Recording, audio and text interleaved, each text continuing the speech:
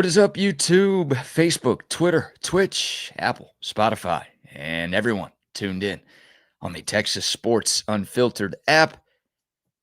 Welcome in to another edition of Bucky and BK live on Texas Sports Unfiltered and on the free TSU app. Today is Friday, September 26th, 2025. And the Buck and I are with you for the next 2 hours. On today's show, how can Texas win the bye week? What are things the Longhorns need to do between now and the next time they take the field next Saturday in Gainesville? We'll talk about that.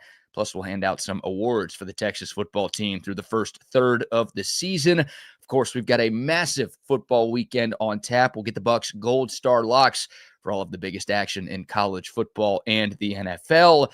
We are approaching the final weekend of the MLB regular season. The Astros get a win yesterday. We'll set the table for what they need to do to clinch a playoff spot this weekend. Of course, Micah Parsons will make his return to Dallas. The Texans look for their first win. And we've got Ryder Cup action going on right now in New York. Plenty of sports, plenty of fun to dive into on a Friday show. Appreciate y'all starting your Fridays with us. A happy Friday to you, my man. How are you this morning? I'm doing fantastic, man. How about you? It is a gorgeous morning out here. Sun coming up over the mountainous area here in Dripping Springs. It's a beautiful morning. Beautiful. Have mountains out there now? Oh yeah. This is like the beginning of the hill country. You realize that, right? When you come into town, it lets you know this is the start of the hill country. Dripping Springs, Texas, USA, America, USA, all the way this weekend. I'm still. Hope we don't get smoked by these Euros at home. Yeah, well, we're underway right now up at Bethpage in New York State. We're not going to beat that daggum Fleetwood. He took our American money. Yeah, Tommy Fleetwood and that fixed ending to the FedEx Cup a couple of months ago.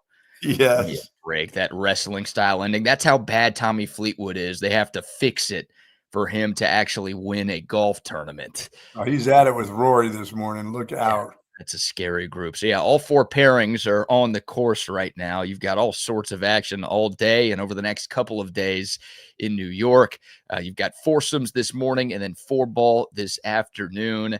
It's very rare, Buck, that I am doing a show with you this early in the morning, watching a live sporting event on my phone. Number one, because there's usually nothing going on this early in the morning. But number two, whatever is going on this early, I usually don't care about. But this is different. The Ryder Cup is different. The U.S. out for revenge. The home team has won the last 4 Ryder Cups, so the Americans have defended their home turf the last 2 times they've played this event here in the States. And, boy, Team USA has its work cut out for them because Team Euro's loaded this year. Boy, they are. Morikawa, guys like that, Morikawa needs to play well. And Henley, those nice, quiet guys need to be ready to go and get it done. I mean, I already saw a couple of fist pumps from Scotty Scheffler early where he's ready to go. Scotty should have been with J.J. Spawn, my little round-shouldered friend there. Yeah, how does that work? Why do you want those two guys together? I'd like to see those guys together. They'll be battling. They'll be together one of these Ryder Cup deals. Quit being with your buddy. Forget your buddy. Oh, man. Scotty Scheffler right now on the course with Russell Henley. Those guys are. Come on, Russell Henley. You got a little Big 12 matchup there because Scotty's going up against Ludwig Oberg, who, of course, played his college golf at Texas Tech. Oberg with Matt Fitzpatrick. So that's one of the matchups right now. That's a choking group right there. Those are two. They'll be choking. That's one Team USA has to win. I mean, look, Team Europe's really good, but we've got the best player in the world in Scotty Scheffler. So you feel like anytime that he's out there, he's got to win, and we need him to win. And Scotty Scheffler's as clutch as can be, of course, Olympic gold medalist. So we've seen him represent this country incredibly well. But anytime world number 1, the lifetime Longhorn Scotty Scheffler's on the course, that needs to be a point for the Americans. And DeChambeau taking that salty money. Yeah. So your 4 matchups that are going on right now, again, they've all teed off. The last pairing, or I should say the last foursome just got going. And you saw the first drive, and you did see the first drive by DeChambeau. I did not see that yet. Damn near drove the green on a par 4. Man. The dude's a machine out there. He doesn't look phased. And DeChambeau, he's the guy going up to the crowd Oh, and yeah. him up. Hey, he's going to try to win the mind games all weekend long. So, yeah, he's built for this stuff. It's DeChambeau and Thomas together going up against Yeah.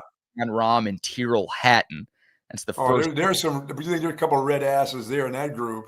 Oh, my God, dude. It's some American's going to catch a 9-iron to the dome today. Yeah, either this morning or this afternoon. Those two guys have anger issues on the course. And look, let me not be the pot calling the kettle black. I've thrown a club or two, so it happens. I get it. But there ain't thousands and thousands of people around me when I'm playing golf. So when I throw a club, it hits a tree somewhere. When these guys throw a club, it might hit a person.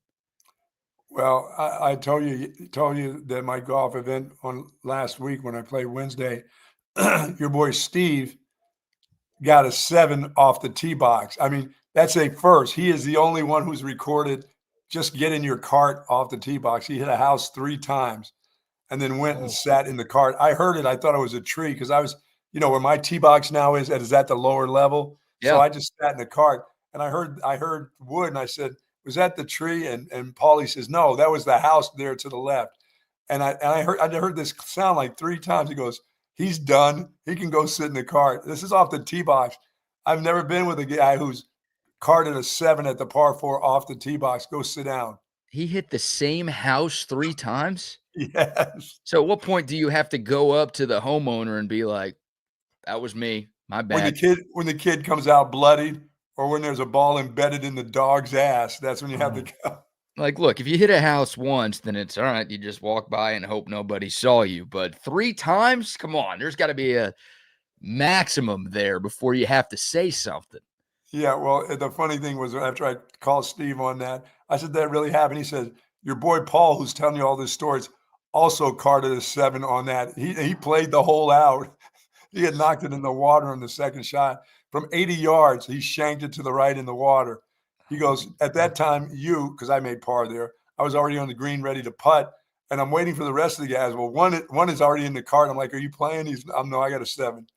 The other one is like, dude, he's like, from 80, he said he just went over the top of your head into the water. So he's telling stories about me. I said, but I've never seen anybody cart a triple bogey before they even got to the fairway. That was crazy. We may not see that, but there's going to be some craziness that's going to go on here over the next couple of days. I love it. I'm excited about the big walk we have tomorrow for St. Jude's, but I'll have an eye on this golf tournament. These are some great players, and this looks like a fun course for them, and relatively easy course. Lots of bunkers around this place, though. Tons of bunkers. Yeah, man. The fans are out in full force. It's just past 8:00 on the East Coast, and they're not going to work. They don't have any jobs anyway. I was gonna say supposedly a work day, but it ain't a work day for a lot of folks up there because that place is packed and it's a madhouse already. And obviously, you don't get a lot of home field advantage with golf usually, but this is the time where the crowd can really make an impact and the difference on what happens. So the Americans are out in full force today. And again, all 4 groups are on the course. The Americans are leading 1 match. The Euros are leading 1 match. And we've got 2 ties right now. So all square, very, very early. Sweet. Day 1 of the Ryder Cup. Good morning to soldiers at Fort Hood, Texas, the soldiers in the state of Texas, and all those that fight for us each and every day. Thank you for the job that you do. We do appreciate what you do for all of us. And you and your families do be safe out there, please. John Rahm just missed a putt, and he's already making gestures with his hands. He's already looking frustrated out there. Oh, I love when he's frustrated, too. That is what we need. All right, plenty to dive into. We'll keep y'all abreast on everything going on with the Ryder Cup, but we've got a lot of football to talk about. A massive college football Saturday coming up tomorrow. Some big games on the NFL slate as well. But I want to talk a little Texas football with you to open up today's show, Buck. Some things, I wrote down 4 things that I would like to see Texas do, or at least Texas have happen between now and the next time Texas takes the field next Saturday afternoon in the Swamp. But I'll open this up to you and ask you the same question. Is there a thing, or are there a couple of things that you would like to see Texas do, Texas fix, Texas clean up? What do you think are some top priorities for this team during the open week? Well, I won't say clean up their penalties because they're not going to do that. So forget about that. I'm done with that. I'm done with that horse. That horse has been ridden enough. Forget about it. Rest is important. Number one thing is to rest. This, when you have a week off like this, because then you got a long time for the next one, you need to rest. And I mean, you need to rest your mind. You need to really rest your body. It's not like you're not going to be over the facilities near the coaches or whatever, because you can't help yourself as a football player. That's kind of, it's like a magnet over there, You think you want to go back to your apartment and just chill out. You end up over there in a treatment, getting something done. Something hurts on you. I know it's early in the season, but there's something that's banged up that you got to be over there. You want the coaches to see how interested you are in being around them. They want to see your face. This isn't like summertime where, hey, go home, leave me alone. I've seen you enough for the year. This is, I like to see you every chance and every opportunity I can. But you got to kind of rest your mind right here and your body. And if you do have some ailments, you really got to take care of it. And you got to get your rest. Guys are like, well, we don't practice today. Okay, I'm staying up till 3:30, 4 o'clock playing Game Boy or whatever they do, college game day or whatever. What are we playing now, BK? Where are we? Playing college game day? Where are we at? Where are we at? Where are we at in society with videos? Yeah, with video games. Yeah. People are still playing the NCAA football video games. Yeah, the dudes that play that they played in the NFL. So if you're a college kid and you don't practice the next day, they're giving you some time off. You're up.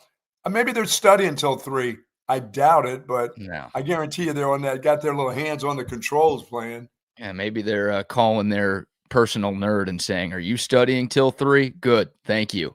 And then back to the video games. They ain't staying up studying till 3 in the morning. Come on, it's football season.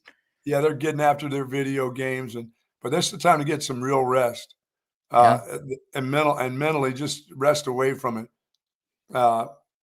And then I like to see them once they get back. I like to work on some 2-back sets a little bit. I like that. I'm not, this whole snap it back and a guy beside you deal. I'm such an old-fashioned coach. I'm so used to 2 backs in the backfield. They use a lot of motions with wide receivers. I mean, you can do the same thing with 2 backs in the backfield too, slip a guy out, dump a screen pass off to that guy, to your fullback. I mean, you've got a guy that looks like a fullback playing halfback. You've got a couple backs. But that's a bunch of new stuff that you haven't done. And you probably don't want to do that with inexperienced guy. But now, if you tell me if Trey Wisner's back, then you can use him and Gibson at the same time, possibly, And when the other guys get back, boy, I'd love to see Wisner and Baxter in the backfield at the same time. I'd like to see that with some motion with those guys instead of always having receiver motion or tight end motion. I like that call. Yeah, we haven't seen a lot of 20 personnel, 21 personnel this year. And look, you wonder if that's related to injuries. And obviously, Trey Wisner hasn't played since week 1, and CJ Baxter basically hasn't played since week 2. So you've been without your top 2 backs and also the 3 guys that that's asking a lot when guys are hurt. All of a sudden, we're going to go 2 backs. Guys trying to remember the plays when he was the single guy back there and he hadn't played in a while. That's kind of tough on you, but you have some time. You've got 2 weeks, Yeah.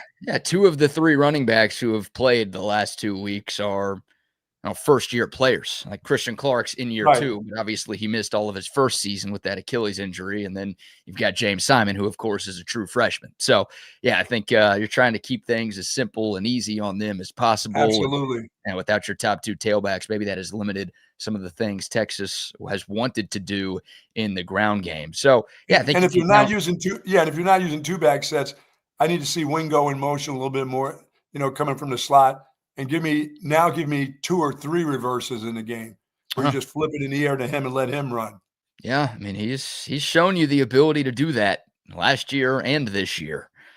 So that guy is a weapon, And I don't believe you can do that too much, BK, with a guy like that who can make guys miss, and you can get him in open space originally, and a guy out in the open has to tackle him, a linebacker or a secondary guy. I like that. I'm getting something out of that when you toss it to him. I don't think he's been knocked back for a loss yet in 2 years. I think it's all been positive every time he's got a reverse. Yeah, he had the 31-yard reverse against Sam Houston. I think everyone remembers the 50-plus yarder that he had in the Michigan game early last season. So, Right. and they've done that a few more times without that much success. But no, it does feel like it's been a relatively positive play every time Texas has attempted it. So I like it. Look, you're trying to get this run game going a little bit. You're trying to get it more consistent.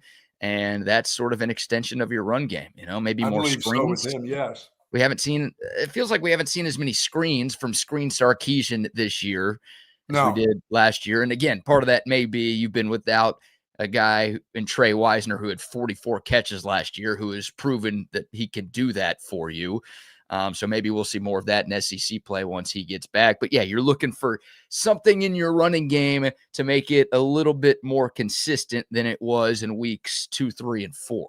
Yeah, I think we're at the point now where we're not going to be asking the offensive line become better run block. I mean, the things that you hope for after the 4 games that you've had, there's no reason to think all of a sudden things will change and that they're all of a sudden going to be road graders, and things are going to happen in that direction. You have what you have, brother. That's it. Here's my blind hope, and this is blind right here. This is probably a stupid thing to say out loud, but I'm keeping a little bit of faith because of that Ohio State game. It's like the one team that Texas has played with like athletes this year. Wad was already shot. That was when the offensive line played well. And you might be right. It might have been, that was it. They blew their wad and they played out of their minds, and that's the best they could do. And we're never going to see that again this year. Or it's like, maybe they just, don't do well against those undersized. I think that optimism, I think it's kind of cool because you're right. They haven't played like athletes since game 1. They maybe mentally could be on cruise control playing the ones that they're going to win the games. I think it's a combination of maybe that, right? Mentally, they're on cruise control. Like, we don't need to give 100% because we're playing, San Jose, UTEP, and Sam Houston. And like those teams, they play a lot more games. They're so undersized. Yeah, they have to. They're not going to be right in front of your face. They have to move. So I could see teams like Florida and maybe not Oklahoma. I think they're too smart for this, but Kentucky, Mississippi State. I don't know. Some of these teams in this conference are just like, no, we can out-athlete you. We don't need to play these games. We don't need a bunch of twists. I think Florida, for sure, Florida's going to think that defensive line, if a couple of their guys are back and healthy, they're going to say, we don't have to do a bunch of games against them. We're going to run right past them. So maybe that works. Yeah. And I don't know. Look, I like what the Texas offensive line did against Sam Houston. Of course, it's Sam Houston. I get it. That ain't Florida. Yeah, but that's only you can go by what you see. Right. Like, they created a lot of holes. The running game, they had more than 260 yards on the ground against Sam Houston. It should have been more like 360. If the running backs ran the ball better, I thought the offensive line did a good enough job for Texas to have better rushing statistics, and it was their best rushing day of the year. So maybe they found something there. I want them playing downhill more versus pulling and doing a bunch of outside zone stuff. Like, I want them just man-on-man trying to maul people, because I think that's where they're at their best. I don't think they have a bunch of great lateral athletes on the O-line this year. So maybe they found something, and again, maybe just going up against like athletes who aren't going to try to do a bunch of weird stuff, maybe that could make the Texas offensive line look a little bit better. Yeah, generally when you have 2 backs in the backfield, it's you got to one of them's got to block somebody. They have a responsibility, and you tend to come downhill a little bit more with 2 backs. You don't get lateral enough when you have 2 backs. You come downhill a lot. Somebody's responsible for a linebacker, or somebody's got to go cut the end of line, which sucks when you're a 205, or, alleged halfback turned fullback, and you got to go cut a guy who's out there at 280, and you're saying, hey, go just screen him out so we can run some kind of counter or some kind of misdirection, and he looks at you like, hey, I'm not 205 really. I'm more like 180. Hey, this guy over here is 280. I've seen him on film. This guy's a monster. This is a mismatch. And you want me to do what? Well, yeah, I want you to go fall down in front of him. He has to either jump over you or go around you. He can't go through you. I don't need him to pick you up and throw you into the puller or the other running back. You have to do so. You have to be brave. Running backs don't like to be brave. Well, what about instead of putting 205-pound Jarrett Gibson in that spot, what about a tight end playing more of a traditional H-back role? Maybe you can line him up as a fullback, but I'm looking at some of the sizes of some of these tight ends on this team. I mean, you've got, you're not going to put Jack Injuries in that role, but you've got, Spencer Shannon, 6'7", 252. Jordan Washington, 6'4", 264. Amari The only thing Winston. about that is you're telling them that guy's never going to carry. The guy who's actually going to carry the ball is the other dude. That guy right there who's doing all that is never going to carry the ball. No, The other but way, it's worked. It's worked at other places, right? sure Like it has. plenty of Yeah. schools have had success in the power running game. Oklahoma State, when they were good, Kansas State does this a lot. Oklahoma itself would have had an H-back. Oklahoma did that a lot under Bob Stoops and even some under Lincoln Riley as well. So Well, like if you told me that was going to be, if you told me that the real running back and some of these Jack Injuries and some of these 50 tight ends that they have were going to motion like that, slip out, and you can, fake the halfback out of the gun thing and just throw it over to some of these guys in the flat, that's fine with me. Yeah. I mean, if that's what you're going to do, but make it look like you got two of them in the backfield. All I know is once you got that tight end number in this offense, you ain't ever going to it's never going in your hands. You're probably right. So everybody in the box stays kind of, don't worry. Wherever that guy goes, the ball is either going right where he is, but he's not carrying, or it's going in a misdirection the other way. Yeah. But that dude who's there is never going to carry it. But that doesn't mean he can't slide out of the backfield. Yeah. Or that doesn't mean he can't have a tight end screen. No, back to him. Absolutely not. Yeah, I mean, I think Texas has enough talent in the tight end room to where, look, I don't know if they practice that in the offseason, and I don't know if one bye week is enough time to really incorporate that in the game plan if they haven't. But give me 3 plays. That's all. Give me 2 or 3 plays. You don't have to give me the whole catalog. Yeah, I think that's something that maybe could help do what you're talking about. I don't mind tight end screen either. I mean, one of those guys can run. They all can't catch. I mean, I've seen some of the hands on a couple of them, but if they get it, somebody's got to be able to run pretty well on a screen when it's out there. Just some simple things, to get you 7, 8 yards. I like that. Maybe you surprise them and get 30. Who knows? We won't complain about 7 or 8 yard gains. No, hell no. That's still a part of the run game. Even if you forward pass it, I'd call it part of the run game. If a tight end's in your backfield to start. I like that. Okay, so more 2-back formations. And you can add tight end in there too. And you've given up on the penalties. We're not even going to talk about trying to clean up the penalties. No. This is a team filled with penalties. A lot of these guys are dumb. Sorry. Here's what I would like to see. Look, I would obviously like to see Texas commit fewer penalties because right now they're 123rd in the country and second to last in the SEC in penalty yards per game. It's not good. But here's an interesting stat. Texas ranks 130th in opponent penalty yards per game. Can we maybe start calling some more penalties on the other teams? I know this. When they go to Dallas, you know who's getting all the calls, don't you? Oh, you think the OU Auburn refs are going to be there at the State Fair?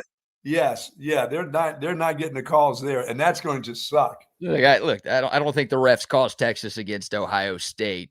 I'm always a little fishy when someone only commits 2 penalties, especially with a team like Ohio State with all the turnover that they had. But I don't think that's why Texas lost the game. And obviously Texas has won their other 3 games. So that stat and hasn't the teams that they play, once again, you can do those things and get away with it. You're still going to beat them by 3-4 touchdowns. Right. But that's not good. That's not good for your football team. Oh, am I talking about this? It's a bunch of dummies. They're going to do it anyway. They're not going to change, BK. Well, what about the other teams? Like the other teams aren't the Texas athletes aren't good enough to draw? No, there's the Rhodes Scholars on the other team. They understand if the coach tells them don't hold that guy, on a punt return, the same guy grabbing a guy by the back or pushing the back. They're Rhodes Scholars on the other team. They can understand, don't do that. Don't push the guy from behind or don't grab his jersey. They're good enough for that. At Texas, they have some problems with this. Did you just say Sam Houston has a bunch of Rhodes Scholars? Yes. I'm afraid to look up the acceptance rate of that school. A smooth 85.4% acceptance rate at Sam Houston. Meanwhile, Texas is like 27% right now. Oh, yeah. So. It's just that, when it comes to Rhodes football, Scholars. the football smarts, I mean, that's kind of, Sark can't say it, and he never does. But when he starts talking about penalties, I know in his mind what he's thinking. I got a bunch of dumbasses here that just continue to do the same thing over and over and over. And believe me, fans, I have coached them. The special teams has coached that one dude about not holding, but for some odd reason, we can't find another guy to replace him. So he goes out there and grabs the jersey. It just keeps happening. Or illegal procedures happen. Oh, the one guy's a first-year starter, but we haven't quite got that jumpiness out of him after game 4. He's still flinching. But you know what? He's a student athlete, and he'll learn eventually. That's got to be one of, if not the biggest pet peeves for a coach, right? Because the good ones usually take the blame when they're doing press conferences. If their team commits a bunch of penalties, it's like, oh, it's my fault. I didn't have them ready enough. Like, they're not disciplined enough, and I'll fix that. But deep down, they're like, what do I have to do? Dude, it's crazy. Like I said, when I first started college coaching at Boston College, when I saw Doug Flutie kick offensive linemen in the ass when they went back to the huddle, I mean, literally kicked them across their ass cheek for flinching at practice. Right. And then he got sacked once, and he kicked a guy in the ass. And I was like, oh, my God, this guy's going to kill you. And he said, don't ever do that again. That's your guy. And Flutie was, he didn't swear. He was just mean. Yeah, but Doug Flutie had like a size 4 shoe, so it probably didn't hurt. No, yeah, he was a little fella. He was my size. That guy's been taking all those testosterone boosters to try to get a little taller over the years. Yes, he has. Him and Frank Thomas. Yes, absolutely. All right, so I like that. A couple of things that I wrote down. Look, my number one is pretty similar to your number one. You were more specific than I was, but for me, it was just figure out the run game. Like, it naturally is going to get better with Trey Wisner and CJ Baxter coming back, but that element of the Texas offense has left a lot to be desired since week 1. And Arch Manning's clearly gone through some growing pains this year, and I think it's still going to be a bit of a roller coaster ride for the remainder of his first year as the Texas starter. So you want to give that dude all of the help that you can. And look, for any quarterback, you want to have a strong run game. I mean, look at the games Texas lost last year. The quarterback naturally receives the most blame, and that's what happened when Quinn Ewers. But you look at the Georgia games, you look at the Ohio State game that Texas lost in the playoff, those were the 3 worst rushing performances of the year for Texas. So you can't be one-dimensional on offense, especially with a first-year starting quarterback. You have to find a way to get more consistency out of your ground game, and they have to be better situationally too. That's the number one thing that I would like to see sort of turned around during this open week. Yeah, and for me, the other one is Arch Manning has to continue to be consistent. And but his legs are going to be important now, SEC time.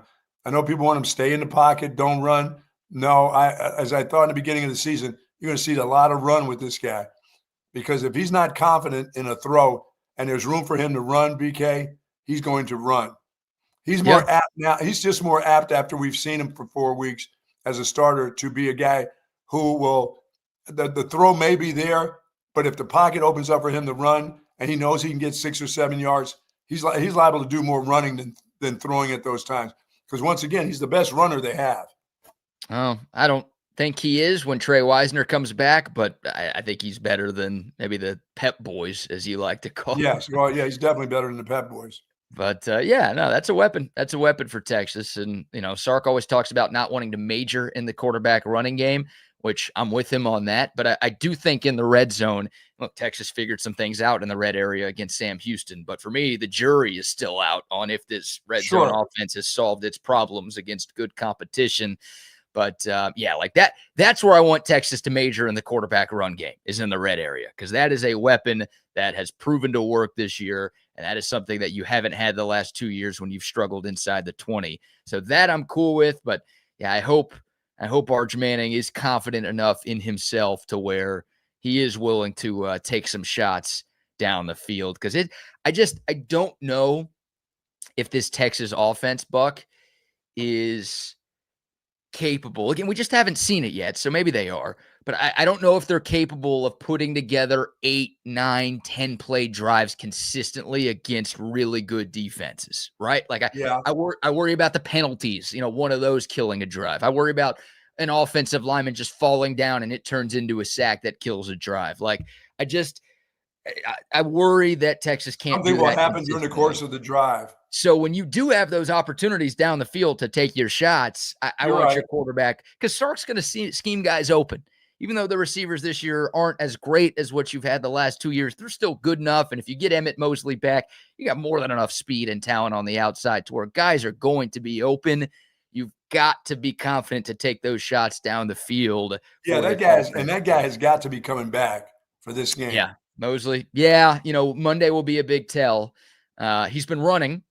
He hasn't been a full participant in practice this week, but like none of the returnees have been full participants in All practice. right, now that it's been a month, what is wrong with him? Is it an ankle, knee? What?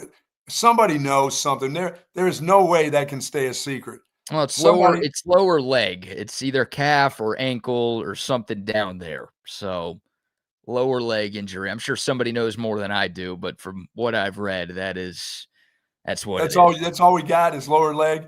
Lower leg. You have all the insight on all of this. Is it ankle? Am I a thoroughbred horse that I can't go because my ankle's got a little tweak? I've seen those guys before. We've been around those type of players.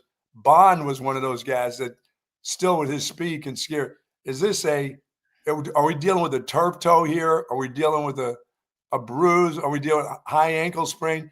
Give me something, BK. I'm expecting that from you this week coming up of what's been going on with that kid. All right. I'll do some digging to see because what's you know out what? there. By this time, he could have had a broken ankle and been back now almost. I mean, he got hurt at the very end of the first week of training camp. So that was like early August. So it'll have been, 2 months since he's played. He could have broke his femur and been back by now. Let's go. I don't know about all of that. But, look, hopefully they're just erring on the side of supreme caution. Or it's like he's over healthy. But again, I don't think he's – I know he's been running. That makes me feel like he's that good of a football player. That's what the thing is. He's that important to them that they've kept him out this long. Maybe. Not let him play at 80%. They want him at 100% for SEC play. That tells me a little bit more about how a coach is too. I need this guy to be 100%. We've seen him play. We know what he's like at 100%. We can't put him out there at 80 and have him re-injure it. And then whatever the lower calf, ankle, turf toe, whatever it is, high ankle sprain is, which you need to find out here this next week. Put your people on it. Get your people on it. I'll get my people on it. I need my people to do a better job because the information's supposed to find me. Remember? That's what I'm saying. I'm really surprised that somebody hasn't dropped that. I'm really surprised that our listeners haven't come up with, he has this. I know somebody that knows somebody. That really surprised me that the information, the injury information, I know they do a fantastic job at Texas, but that shit generally gets out to somebody. Somebody on campus knows something. He's told people what it is. Lower leg. He's just taking the hockey route. It's a lower body injury. That's what he's dealing with right now. I got low T's. I got lower body injuries too. Yeah, well, you're very open about those always. Yes. Thank you for telling us that. But we'll see. We'll see. Monday will be a big tell. Obviously, with SEC play beginning, Texas will have to release injury reports starting next week. So, they're not going to be very specific, like it's a high ankle sprain, but they'll say, leg or ankle or something. Or maybe Emmett Mosley won't be on there at all. That's the best case scenario is when Texas does release its first injury report in the middle of next week. Emmett Mosley's not even there. And the hope is that we hear, from Sark on Monday that Mosley's out there practicing and he's going to be good to go at 2:30 next Saturday. That will be awesome. Yes. So I don't know what to expect. We obviously haven't seen him in a Texas uniform, but I do know in only 9 games last year, 48 catches, 525 yards, and 6 touchdowns for a god-awful Stanford team. By the way, random nugget about Stanford before we hit our first break and get back into some Texas football. I heard Jordan and Will talking about this yesterday. Stanford will play San Jose State this weekend. Yes. The same San Jose State team that Texas beat 38-7 a few weeks ago. That game is in Palo Alto. Stanford is a 1-point favorite against San Jose State. I know. I got Stanford on my list as one of my games. They better beat them. Huh? How sad is that? How far have they fallen? 1-point favorites against San Jose at home? And Stanford beat Boston College. Oh, how far have you guys fallen? Yeah, no, well, that's Bill O'Brien. You know how far they can fall. So Stanford 1-3 on the year. I was curious who their one win was against, but now we know it was against your BC Eagles. Way to go! Oh yeah, there. Stanford's on one of my gold star locks. Yeah, they have to be. They have to be. I don't know. We'll see. Yeah, CB, we know Trey Wisner has a hamstring injury. We know that. We're trying to figure out. We got that, CB. We got that. There's some we know about. Baxter and Trey Wisner. That's come out. We need to know what Mosley's deal is.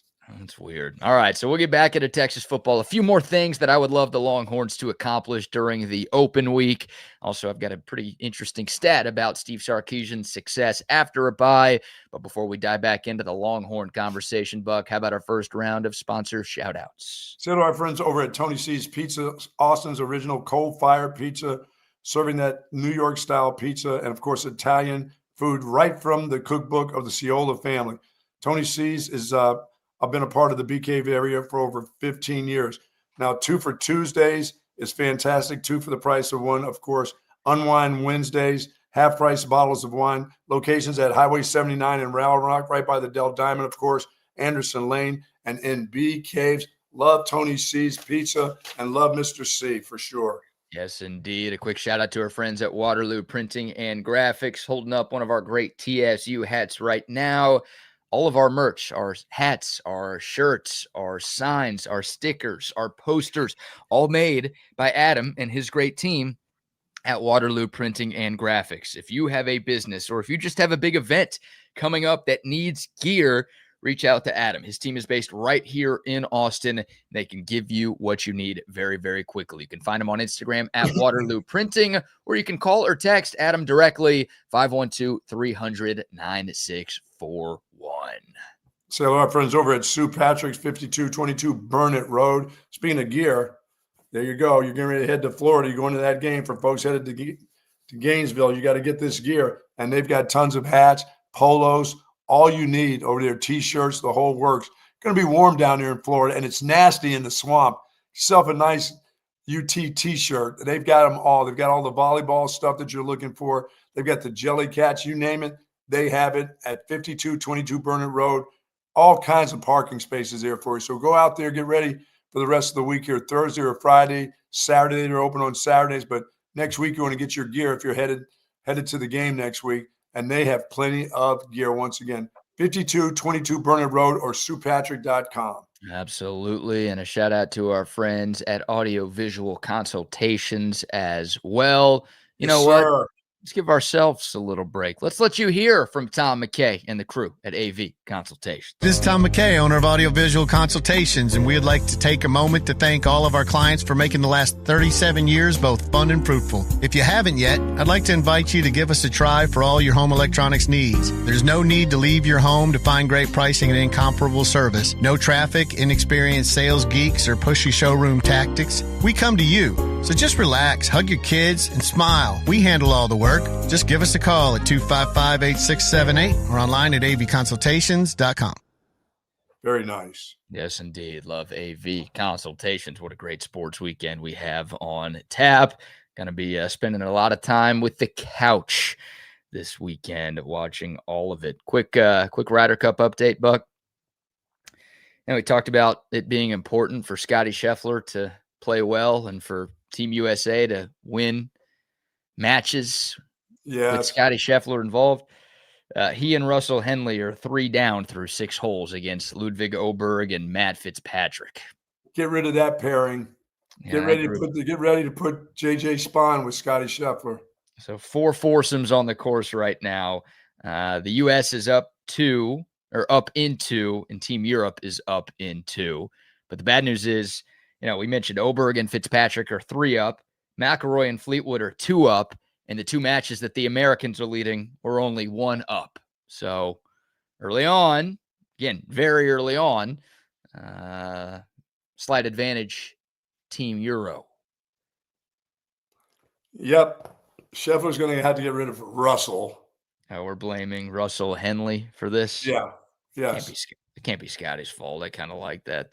Kind of like that thought. I mean, why are we putting a Longhorn and a Bulldog together? What are we doing? No. We know we're not getting along these days. We don't need No, that. I didn't like that pairing. No. It's a bad SEC mix right there. Yeah. I mean, I like Thomas and DeChambeau. I think they'll come through eventually. I like that group right there. Yeah, they're one up on Rahm and Hatton through 6. So that is one of the matches that Team USA is leading right now. And I know people are following that because they're all, like you said, they're waiting for anything to happen in that group. Course. That was the first one to tee off this morning. The other match that Team USA is leading right now, Schauffele and Cantlay on top of McIntyre and Hovland, 1 up through 3. So again, a lot of golf to be played, but the Ryder Cup action going on right now in New York. All right, let me ask you, is Morikawa, what is his group doing? Morikawa is down. Morikawa and English are 2 down to the McIlroy-Fleetwood combination. The Fleetwood Mac duo, as they're calling them. Yes, Fleetwood Mac. Taking all of our good money and taking it back to England with him. Yeah. It does feel very Great Britain and the 13 colonies here, doesn't it? It's just so wrong. Stealing all of our money, stealing all of our stuff, taxing us for stamps and tea and all that shit. Doing stuff to our women. It's bad. It's bad. We can't have that happen. We got to defend our country here. It's a revolution this weekend. Absolutely. The New Yorkers will be nasty here. By this afternoon, they'll be all juiced up by afternoon. Oh, it looks like they already are. I've seen plenty of beers and liquor out there this morning already. So they're ready to go. Haven't seen our little 4-year-old friend from DKR drinking. She should be out there too. Somebody should be pulling her in one of those little red wagons, little metal wagons. Yeah, I like that. I mean, it's a bye week for Texas. She doesn't have to be at a Longhorn game, so she could be up in New York. At Ryder Cup. We need her right there. She's the X factor. She's the difference maker. Dude, if I saw that, I would just die to see her in a little red flyer wagon with a bottle of booze in her hand. I need to see some kid beer bonging this weekend out there. And if it's her, that would be even better. All right. BK, they talk about that golf course. Yeah. And, on the weekends, it's $120. On the weekdays, it's like $70 to play a public course. But they talk about the weekends being $120 and guys sleeping in their cars and trying to get a tee time. And they're still not assured that can you imagine sleeping in your car to go play golf somewhere? Nope. That's not Pebble Beach.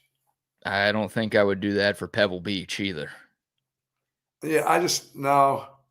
For me, it's like the harder courses, I'm going to spend less time trying to play because they're just going to kick my ass and I'm not going to have any fun. Yeah, one day before I'm done, I'd like to go there and play. Make it happen. I am going to make it happen one summer.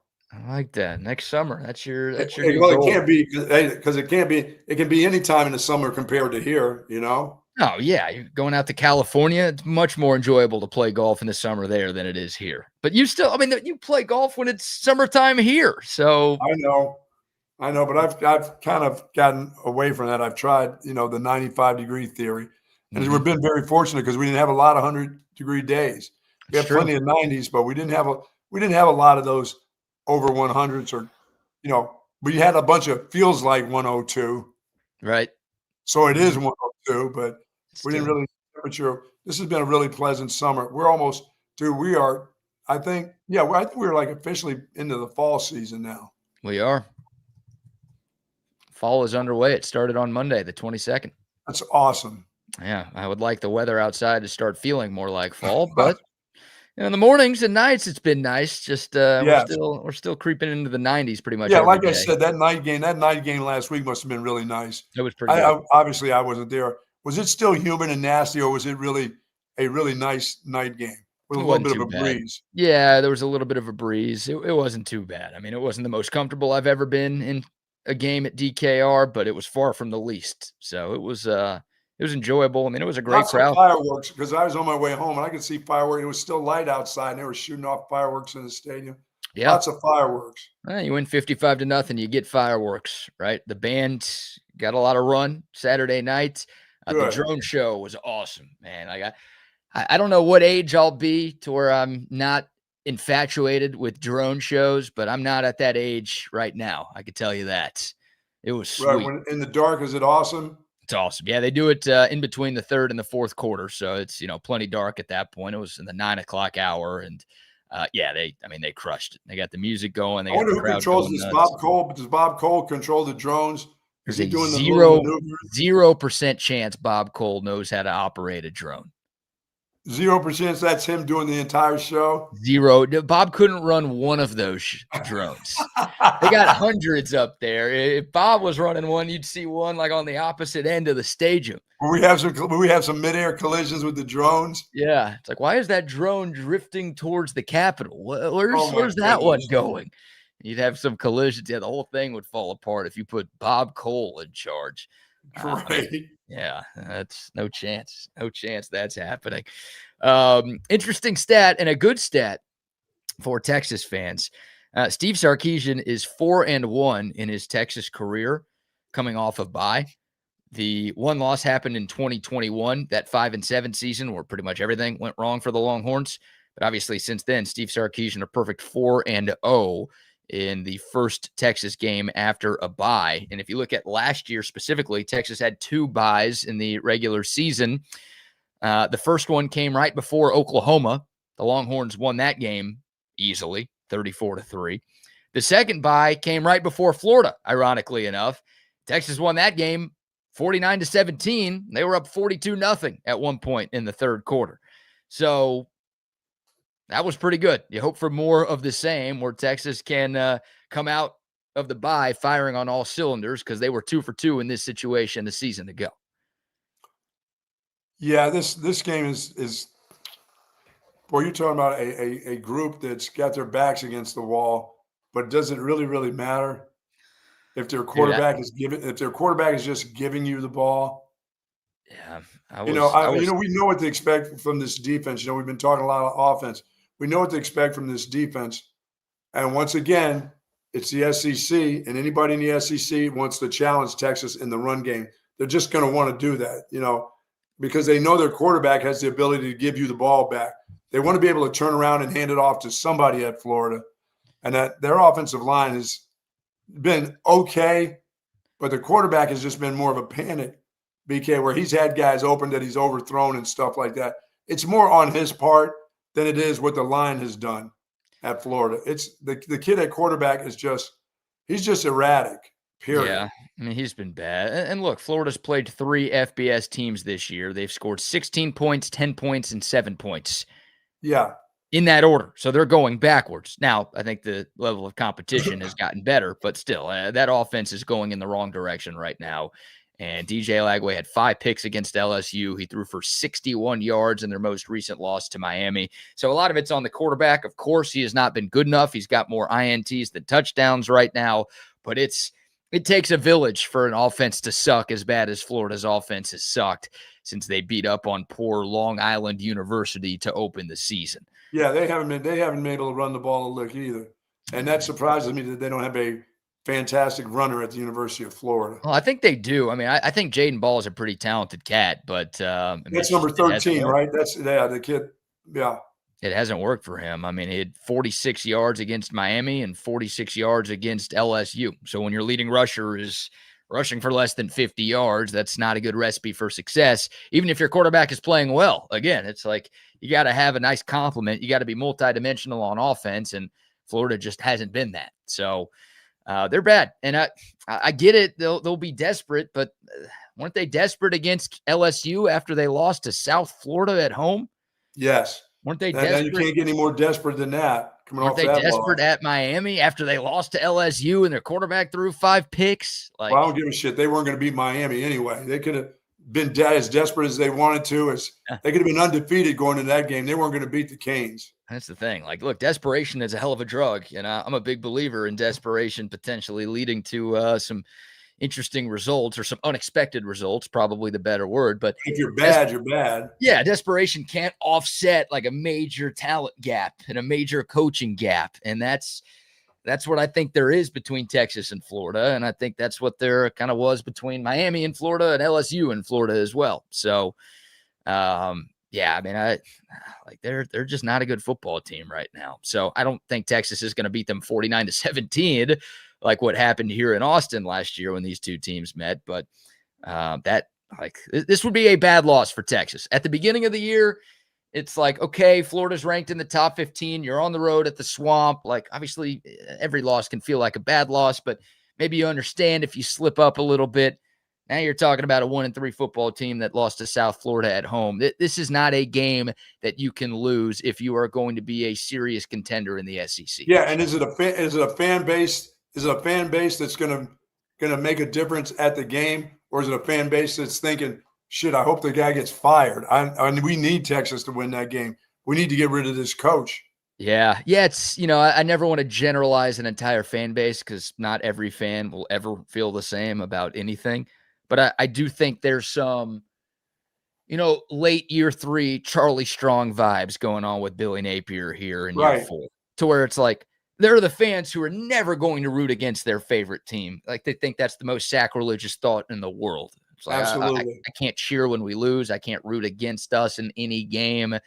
But then, there were some fans who, when Texas lost to Kansas, it's like, thank God. Oh, no, dude. There were tons. That thing was over.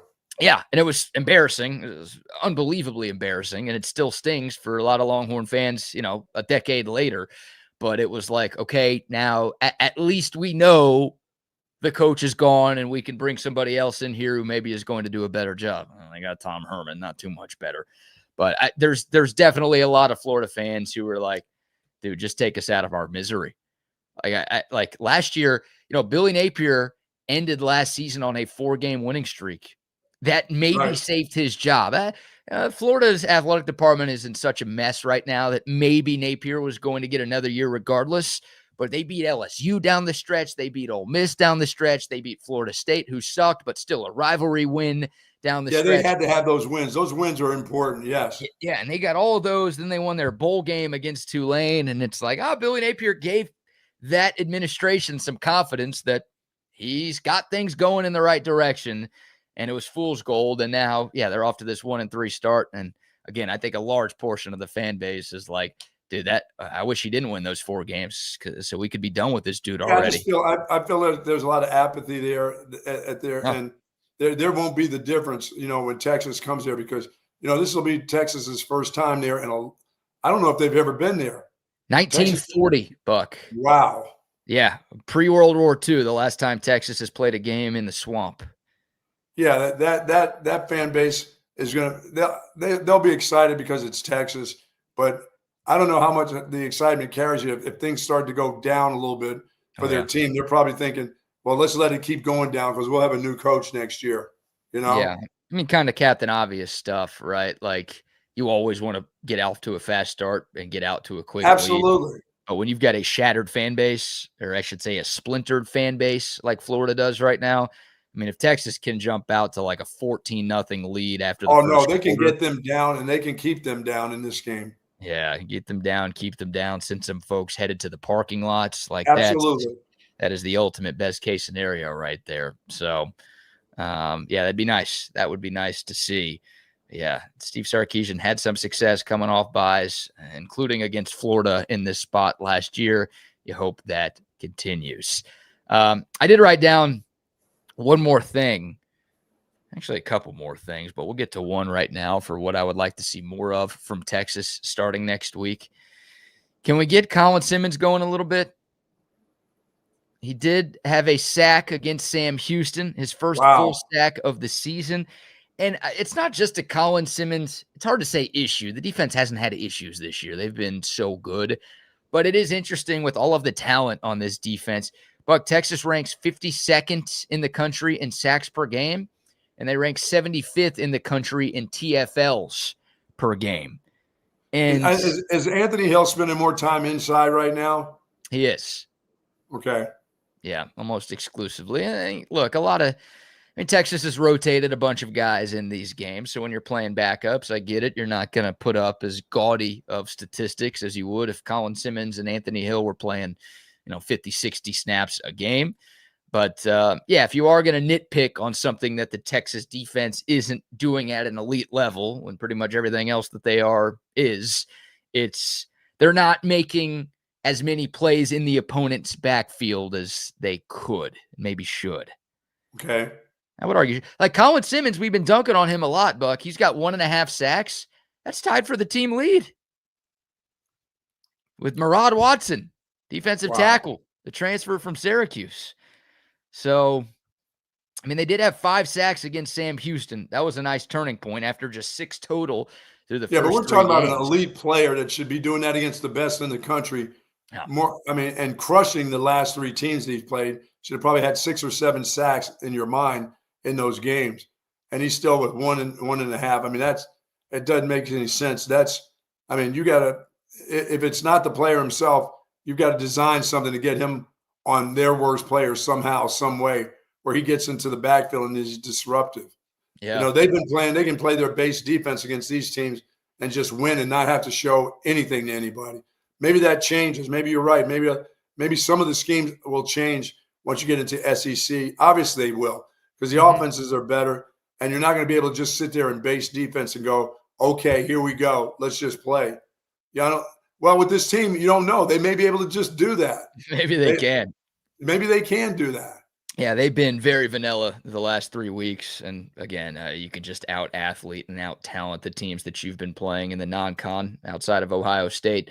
So, yeah, I think PK will open some things up. I think he's got a few more tricks up his sleeve that he's got. But, yeah, look, Colin Simmons, I mean, you can be a victim of your own talking. And Colin Simmons spent a lot of the offseason talking about wanting to break the single-season sack record at Texas. And, look, he could still have a really good season without coming close to what Kiki Deala did.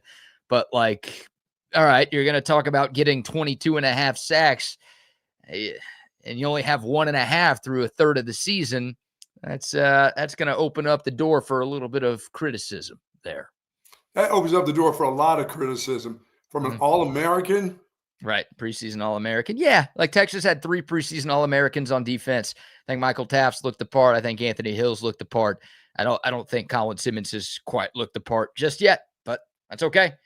We're talking about a guy who has more penalties than sacks, more penalties than TFLs, and that's not what I had in mind. I assume that's not what he had in mind either. Yeah, this is now league play. Now you got to find. Now you'll see. Now this is where he wants to make some money. This is where he can make his money right now. Sure. He all of a sudden gets up and gets going, and he is pressuring guys in the SEC and being a terror for some of these offensive linemen. It matters now. Didn't matter before. Right. You'd like to see him do well against San Jose State and UTEP, but it really matters now. You need him to play. You need him to be at his best. Yeah. Yeah, he's one of those guys that too, maybe, with his mouth running so much, maybe he needed that rest and be away from football a little bit to gather himself again. Right. Yeah. All of these conversations are about getting to Atlanta, right? Like Texas can have a very good year without Colin Simmons looking like an All-American or an All-Conference caliber player. Because they went out and got somebody. They went out and filled some holes that a lot of people didn't think they could fill. And those guys that are playing right now, they've been playing really well. Yeah, the rest of the defense is good enough to get Texas to a really good season. But all of these things are like, okay, how does Texas get to the SEC championship in December?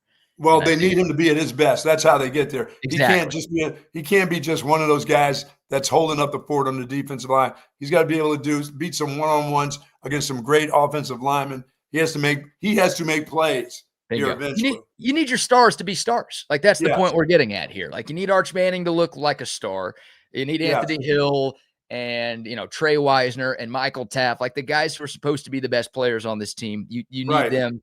If we're talking about going to beat Georgia in Athens on November 15th, if we're talking about beating Oklahoma in Dallas, maybe that changes if John Mateer doesn't play. Talking about beating A&M, like you're talking about winning the tougher games that you have on your schedule. You could beat Mississippi State and Kentucky and Arkansas if your best players aren't all playing well. But to win some of these tough games, again, to get you to an SEC title game for the second consecutive year, your star players have to look like star players. Colin Simmons, we know, is one of the best on this team. Yeah, he has to be a star. Yeah, there's no doubt about it. Yeah. So, and then one more thing I'll say, Buck, unless you have one more thought you want to give on that. No, I'm good. Okay. I shouldn't say last Sunday. Now it's been 2 Sundays ago. But the Sunday after the UTEP game, which of course started the game week for Sam Houston, Steve Sarkisian had a one-on-one sit-down meeting with Arch Manning. I don't know what was said. I don't know what was done. I don't know what happened when those two got together. But I do know one of those come to Jesus meetings. You boy. Well, I do know after that, Arch Manning had the best game of his season, and he balled out against Sam Houston. So whatever you did that Sunday, Sark, maybe do that again this Sunday leading up to the Florida game. Maybe that could be a weekly tradition between those two guys as they get together over coffee, over breakfast, over wherever the hell they were. Like whatever, I guess the point I'm making here, whatever Sark did to Arch and whatever this coaching staff did to prepare the entire team for Sam Houston, do that exact same shit next week.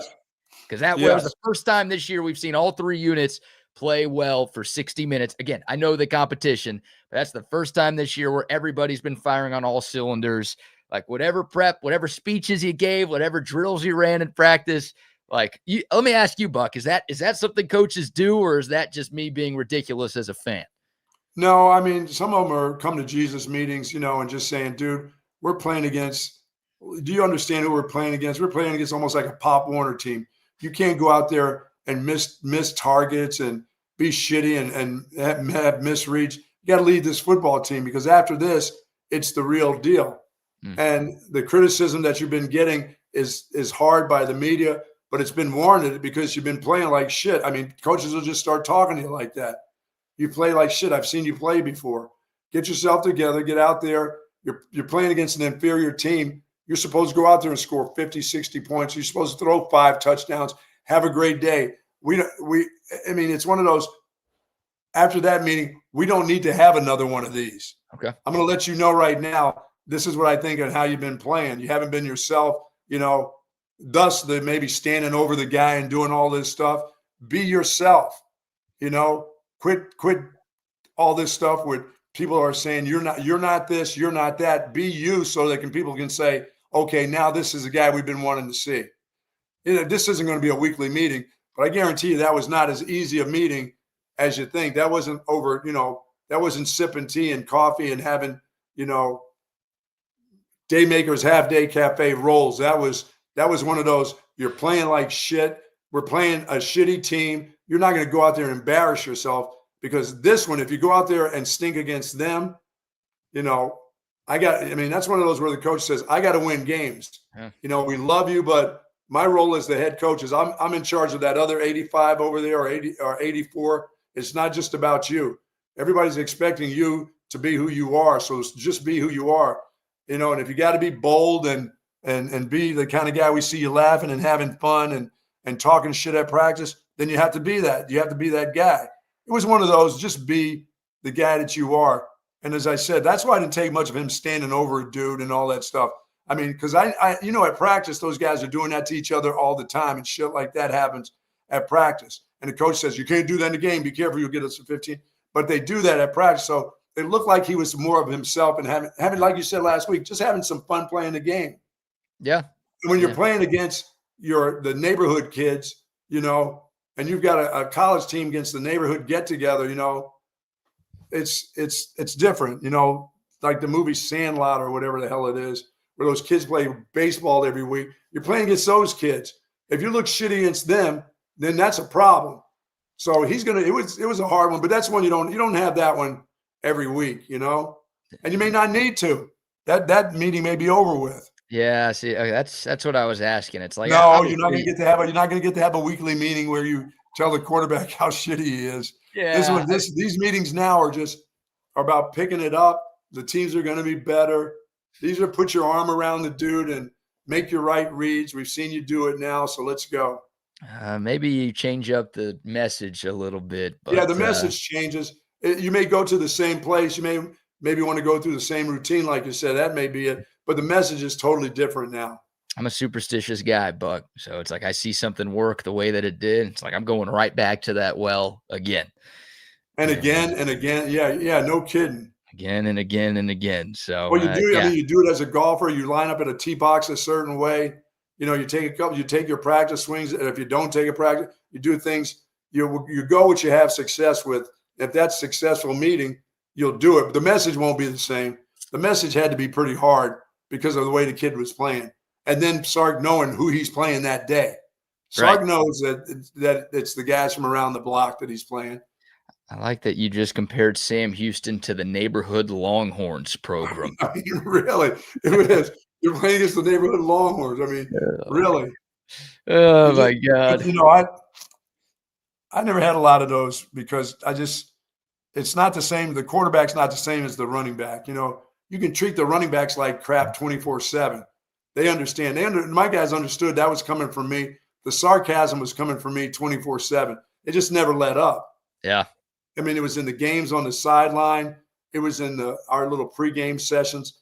It was at the movies the night before, you know, whispering in the guys' ear, how many fumbles are you going to have tomorrow? I mean, shit. I mean, it just never stopped. I never stopped. Quarterbacks but are different beats. The only thing I never had was a football in a guy's arm walking around campus like an idiot. Yeah, you never tried that, and you didn't need to. Never thought that would work. You didn't like the bits. I like the bits. Give me more bits. That's a bad bit. That's always a bad bit. It's always been a bad bit. It's for the movies, right? I wish I saw that on campus when I was in school. Or yeah, I have a bat with me and slam that bat against his arm, get that ball out. I would just be like stalking whatever running back was there to try to see if I could get the football out. And then I'd run to the stadium and be like, Coach, look what I got. I got your ball. I got your ball. How did I get this? How do you think I ended up with this? Huh? What happened? That would be great. That's a great bit for the next movie. That's the great outcome. Hey, Coach, how do you think I got this ball? Yeah, I'm not. Off of that sorry running back that you had walking around campus. I knocked the shit out of him, and he coughed it up along with his books. Yeah. His books are still laid out there in the quad somewhere. Yep. And how the hell did I get here before he did? Yes. Not fast enough to outrun that dude. Why am I here? By the way, he's still laying in the quad with a concussion. Sorry about that. Yeah, knocked him out. Hey, I saw the ball in his hand. I had to go make a play, you know? Oh, my God. Instincts kicked in. All right, we'll take your thoughts. We're talking about things we'd like to see Texas clean up or just Texas improve on during the bye week. But, man, as we move forward, we will give some of our thoughts on the biggest games of tomorrow's huge college football Saturday. The Buck will give his Gold Star locks. We've got some Cowboys and Texans chatter as well. Before we dive into any of those, how about another round of sponsor shout-outs? No, folks, Relax the Back embraces a holistic approach for a healthier lifestyle, and my back couldn't be happier. Been struggling lately with my back, but thanks to the folks at Relax the Back, this chair is awesome, BK. It feels great this morning. I had a late night with a high school game last night. My back was a little sore from golf on Wednesday, and in this last hour or so, my back is absolutely feeling fantastic. I love the chairs from Relax the Back, and you can too. They've got those select zero gravity recliners, Tempur-Pedic pillows and mattress sets, adjustable mattress sets, massage chairs. They've got all the accessories that you need. That whether you're a golfer or you're sitting at your office desk, they've got all the accessories that you need to make your back, your neck, their thoracic, lumbar area, your shoulders, your hips feel fantastic. Folks, two great locations. One is in BK's at the Hill Country Gallery across from Whole Foods, and the other is in North Austin at the Gateway Shopping Center across from the Container Store. Live almost pain-free like the Buck at Relax the Back. Yes, sir. Yes, sir. Love Relax the Back. Also love our friends out at Covert Bee Cave. If you are in the market for a new or pre-owned car, truck, or SUV, go see our friends at Covert Bee Cave. Don't spend all of your time this weekend driving around the city, going from dealership to dealership. No, you got better things to do. Just go to one place. That's Covert Bee Cave off of Highway 71. They've got 3 dealerships on one lot. They have 42 acres of vehicles in one place. So even if you're not sure what you want, just head out to Covert Bee Cave and walk around, and I'm sure that you're going to find something that you like. Or hey, you don't want to leave the couch this weekend because there's football. CovertBeeCave.com. You can shop their entire inventory online. Fantastic people. The service there is top-notch. Of course, they're part of the Covert Auto Group that has been around the Austin area for more than a century. And what do they say about those Covert prices, Buck? Nobody beats a Covert deal. Not now, not ever. Covert Bee Cave and CovertBeeCave.com. I love our friends over at Hat Creek Burger. It's Burger Day, Friday Burger Day at Hat Creek Burger. Get myself a double with those fries today. Still no milkshake. Said I'm going to hold off. Loser that I am. Does milkshake count as ice cream? Those are different things. You know, I've been trying to do that. Every time I go, I'm like looking, or if I go near Amy's, I'm thinking, is that real ice cream? I guess it really is. A milkshake, does that counts as ice cream? Yeah, like I get that they use ice cream to make the milkshake, but it's like in a different form, you know, like eating a potato versus eating a French fry. Those are like different things. So ice cream, milkshake. You're just trying to find a way for me to cheat and go ahead and have myself one of those strawberry shakes at Hat Creek Burger. I may do that. And folks, if you want to get your drink on while we watch the kids there at the Playscape, and most of the Hat Creek Burger places have great Playscapes for your kids so that you can enjoy yourself a nice cold beverage. And there's a bunch of Hat Creek Burgers around our area, folks, that serve breakfast from 7 o'clock, starting at 7 a.m. with waffles, pancakes, sausage. And they've got a great breakfast. Find out the location near you. But for me, it's all about the burger. It's all about the burger, the burger. No, I can't be. I love that. I love the way that meat tastes. And cheese, double meat and cheese today. No shake. Don't do that. Come on, I'm just trying to help you out. I'm trying to get you to enjoy your Friday. Remember, you just got a new year going. Isn't that one of your things for the new year? Be the right person. Don't be bringing guys to making them have ice cream when they're not supposed to. I can wait till Thanksgiving. Okay, I'm just trying to be a good friend here, letting my And friend. I'm trying to find a way. I'm trying to find somebody that can do exactly what you did and said, it's no big deal. I was right by one yesterday. I'm like, God, I could use a nice strawberry shake. That's not going to bother anybody. That's like saying, hey, I can have one shot of Jack Daniels, but nobody will find out but me. Those are it's not the same. Not even close to the same thing. Are you sure? I'm sure. I don't know. I think when you make a commitment like that, if you made that commitment, it's the same. It's the same as not having a 2 shots of Jack. Let me make it 8 shots of Jack and 5 Bud Light chasers. Yeah, well, next week's holiday is the one where I have to atone for my sins. So so now you're in full bore giving it all out now. Huh? I've got a few more days to wrong some people before I have to apologize.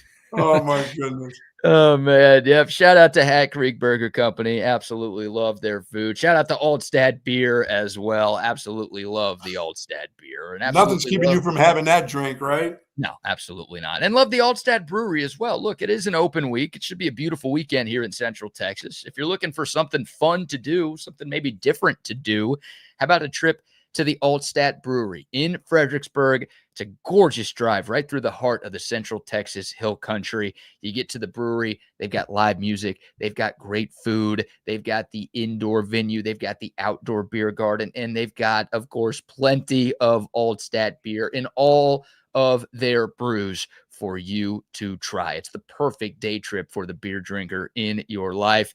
Everyone talks about the wineries out there. Don't skip the Altstadt Brewery. It is awesome. And of course, if you're not making it out there, if you're going to be like me, just hanging out watching football all weekend, I might have an Altstadt counter going this weekend, and I'll report back on Monday with how many of those bad boys that I very nice. Yeah, because that's my beer for football season. Should be yours as well. I'm going to be safe. I'm going to be smart. I'll probably be at home, but if I am going out, I'll be taking an Uber.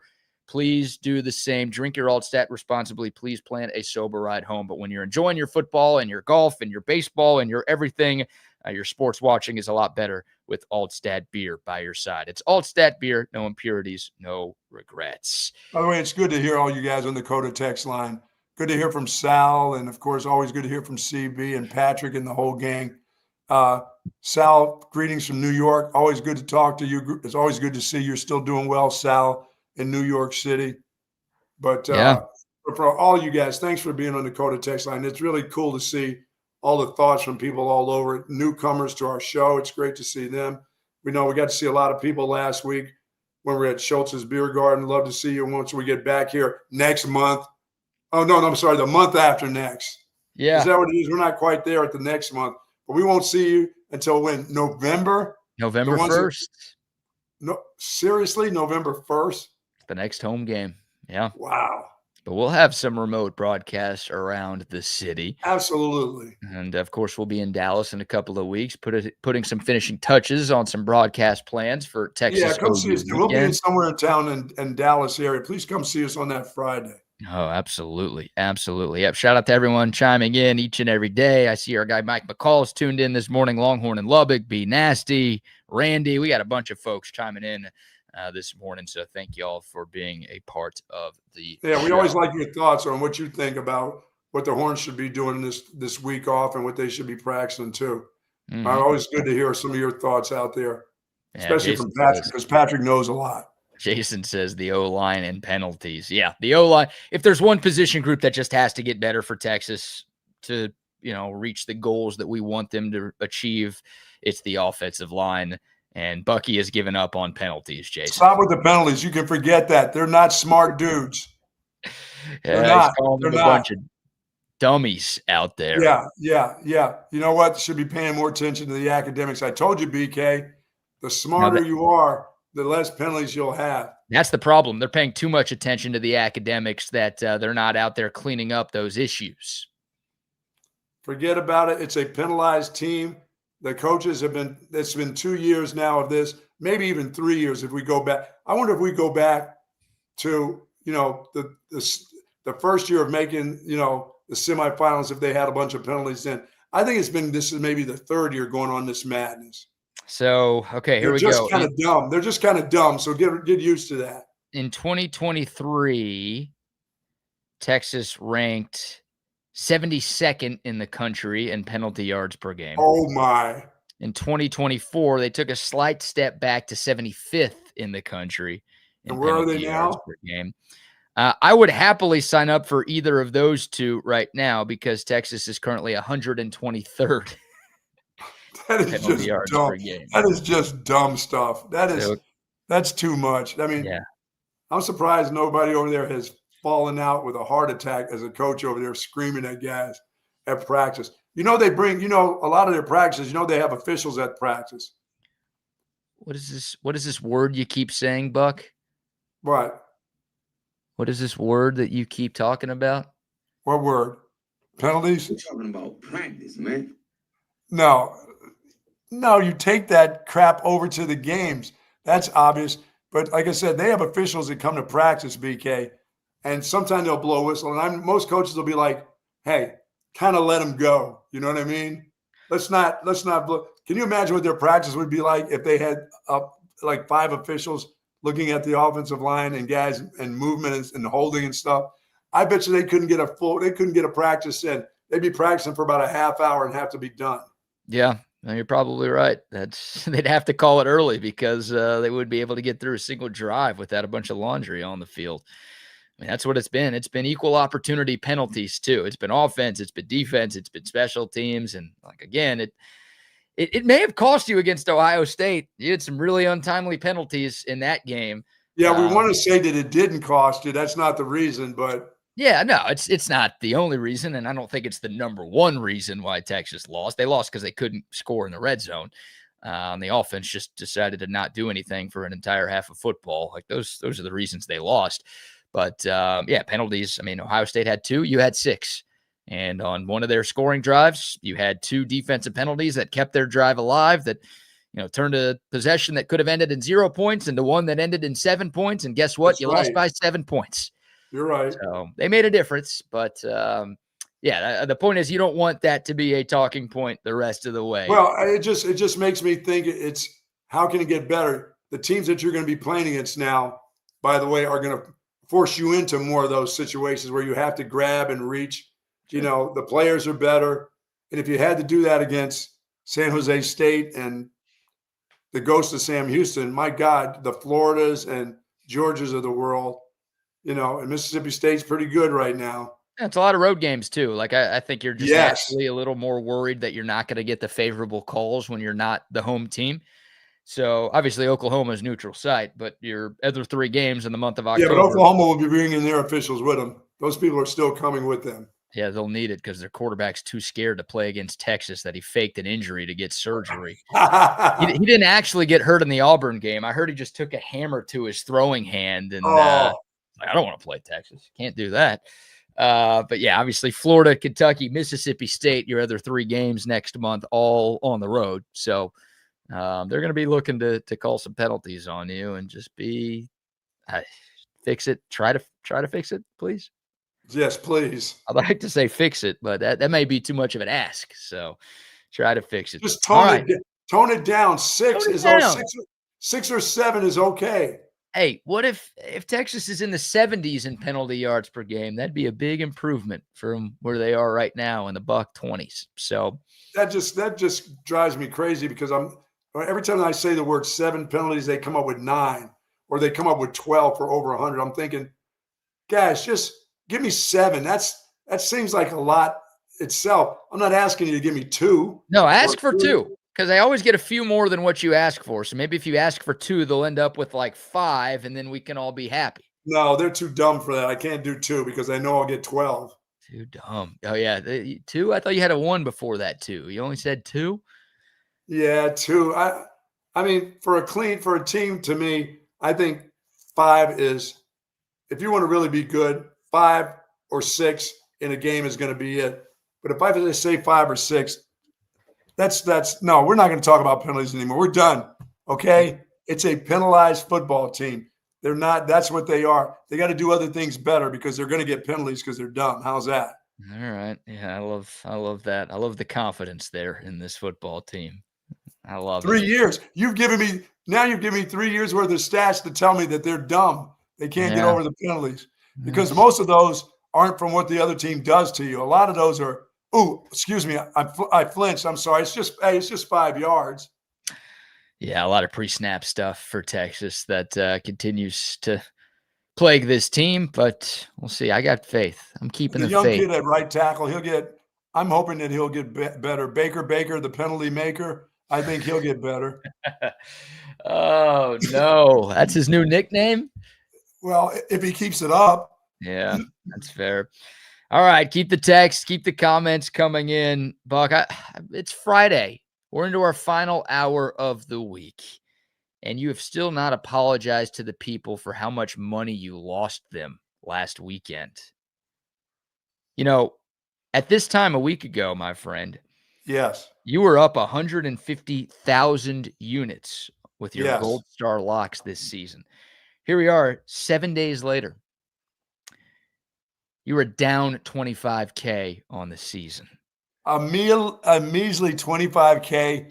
We will overcome that and get you back into the 200 grand this week. I got some great games. It's just impressive. It's just impressive that you dropped 175,000 units in one weekend. That's not great for you.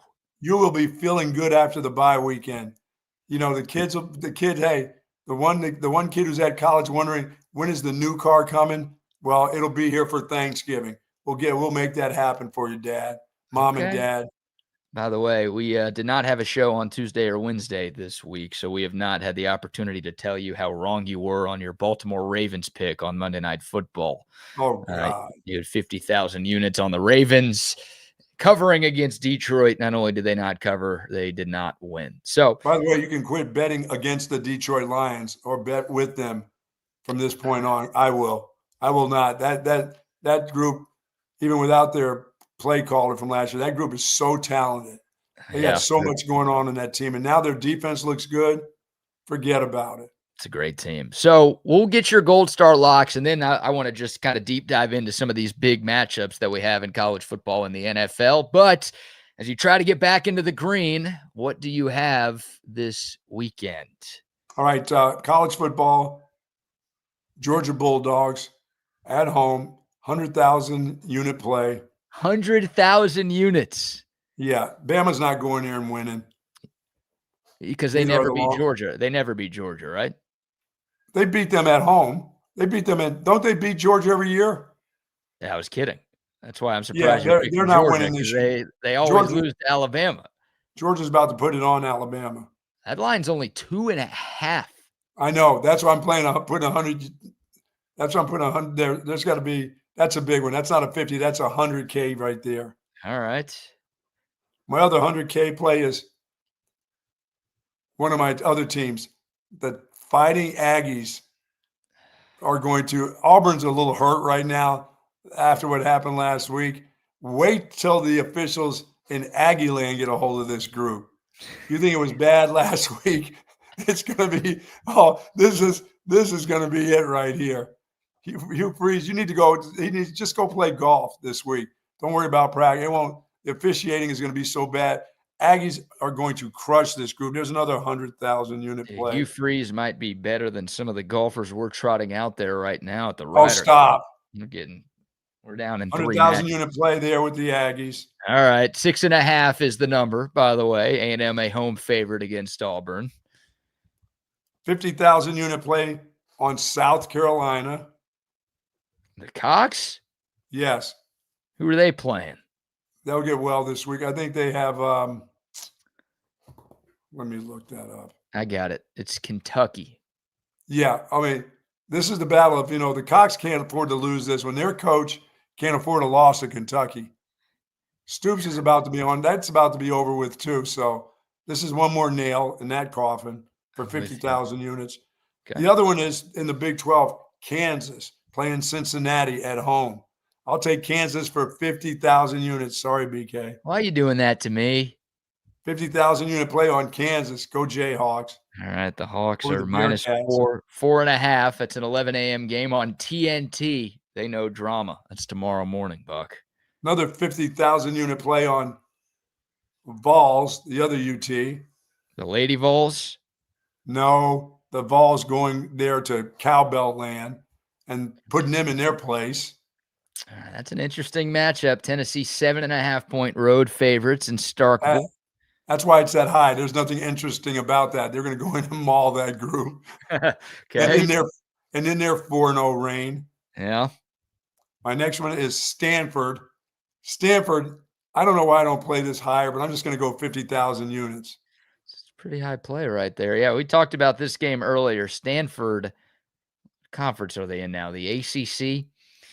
Yes. Stanford. Oh, the line has gone up. When I checked it yesterday, Stanford was a 1-point favorite against San Jose State. It's now up to 3.5 now. Oh, I don't care if it got to 8. Stanford? They beat BC. Okay. I am rooting for San Jose so bad in that game now. All right. My NFL play. Okay. 150,000 unit on the Green Bay Packers. 150,000 units? On the Green Bay Packers. That might be your biggest play of all time. Oh, on Michael Parsons coming back. Michael Parsons making his return to Dallas Sunday Night Football. Green Bay 6.5-point favorites there. I wish I felt good about the Texans, but I feel horrible about them. They are bad. Yeah, they are bad. Well, they're playing a team that I think is worse with Tennessee. They're both 0-3, so record-wise they're identical. But what is the line on that? Where's that game at? In Tennessee? It's in H-Town, and the Texans are 7.5 points. 7, that stupid hook. Yeah, it was 7 earlier this week, so that hook is now a problem. Yeah, Cam Ward against this defense, though. I'm going to make a 50,000 unit play on the Texans. All right. Because Cam Ward against this defense, that he'll be thinking too much against this D. And they got Will rid Anderson will be in that backfield. of backfield. Yeah, they got rid of C.J. Gardner-Johnson too, who has been just a total liability for the Texans. Like I thought they could have cut him after week 2. They gave him one more week, and he continued to crap the bed. So, the Texans' defense, which has been fine, they're losing games because their offense sucks. But I think their defense just added by subtracting C.J. GJ. Yeah, that's enough right there. Only 2 in the NFL. Talking about getting people new cars and stuff, and you only got 2 picks for them? Well, the Green Bay pick is going to be enough to get yourself something right there anyway. Yeah, you're right, $150K. They're going to maul the Cowboys. I think that's going to be a mauling. Okay. Yeah. If the quarterback at Green Bay can't get better against this secondary, he's not going to get better. Oh, we could talk about that game right now. How incredibly deficient are they in the secondary? My goodness. You can't fix that in a week, can you? Well, the good news for Dallas is it sounds like Deron Bland is going to play, and he did not play last week. He hasn't played the last couple of weeks for Dallas, and I don't know how much of a difference one guy can make, but I do think he's maybe the best player that they have back there right now. So he's been limited in practice this week, but he's been telling people that he expects to go on Sunday. So getting him back could make a difference, but I mean, I don't want to sit here and advocate for the Cowboys secondary or really anything on their defense right now because they're Swiss cheese. Yeah, I just don't see it happening. And offensively, every time Dak goes back to pass, his eyeballs are going to be, that Michael Parsons guy is going to be mad this week. Well, that may be the scarier part, right? The Cowboys are going to be down a couple of offensive linemen. Tyler Booker, the rookie, is out for a few weeks with a high ankle sprain. Cooper Beebe, the center's out for a couple of months dealing with an injury. So Dallas without 40% of their starting offensive line. And, of course, CeeDee Lamb, maybe more importantly than that, Dak's number one weapon, he's also out dealing with a high ankle sprain. So, even if you were all systems go and you had your full complement of players, it'd be like, all right, well, the Packers defense is really good, and that's just a really good football team, and you're wondering how you're going to score against them. But without your number one weapon on the outside and 2 of your offensive linemen, it's a bleak thought. There was no way in hell when I heard CD when he's talking about he'll be back next week. He's a possibility. That guy wasn't coming back. No chance. No, yeah. Not with that ankle that bent back. It would have been pretty silly, I think. I get it. He's a competitive guy, and I'm sure he wants to play in this game. And Sunday Night Football, it's a rivalry game. Obviously, Micah Parsons' storyline is there as well. But I mean, you gotta protect a guy from himself, and it looked bad last week. So, oh my God, it could have been so much worse. You think so? Oh, it could have been. Oh my God, the way he got bent back, I thought it was a knee. I thought it could have been a knee. Yeah. Yeah, I guess it was sort of an awkward-looking fall for CeeDee Lamb on that running play. Keep him out of the backfield, please. Yeah, maybe they will going forward. I'm pretty sure he won't be lined up behind the fullback anymore. No. So, big George Pickens game, opportunity for him to show what he's about. He can show us he could catch maybe in the NFL. Yeah, he did throw an interception last week. At least he should have been given credit for an interception last week because he tipped one right to Chicago Bears player. That's the problem. That's why it was kind of imperative for the Cowboys to go out and get weapons because they had one really good receiver with CeeDee Lamb. They got a number 2 with George Pickens, but obviously now with no CeeDee Lamb, the Cowboys are kind of right back to where they were before, to where it's like, Jonathan Mingo is still hurt, by the way, so he could be one of your depth receivers, but he's out. So I'll see a lot of Tolbert. Do I have to see Tolbert all day again? You see a lot of Tolbert, and I assume you'll see a lot of Turpin out at wide receiver, and I don't know if that's a recipe for success. Quickly, BK, I'm going to put another 50,000 units on University of Mississippi since I've seen enough of Lane Kiffin for the last week on his 30 for 30. Yes, they're going to beat LSU at home. Okay. I think they're favored in that game. Really? Slight favorite. Got to be slight favorite. I think it's 1-2. It is 1.5 right in the middle. Yeah, I'll take Mississippi. And Ole Miss at home. I don't know if you can call it an upset. It's an upset in terms of the rankings, but they're favored. So You just have Ole Miss defending their home turf. Back to the Cowboys. Shoot, what was I going to say? Oh, here's an interesting stat. I think this is a big shoddy game for Dallas, and that may scare some Cowboys fans, but no one's picking the Cowboys in this game. I think more people believe that it's going to be an easy win for Green Bay on the road. Can shoddy, I don't even know if the Cowboys have to win this game, but can the Cowboys keep this competitive for 3 to 3.5 quarters?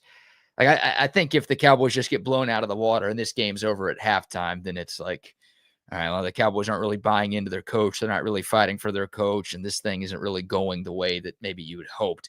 But even if the Cowboys don't win, if they just play well and this game goes down to the fourth quarter, maybe that shows something that that Shoddy's got a little something. I still would like to see them try to. I mean, I know they got some offensive linemen, but they still have to try to run the ball. They can't put a bullseye on Dak all day and not without the receiver. So they still have to. They've got to be able to run the football against Green Bay somehow, some way. I think you're going to see a lot of 2-yard runs and stuff like that, and you're going to say, why are they running the ball? They have to. They have to run clock. They can't be in a track meet. They don't have enough. They don't have enough guys in shorts to run in a track meet on Sunday. Well, they just don't have it. The Green Bay defense is third against the run in the NFL. They got some big guys. They got some players now. Yeah, they're third in total defense and they're first in scoring defense in the league right now. So they're only 2-1 because their offense just fell apart and collapsed last week in the fourth quarter against Cleveland. But that defense has looked Super Bowl good for the Packers. And Micah Parsons looks like the missing piece. And he's been really good there, and that whole unit has been really good. So again, even with a full strength Cowboys offense, it'd be a struggle, but without some key guys, you wonder how it's going to work. Here's an interesting stat about Green Bay.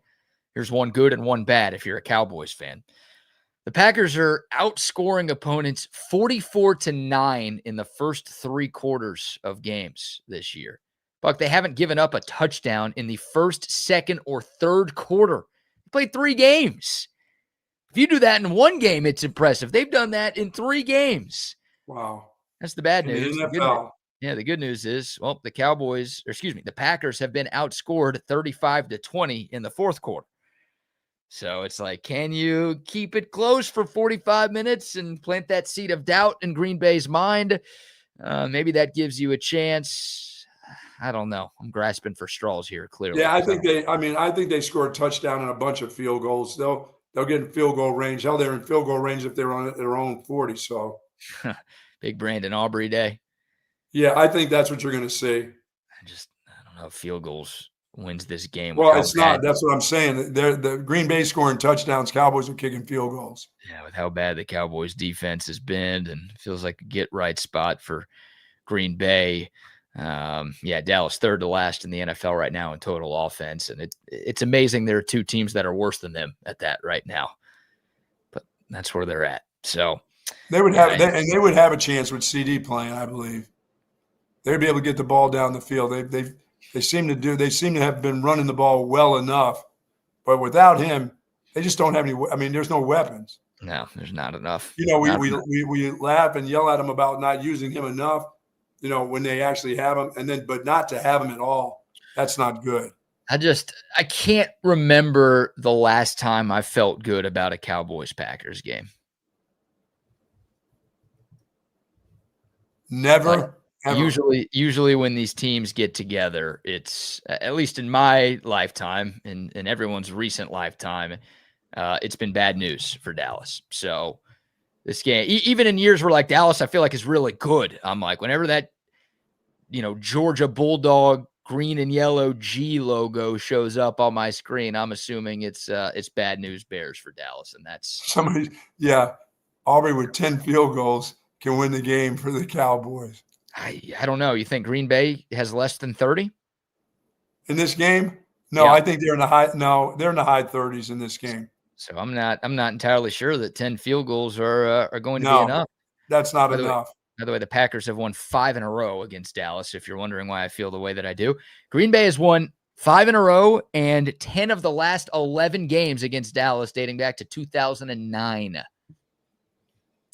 So you wonder why I feel bad when these two teams play? There you go. I understand.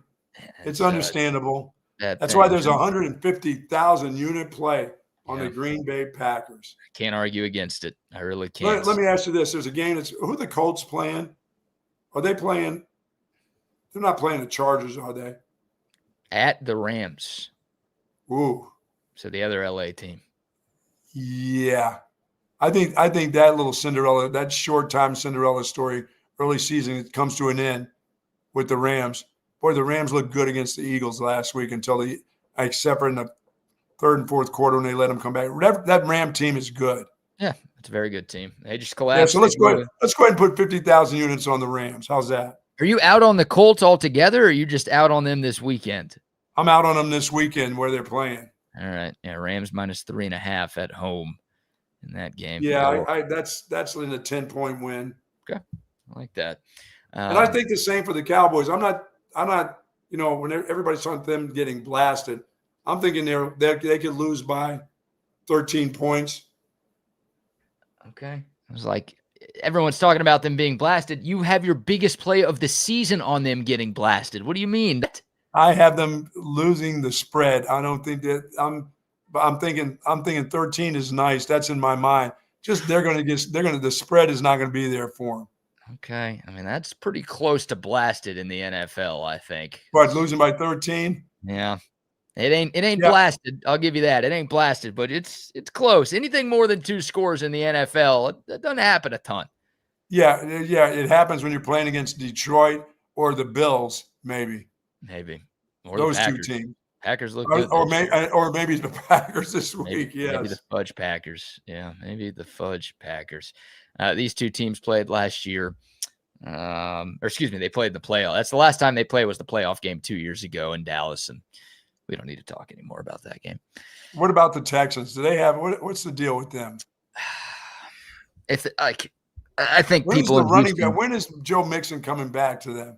He can't return until at least next week. This is full 4, right? Yeah, he's on IR, so the earliest he could be designated to return is next week. So he will not be out. That's how bad the ankle is. But it still sounds like from the latest I've heard that Joe Mixon is not that close. Wow. I don't know what that means, but if you ask me right now if I think he's going to play in week 5, I would tell you no. So but you know what that is. I mean, you can't give me what's going on with Mosley, but you know exactly what's going on with Joe Mixon, right? I know he's on the reserve / non-injury football list. What is his injury? And he's on injured reserve. What is the injury of Joe Mixon? Lower leg. Don't give me the lower leg injury. You know what it is. Joe Mixon. No, it's actually a foot injury that he's dealing with. Yeah, it's that same foot that every time somebody tackles him, they jump on the back of it because they can't bring that full down. That's a guy who needs to learn how to go down, BK. I mean, really. He's a running back. No. You can teach those guys to go limp leg. I'm telling you. I taught guys to go limp leg when being grabbed by the back like that, when you know that's about to happen. Quit the fight. You get your yardage, quit the fight when somebody grabs you by the jersey like that. When you know it's happening, you protect the ball and go limp. Don't let them jump on the back. They jump on. That guy gets more injuries lower leg injuries because he's still fighting and still, a guy's got him by the collar, and then the next guy's coming to jump on the back of his ankles and he screws up that lower leg injury. Foot. This one's a foot. Oh, yeah. Lower ankle. So you're saying Joe Mixon needs to go limp like that girl he punched in the face at OU. She goes limp after he cold clocked her, that restaurant. Oh, my goodness. Is that what you're saying? Sorry, Joe, that's on you. You did it. It'll never go away. I hear he's writing a book called If I Did It. Yeah. I think he needs to go limp biscuit. You got to learn how to do that as a running back, and you got to learn that early in your career as a runner because some tacklers, that's the only way they can get you down to hog tie you like that. It's that needs to be out of football, period. Yeah. You think targeting is bad? That thing right there is worse than targeting. Well, it's a rule. I mean, it's supposed to be enforced. If you have that hip drop tackle, it's now a penalty. So, it gets called, but It's a 15-yard penalty versus a guy potentially missing an entire season with an injury. Right. So that's all really the league could do. I mean, they've given out fines for those tackles as well. And that's obviously the hope, is that they kind of get those out of the game. But I don't know how we got there. I will say this, Buck, if the Texans lose to Tennessee, the next time we're doing a show, Nick Caley should not have a job. Nick Caley's the offensive coordinator, and I know he's in his first year, and I know he hasn't even coached a month of the season yet. But if the offense continues to struggle and they can't beat Tennessee at home, like that may be the easiest game the Texans have on their schedule this year. Yes. Team that had the number one salty defense too. Yeah. So, I mean, yeah, like it's whatever. Tennessee beat Houston last year in Houston. I was at that game. I was like, Texans were a lot better last year than they were this year, and they still lost this exact game. But like, you can't lose this game to the team that had the number one draft pick just a few months ago with the rookie quarterback. Like your offense cannot continue to look as inept as it has, and nothing happened. This is a Texans team that had maybe not Super Bowl aspirations, but they had like make a run in the playoff aspirations. And you go to 0-4 this year, and you get back-to-back losses to the Jags and the Titans, the two worst teams in the AFC South.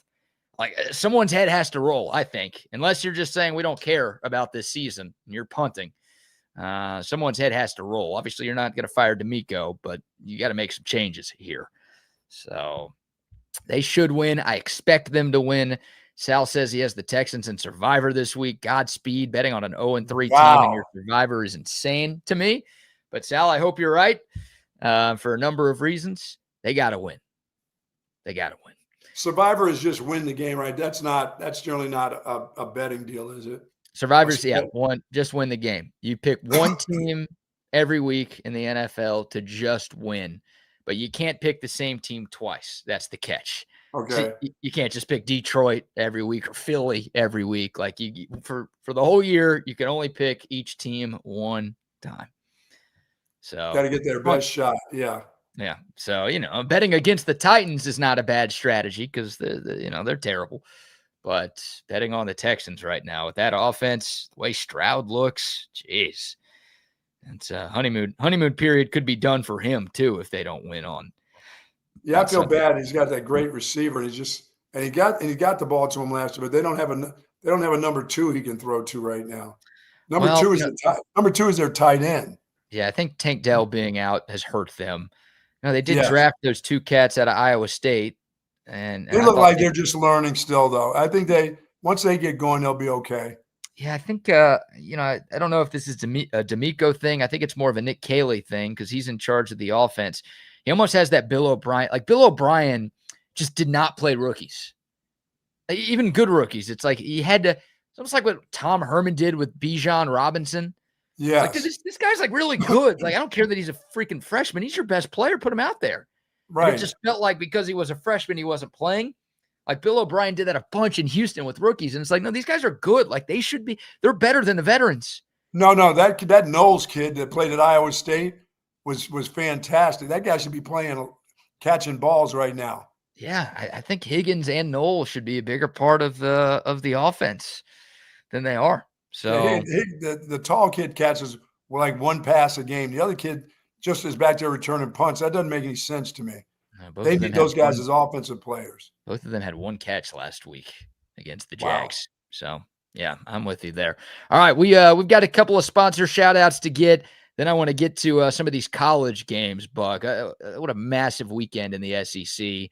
Just a massive weekend of college football. I've got the Hate Watch guide for Texas fans, too. I'm going to tell you who you need to root for and who you need to root against. But before that, how about a few more sponsor shout-outs? Shout out our friends who are at Woods Comfort Systems for close to 70 years. They've been doing it in plumbing, heating, and air conditioning, and it's getting towards that time. Make sure you winterize your home and your heating system. So if you do have those couple cold days, because I'm calling for some cold, BK, over the winter, make sure that heater is going to pop on and it's going to do the proper job. Air conditioning is still important right now because we're still in the 90s. But if you're having problems with plumbing, they also do plumbing. So if you've got any cracks in the pipes or something your toilet's not flushing the right way, or your water's not coming out, and your drain isn't draining properly, please call in the folks at Woods Comfort Systems. There's nobody that does it better than that group there. Their technicians will get to you. They've been out to my house. They've already been out here twice to get ready for winterizing. So I'm all set when the winter months come. But my air conditioning system has been going fantastic since I moved into this new home, and they've been a part of the contract that I have. Nobody does it better than Woods Comfort Systems. No, sir. WoodsComfortSystems.com is their website. 512-842-5066 is their phone number. Shout out to them. Also, a shout out to Centex Tickets. I went by and chopped it up with our guy Shelby yesterday. Great people, a local company that, they're the best ticket broker in town. We always talk about buying tickets from CentexTickets.com, but you can also sell your tickets on CentexTickets.com. It's super easy to do, and they take care of all of the heavy lifting. So if there's a football game you can't go to this year, if you've got basketball tickets, you got volleyball tickets, whatever, if you're trying to get rid of any tickets, y'all know how that works. CentexTickets.com, you can sell your seats there as well. And of course, when you are buying your tickets, make sure you use the promo code CENTEX10 at checkout. You will get 10% off of any purchase from our great friends at CentexTickets.com. What is wrong with Sal? What's wrong with Sal? He's from New York. We're holding that against Sal this morning. No, why isn't he out at the golf match? What do we need him out there? Are we getting smoked here? Yeah, let me pull up my phone here. Last I checked, we were down in 3 of the 4 matches, and in 2 of those 3, we were way down, like 4 down and 5 down on the front 9. Bad. So I'll let you know what's going on here in a second. But quick shout out to the Hecht Law Firm, Ryan Hurricane Hecht, the best personal injury attorney here in Central Texas. A guy who's been a friend of mine for more than a decade, and more importantly, a guy who's been fighting for justice and big results here in Central Texas for a decade. So if you or somebody you know gets hurt in a car crash, in a workplace accident, whatever, any sort of personal injury, don't call the jabronis you see on TV. Call Hurricane Hecht, because he's going to be the lawyer that you work with. He's going to be your guy every step of the way, and he will fight off the insurance companies to get you every dollar that you deserve. HechtLawFirm.com for more information, or you can give them a call, 512-938-8929. All right. Buck, looking at it right now, the U.S. is down in 3 of 4 foursome matches that are happening right now at Bethpage Black. Rahm and Haddon are 2 up on DeChambeau and Thomas through 12. Oberg and Fitzpatrick are 4 up on Scheffler and Henley through 11. Fleetwood Mac are 4 up on Morikawa and English through 10. Did you say 4 up? Yeah, there's a couple of 4-ups going on. And then last but not least, the only match that Team USA is in the lead right now, Schauffele and Can't Play Fast are 1 up, just 1 up on McIntyre and Hovland through 9. Somebody go wake JJ Spawn up. He's needed. We might lose all 4 of these morning matches. I hope that you get at least 1, and you hope you get 2. You hope DeChambeau and Thomas, they got your best chance. And hopefully they can turn it around and overcome this 2-hole deficit with only 6 to play. Yikes. Hey, they better be careful. They'll boo their asses in New York. Oh, we're going to boo our own guys? They keep it up. Could happen. Yeah, you're right. We are talking about New York sports fans here, so anything is on the table. Anybody can get booed up there. Oh, man. All right. Real quick, congrats to the Houston Astros for winning a game. They scored some runs yesterday. They scored some runs. They scored runs in the first inning, which has been forever since that happened. They scored 11. They beat the A's to avoid the sweep. That snapped their 5-game losing streak. They're still a game out of the final wild card spot in the American League. This is the final weekend. All the football, all the golf. It's the last weekend of the MLB regular season, and there are still plenty of playoff spots that are up for grabs. The Astros will play the Angels, 3-game series in Anaheim starting tonight. Houston is 1 game out of the third and final wild card spot in the AL. They are behind the Tigers and the Guardians, who are both tied right now. Astros fans will be rooting for the Rangers because the Rangers play the Guardians in Cleveland. The Tigers play the Red Sox, and the Red Sox are still trying to lock down a postseason berth, too.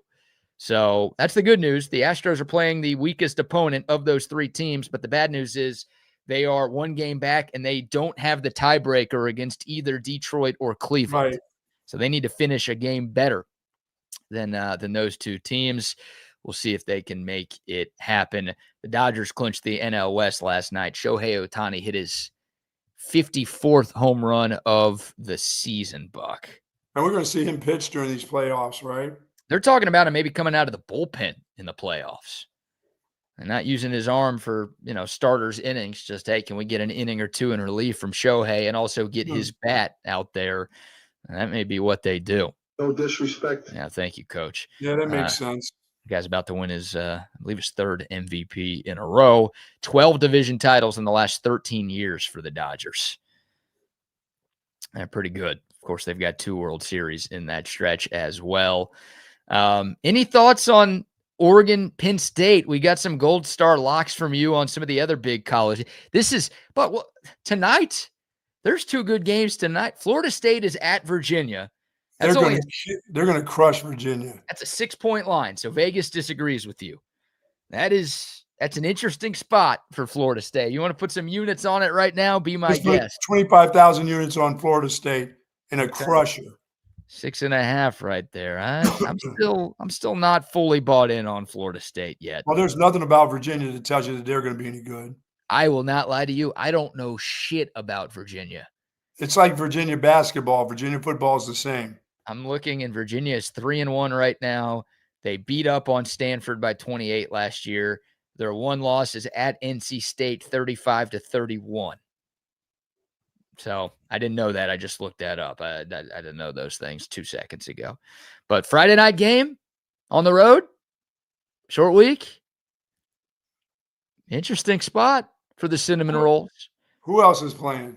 And you've got TCU at Arizona State tonight. Oh, that's a good game. That's a fun one. Yeah, 3.5. I'm glad you had your high school game last night. You get to watch these games this evening. Yeah, TCU tonight. Yeah, I don't know. Arizona State. Okay. And then tomorrow. Arizona State is favored there, I believe. Yeah, 3.5. It's in Tempe, so they're getting that home team juice in this game. And they're getting a little hook at the end, huh? Yeah.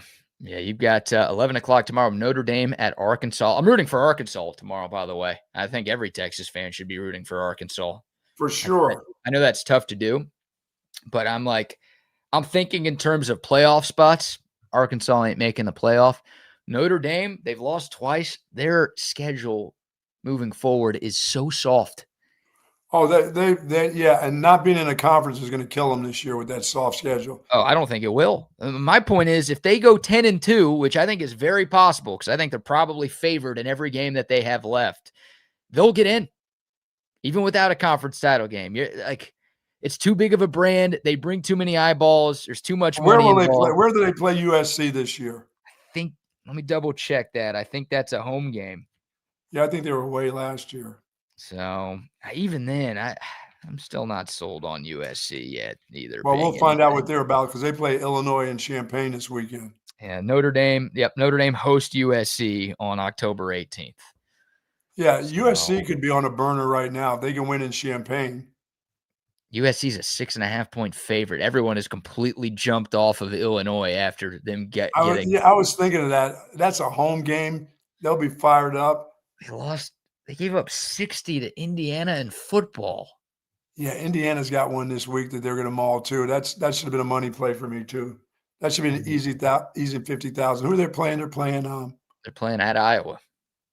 Yeah, of course. You want 50K on it? I want 50K on Indiana.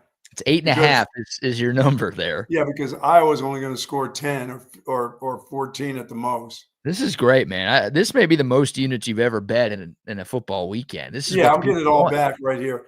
Indiana is going to score a lot. They scored 63 against Illinois. Was it 63 last week? Yeah. And it looked like it could have been 80. Could have been 163, I think. Yeah, they were just rolling. That was or their quarterback is good. And they can really have a good defense. And you can Google that if you want. Thank you. Thank you very much. Ohio State at Washington at 2:30. Any upset alert there in Seattle? No. Okay. I'm with you there.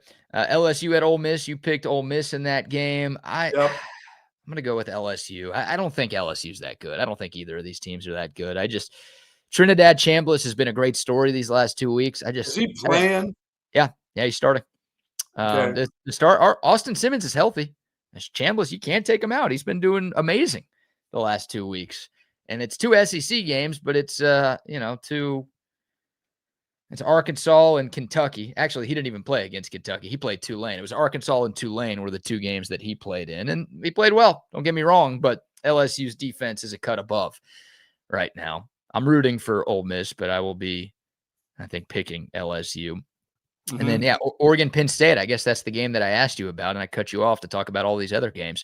Wide out. Yeah, I said at the beginning of the season Penn State was going to beat Oregon at home. Yeah. I still think they will. Yeah. God, Drew Aller looks awful. He looks awful. I don't know why people – I mean, I know they can run the ball. They'll have to be able to run the ball with those 2 guys against this Oregon's defense. Oregon speed-wise is a lot faster than Penn State. Penn State still has a kind of salty defense, so that'll be interesting. And everybody talks about the Oregon quarterback. There ain't shit wrong with that guy. That dude can play. Yeah, Dante Moore. He started his career at UCLA, and I think a lot of people. Yeah, he's been around football. It's not like he's some young sophomore. That guy's been around the game a while. I think he is. I think he's a second-year player, Buck. Is he really? I believe so. Yeah. You mean he left after his first year?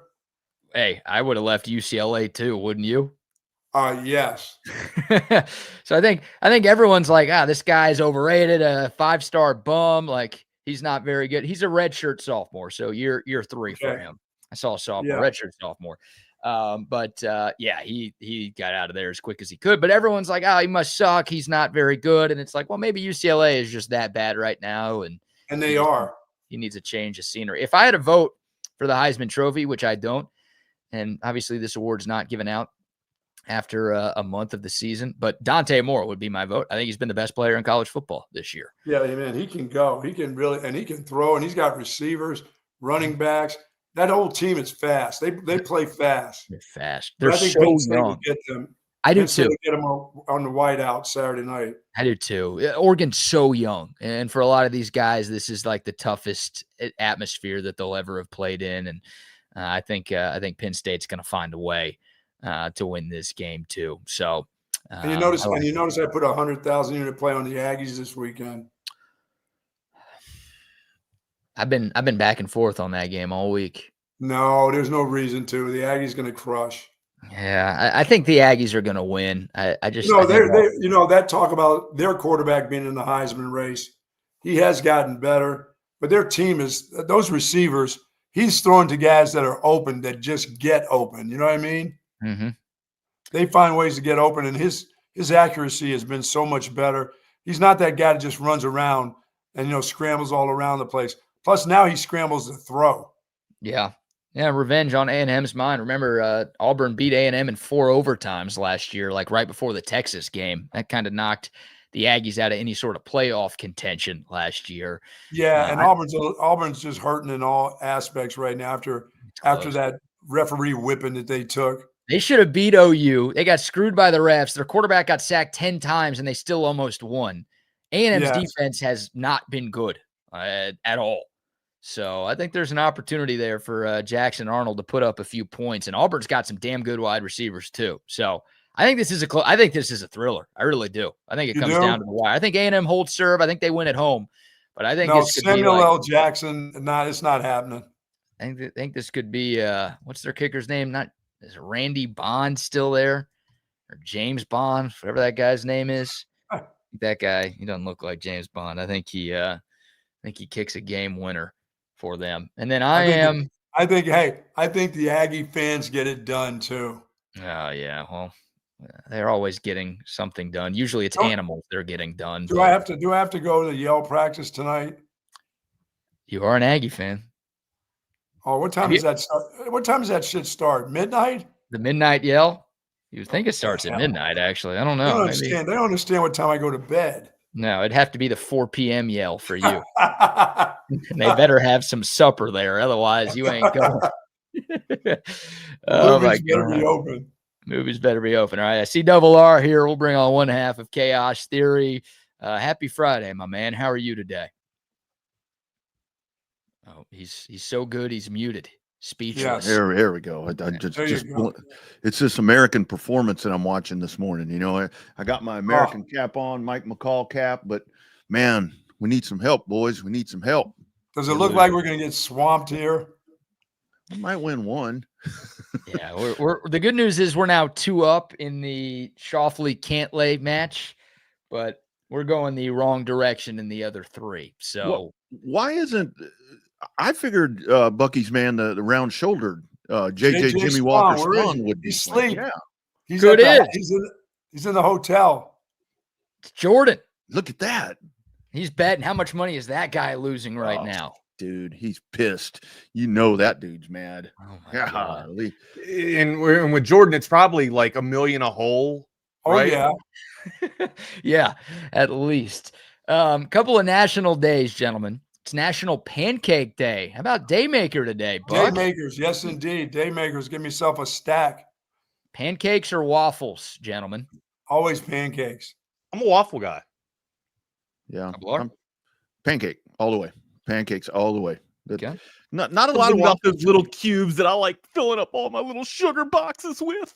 You know what? And I just became a pancake. I wasn't, as a kid, I was not a pancake eater or a waffle eater. Pancakes? Do you do You know what? pancakes? Or My mom made French toast a lot with the eggs and the toast. She made a lot of that. I didn't do a lot of pancakes. It was kind of nasty. Are you a fan of the regular pancakes, or do you like to get a little crazy with it? Some chocolate chips, some blueberries, some strawberries. I like blueberries. I like little blueberries in mine. Oh, get your fruit out of my pancakes. Give me a break, dude.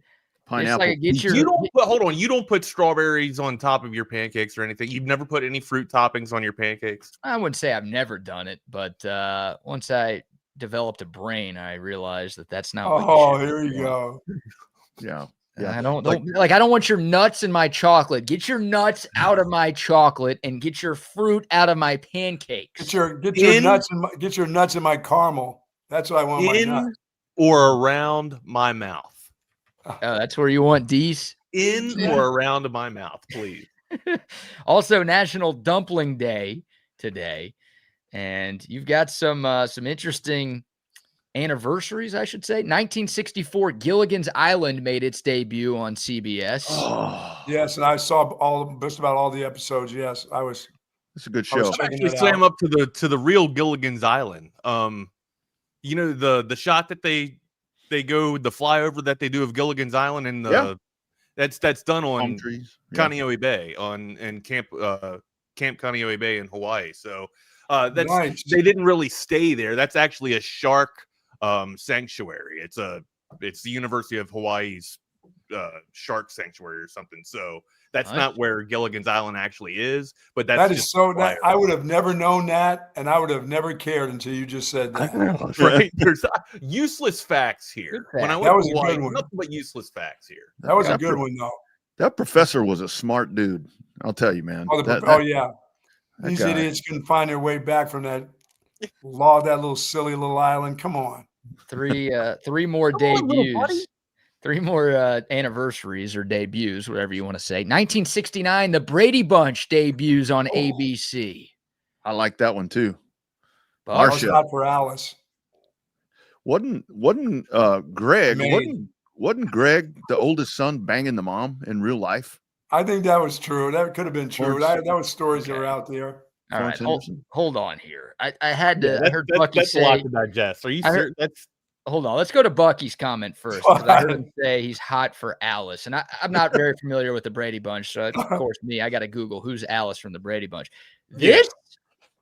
Yeah, man. She was hot back in the day. Off guard for I heard Bucky say that first. And I was just like, Alice was okay back in the day. That looks like a 15-year-old. Hey, that looks like a 15-year-old boy, Jeffrey Epstein. What are you talking about? You're the hots for this? When you were a kid, when you were a teenager and you saw that right there, you're like, damn, half mom, half babe. That's great. In that blue outfit all the time. Yeah, she used to. Oh, yeah. A little apron. She used to wear the apron all the time. Remember, she'd always go see Sam the Butcher. She wanted Sam's meat. My God. Everybody was dropping by her back. BK, everybody was dropping by the back door, dropping off stuff to Alice. I don't want anything to do with her back door. I could tell you that. I'm out on that one. Ew. Who did you say, Rodney? Who's your person in that show? So the mom, Florence Henderson, acclaimed actress and so forth. So I thought it was Florence Nightingale. The oldest son, Greg, who was I forget his name. So he was like banging the mom in real life. In the show, in real life. In real life, Brady, not on the show. Greg Brady. Okay, so I just Googled Florence Henderson and Barry Williams. That's the actor's name. Yeah. They reportedly had a single platonic date when Barry was 16 and Florence was in her 30s. My man. Not cool. Look, that's a rapist right there. Way to go, Florence. Yeah. Nice job, Flo. Extremely motherly with him. And I think he was also messing around with Marcia, with the older sister too. Marcia. Oh, they were keeping it in the family for sure. It was there. The whole show was about incest, I think. It was just a giant orgy in that house.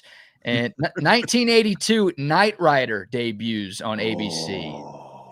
Yeah. I think I may have watched one episode. I wasn't interested in that stupid car. Was that Hasselhoff's first gig? Was that like his I mean, I'm sure he was a singer, I think, before he got into all of that, but was that David Hasselhoff's first, like, way before that, he was Snapper on The Young and the Restless.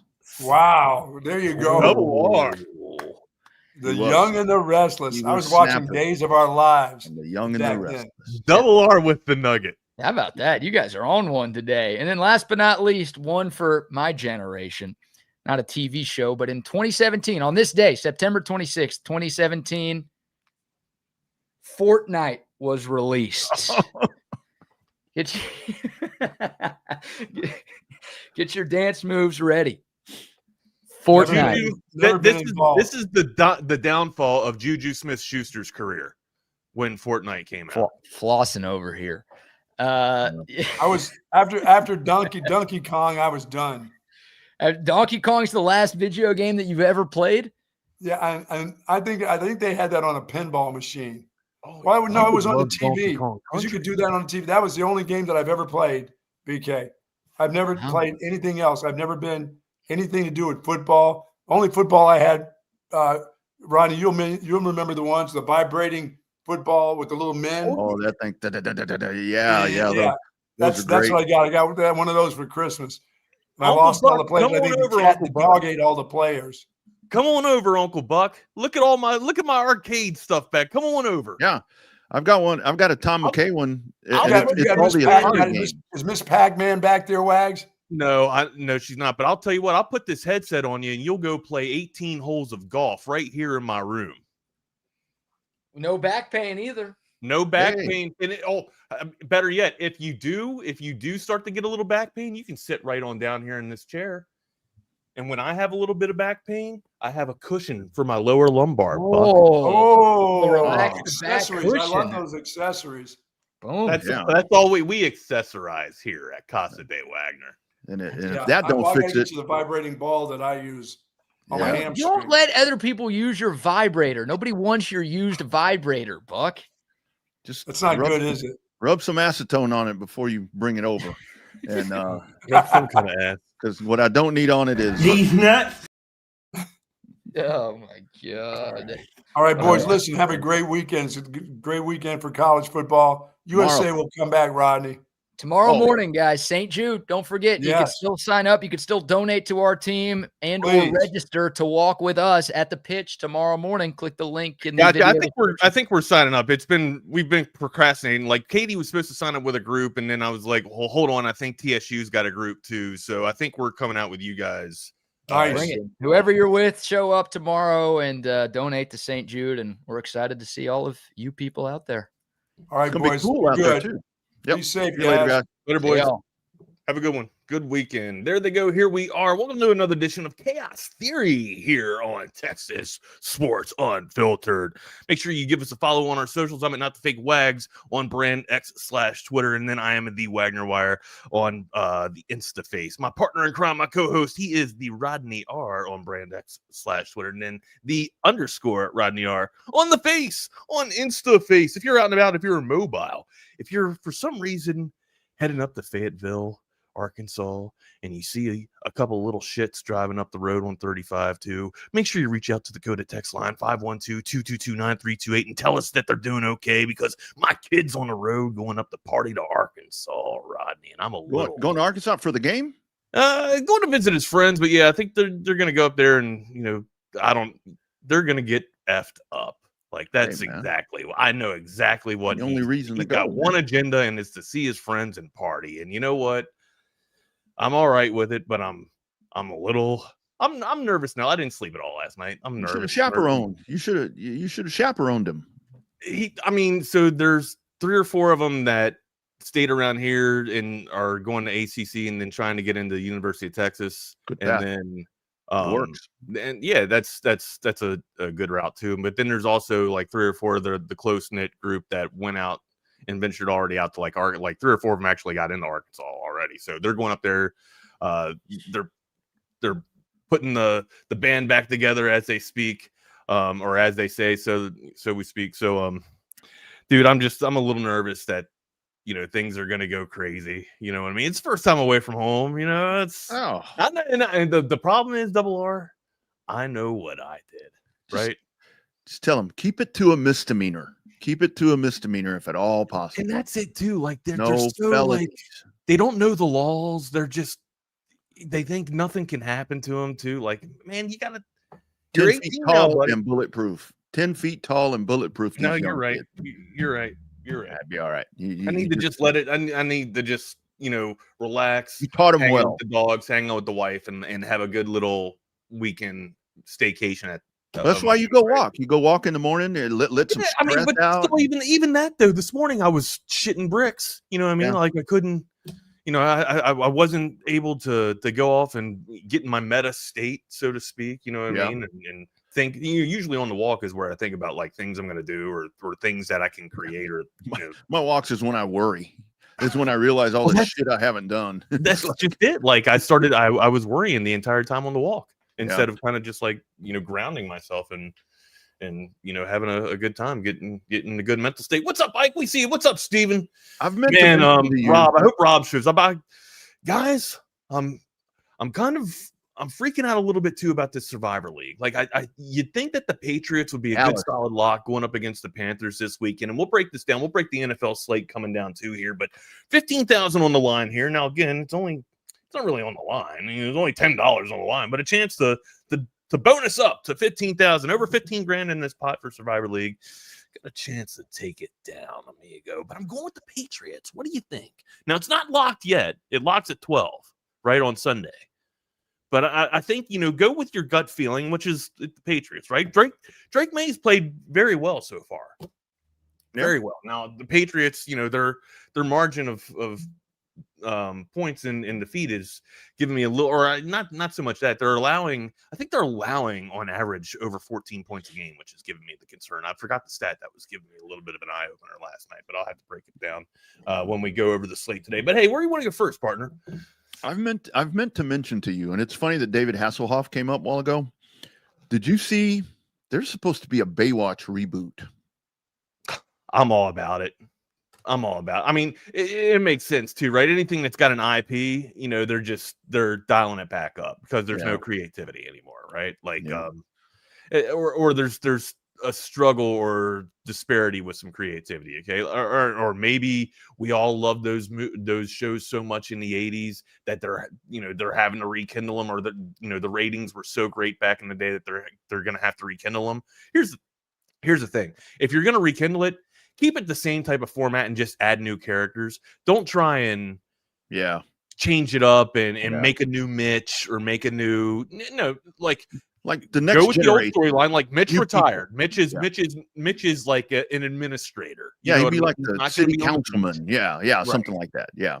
I hope they do that because, and the thing about it is, this is where we may find our next, beautiful woman. I mean, because how many beautiful women were made stars coming out of that show?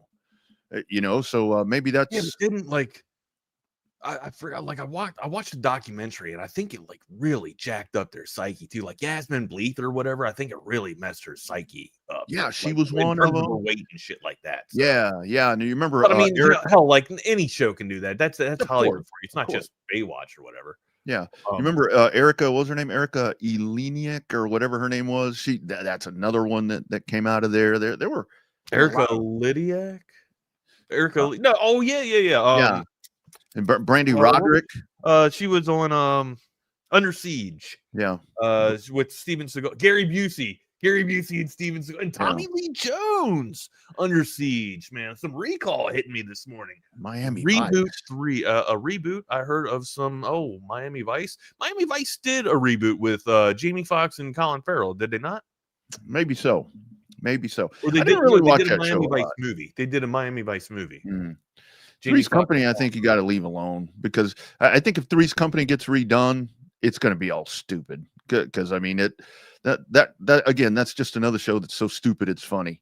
And I mean, I think now Jack Tripper would be, nailing those girls every day at the same time if they remade it again with the way that they do these movies these days. So might as well just kind of. Well, yeah, everybody's a Weinstein, huh? Everybody's those girls are old enough. Those girls are old enough. Yeah. Well, look, here's the thing too, right? I guess another top 5 that could conjure out of this would be top 5 Baywatch girls. Oh yeah. You can go with that. I mean, hell, they're the icons, you know what I mean, or iconic starlets.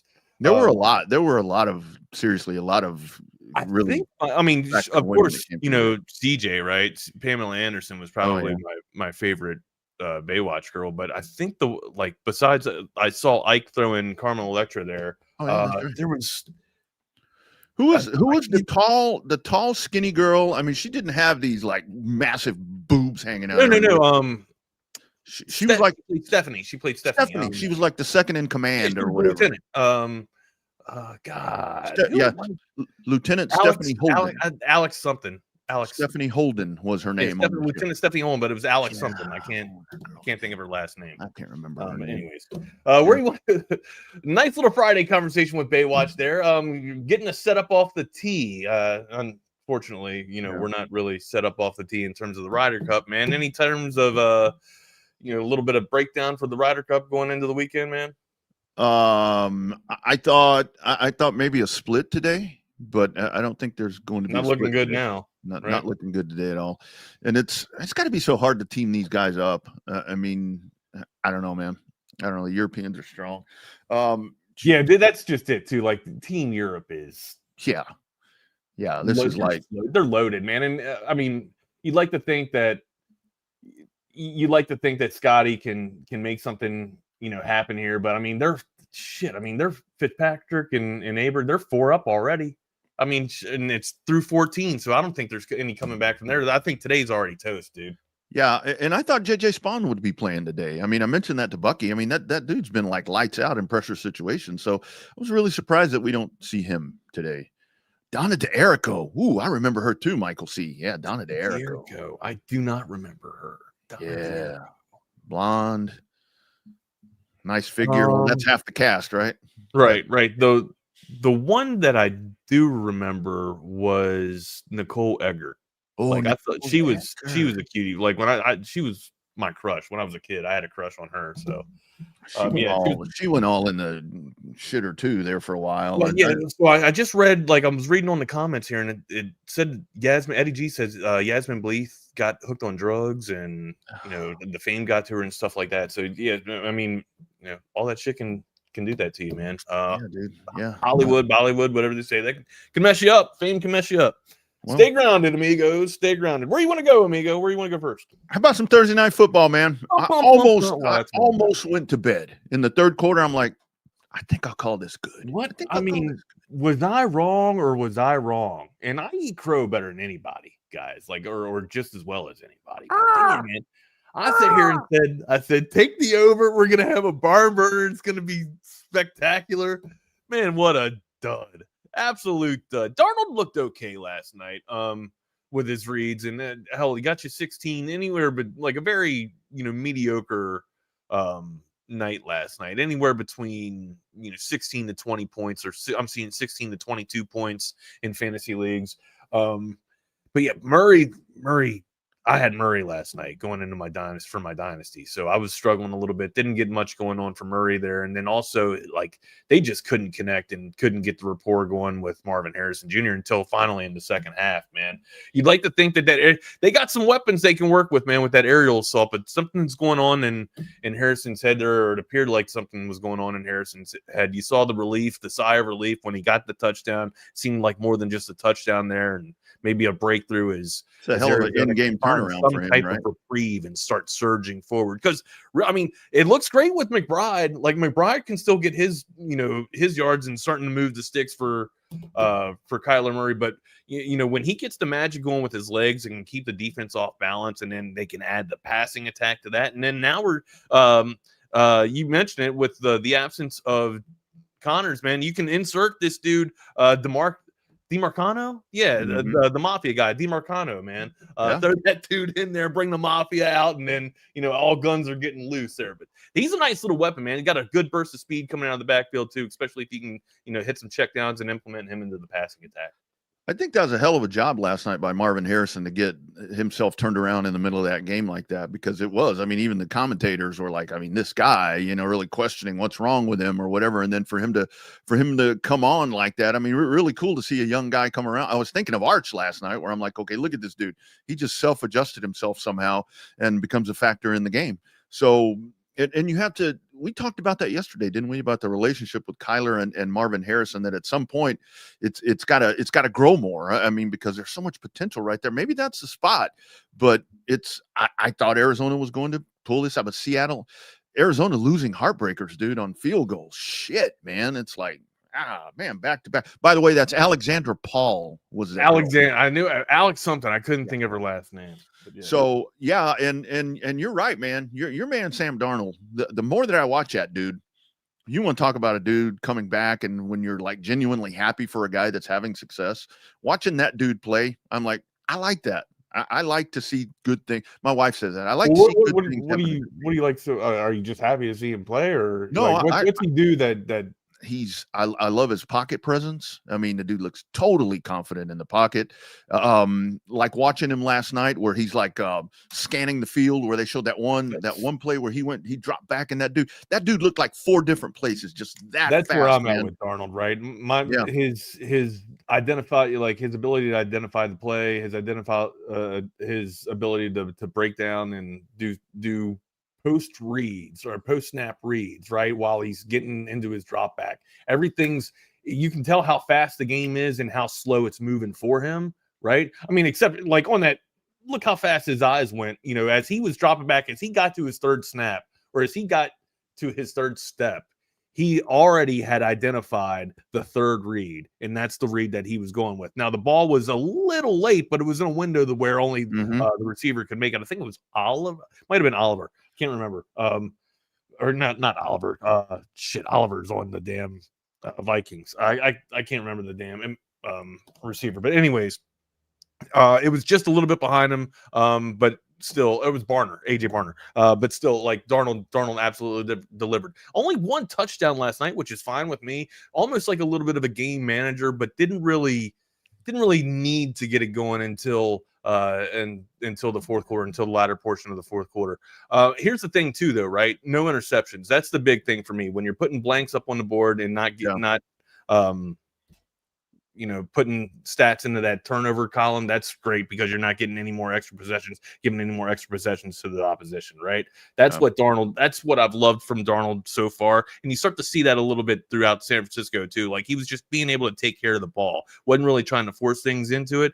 Then it, opened up, and we all know the kind of season he fell into with the Vikings, and it's turning over into Seattle, man. He's got some weapons they can work with there. Smith and Jigba took a little bit longer for him to get going last night, but they finally were able to connect. I think the weapons are there. I think Seattle's an absolute they're undefeated still. They got one loss. They got one loss already. Yeah. Besides that, I mean, I still think they're the contender. The West is probably going to go to the Rams, right? But Seattle will be right there. Seattle will be a wild card. I agree. I think Seattle is definitely right there, maybe in that second tier of NFC teams, or second. Okay. So what do we think? Good Philadelphia, defense, Green too. Bay. Like, their defense can fly, man. Yeah, I know when It's not. I said it yesterday. It's not the Legion of Boom, but they're kind of making this thing back up to where they had Chancellor and Sherman and everything back then. Speaking of that, did you hear Sherman last night in the pregame where they were talking about Russell? I usually have the broadcast down most of the time. They were talking last night, and it's like Richard Sherman, because they were asking about Russell Wilson. Is he, what happens now or whatever. And they're pretty much saying, that this is a guy that Sherman was like, this incredible defense that Seattle had with the Legion of Boom and so forth. That's Russell Wilson's success. I'm like, dude, come on, man. This is your quarterback here, man. Have his back. No, not. And he did not have his back at all, it seemed like last night. What's his name? The other guy said, this is a guy that in his late career has played himself out of a Hall of Fame career because he's been so bad. I'm like, man, what did Russell do to y'all? Kick your dog or what? Jeez. I mean, it's true, right? But the cup of coffee that he had at Denver was not good. I know that was not a good portion of. That was probably the worst part of Russell. That was the worst part of Russell Wilson's career. Denver, the Denver days. Yeah, it was. I like what Troy says right here. It does seem like with Marvin Harrison. I don't know. That's not Troy. That's Hunter. No, there's a Troy one here. Here it is. We're talking about Marvin Harrison because it does seem like Harrison. I mean, all the physical attributes are right there, but it seems like some of the route running and some of the different mechanics here in the NFL are missing. And I don't think there's anybody on that coaching staff to guide him right now. And then when you have Kyler, I mean, Kyler moves around so much, they're just not on the same wavelength. And I think that there's a fundamental coaching piece that's missing right there to make Harrison better. I think Harrison in a different offensive system would already be thriving more. Well, like even on that play where he caught the touchdown too, right? He struggled to get separation. He was struggling to get separation all night too. Yep. So that could go to what Troy's saying with his route running there. You don't in terms of route running, we've seen this for years, right? Like you don't have to have blazing speed as long as you're crisp and as long as you can cut on that outside foot and get separation somewhere and that ball's delivered on a plate, like you're good, right? You only need 3 or 4 seconds of separation. That you should only need 3 or 4 seconds of separation for the quarterback to get you the route or to identify that you're the open target. But yeah, I agree with Troy here, man. He has got all the physical traits. Like he's a wide receiver. He's a Hall of Fame specimen, right? Got the body frame of it. It's just, man, I don't know if it's so much of like the attitude. And I don't think Troy's saying like, I don't give a shit attitude. I think Marvin Harrison is still trying to find his way to adjust, man. And maybe, I am so about this, right? Like happiness. I say this all the time, right? Like if you're not happy where you're at, that's going to affect like your performance. It really does, man. We hear Chip say it all the time, right? In the words of Judy Brown, happiness is a choice, dude. Like it really, like you can make the best of your situation, or you can sit there and be a shit and just let it get the best of you, right? Let it beat you twice. I think he's letting whatever's going on with him beat him twice, man. And again, it's an adjustment period. I understand that, man. And we've seen wide receivers not really have fun or not enjoy their tenure at Arizona and want to get out of there before. We've seen this happen before, right? Maybe, somebody's got to talk to this young man, and maybe it's Kyler Murray. Kyler Murray's got to go there and they got to get on the same page, because this could be one hell of a talented tandem if they get things, fired on the same cylinder. And I think that's a little bit of the problem, Wags, where I've never really thought of Kyler, and I've covered Kyler Murray since, I called some high school games of his, and just amazing athleticism and just. Where do you go? Allen High School? Allen, yeah, Allen, yeah. Covered a couple of playoff games for Round Rock ISD teams that got beat by him, and it was with Kyler Murray. I think leadership is something that lacks. And that's something that's the whole video game thing. I saw the jokes yesterday to where it's like, talking about Fortnite a while ago. I'm like, at one point he seemed more concerned about Fortnite last night than anything else. And I think that's lacking there. I don't question Kyler's ability. Still looks weird though with those short legs, but it is what it is. He does a lot of great things, but I think some of those leadership qualities are lacking too, that are not helping Marvin. I think Marvin Harrison, there's a lot of times where I look at that dude and I'm like, not that he could be Megatron, but that dude could be Megatron-ish. It seems like just with the physical. Oh, I don't think he's not that big in size. Well, like Megatron was an anomaly, right? Like, yeah. There's another dude that was built like Calvin Johnson, or that's the same Calvin Johnson. They came from the same. They came from the same Georgia Tech. They came from Georgia Tech. Played for. God, he played for Denver. I can't think of it. I can't remember his name though, man. He caught the pass from Tim Tebow. That they beat the Pittsburgh Steelers in the playoff game that time. I can't think of it. I think I don't think he's with us any longer. I think he's dead. Oh shit! Damn. As a matter of fact, damn. I think he might have passed away. Thanks, Tebow. Jeez, man. Man, I'll have to look this up, man. It's driving me nuts, man. But yeah, there was only 2 body frames of that side, and like it was Calvin Johnson one, and then it was this guy, man. The name's eluding me though, man. I'm sorry. But like you were just saying a while ago about the Judy Brown comment that Chip makes, tie that over to Sam Darnold. I mean, that guy, it's like everything that he's been through. Obviously, last year he looked, he's in a great spot. It showed on the field. Brandon Marshall. It wasn't Brandon Marshall. It was not Brandon Marshall. Demetrius, thank you very much. It was Demetrius Thomas. Thank you very much. And yeah, they both came from Georgia Tech, and they were kind of the same body frame, right? Like nobody's the same body frame of Calvin Johnson, but like Demaryius Thomas. Thank you, Demaryius Thomas.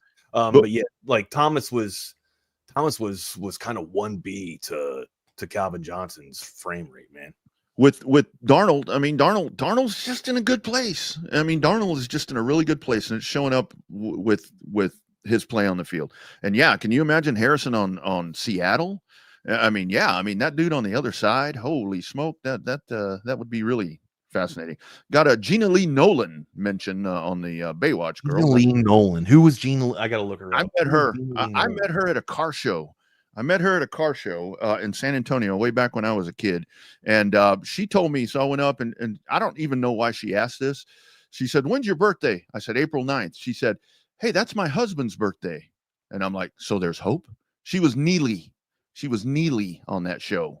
Gina Lee Nolan? She was Neely. Oh, okay. She looks like she would be at a car show. I don't know. She looks like she would be a racing girl. Like, you know what I mean? I do all these car shows now for work, and it's like I go whatever that means.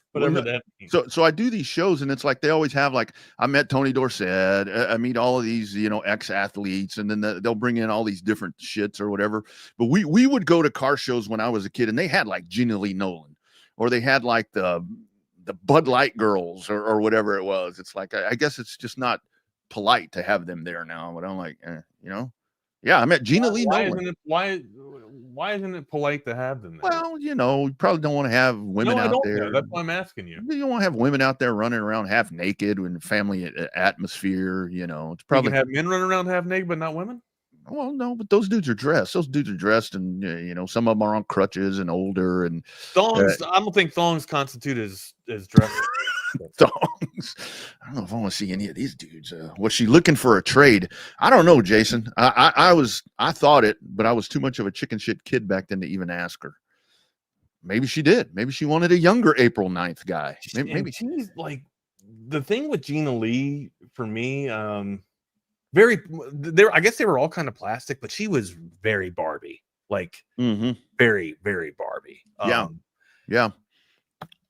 That day I met her. Now I remember. I don't remember her being that great of an actress. As a matter, like, I was compelled with these women in Baywatch. Like Pamela Anderson, she could deliver those lines, and man, she could go rescue anybody out of those flames and out of the water there, man. Like, I believe that she was a really good lifeguard. That's all she had to do was stand there. She sold it for me, and the lung capacity when she was underneath the water swimming. I mean, she sold it well. She didn't need that red. CJ will always be the number one. She didn't need that red floaty thing that they ran out there with. She did. She goes, "Save my ass." Did not need that red floaty. Yeah. She comes to get me, Wags. I'm like, lay on your back and I'll get on top of your boobs and you just float me back in. Yeah. And everybody's happy. All right. You want to hit some sponsors real quick on that segue? And because yeah, man, I got to drain the coffee. We're going to talk about, and again, another great segue into Covert Beat Cave. I know these folks are always like, well, why do we always have the segue talking about stuff like that on Chaos Theory? Because that's what we do here from 9 to 10. Covert Beat Cave, if you're looking off week, and that's what I've been telling you guys all week, this is incredible lineup of college football tomorrow. But the thing about it is, after you do the St. Jude walk, you're going to have some time there. Tomorrow in prime time is when you're really going to get to see some cool stuff. My wife wanted to have a game night last night. She said, let's invite some friends over and have game night. I said, sounds good. I'll be in front of the TV watching games while y'all are playing games. And I know that's what a lot of you folks are going to be doing tomorrow afternoon and tomorrow night. But if you're looking for that new or pre-owned car, truck, or SUV, there's one stop to make, and it's our friends at Covert Beat Cave. I don't have to worry about shopping for mechanics to make sure it's done and done right. I come up here, I'm in, I'm out. They give me a loaner sometimes, and it's hassle-free. If you have any questions, they'll go ahead and help you out and educate you. They're not just here just to sell you a vehicle. They're here to build a relationship. They treat you like family, and then they make the experience what you want it to be, not what they want it to be. Covert, born and raised in Austin, where you are always treated like family. That's right. Nobody beats a Covert deal. Not now, not ever. Thank you, Coda Text Line. I see you all there. Longhorn and Lubbock talking about Erica. Yeah, we mentioned her. Chan, yes, sir. That was the one time I could have had a Baywatch woman, I guess, apparently. But young Double R just didn't know what's going on. Of course, gorgeous Greg in gorgeous Georgetown. You're going to be watching all that college football. There's only one place to do it, or only one way to do it this weekend, or for the rest of the season, or MLB playoffs. All of that stuff. Don't spend your money going to bars and doing all that stuff. Have your own setup at home like we do, and you check it out, and it's done by Audio Visual Consultation. Hi, this is Tom McKay, owner of Audio Visual Consultations, and we'd like to take a moment to thank all of our clients for making the last 37 years both fun and fruitful. If you haven't yet, I'd like to invite you to give us a try for all your home electronics needs. There's no need to leave your home to find great pricing and incomparable service. No traffic, inexperienced sales geeks, or pushy showroom tactics. We come to you. So just relax, hug your kids, and smile. We handle all the work. Just give us a call at 255-8678 or online at avconsultations.com. Yeah, man. McCall Custom Homes. Going to see Mike McCall, I think, tomorrow. I think he's going to be out with us at the pitch tomorrow, 9 o'clock on the St. Jude's Walk. But if you're looking to renovate your home, you've got some work that needs to be done. You want to add a little pizzazz. Most importantly, you want to add a little value. McCall Custom Homes, ATX.com. Check them out today. Don't forget, free estimates for TSU listeners, 512-633-9580. Call our man Mike, let him know what you're looking to do, and he'll come out, personally meet you guys, and give you an idea what he's thinking. Like I've mentioned, with our Master Bath project, we had our ideas, but after we met with Mike, we kind of tweaked those. Actually, they got tweaked a lot for the better. And then as the trades came out, they're like, hey, what if we do this? What do you think if we do this? Like, absolutely, do it. We are perfectly happy with everything that they have done. For over 40 years, family-owned and operated, a father-son team. Still following Mike along on Facebook. That's a nice project they're working on right now. That's going to be an amazing renovation. I can't wait to see all of that done. We build value into your home. Check them out today online. It's McCall Custom Homes, ATX.com. I get these random text messages, and I'm in I'm placed in a group chat now, right? And I am a 22-year-old. Jesus. I'm a 22-year-old student, recently graduated from the university a university in the United States, currently working with friends to earn money. I'm free to travel anytime. No alcohol or violence is allowed. If you'd like to see our photos, feel free to send me a private message. Sex toys are welcome. If the situation allows, we can spend the night together. Please add my Telegram contact, Ruby Perez. Ruby. This is the shit that I get. Ruby. This is like while you wonder why you can't contact me. It's because I throw my phone out the damn window half the time. This is most of the majority of the shit that I'm getting. I think Ruby hasn't heard that Kenny Rogers song. Ruby, don't take your love to town. You like that one? Oh, Ruby. I haven't heard that song either. Don't take your love. Too much porn. I don't even have porn on here. I don't have porn on my shit. Ruby use Rodney for that. Ask him. Like, I go through Rodney for that. Come on, be like, hey, Rodney, I want to see what this girl looks like. Send me a picture. I'm not bullshitting. Ask Rodney. Hey, he's right. Yeah, Ruby. That Ruby Don't Take Your Love to Town song is a great song, but it's pretty much about a dude wanting to put a bullet in his wife. Country music, my man. Country music. Yeah, there's a tear in my beer, man. That's about it. Oh man, I just got called out. I just got called out on the text line about your mantra, Chan. That's Wag's mantra, but I'm trying to live by it. When you're growing apart, if you're not growing together, we're growing apart. Okay, that's it. I'm going to play games, not watch games. Yeah, there we go. Speaking of games, what games you watching this weekend, man? Let's see. That's the thing. The ones that I mean, obviously, I really want to see Alabama, Georgia.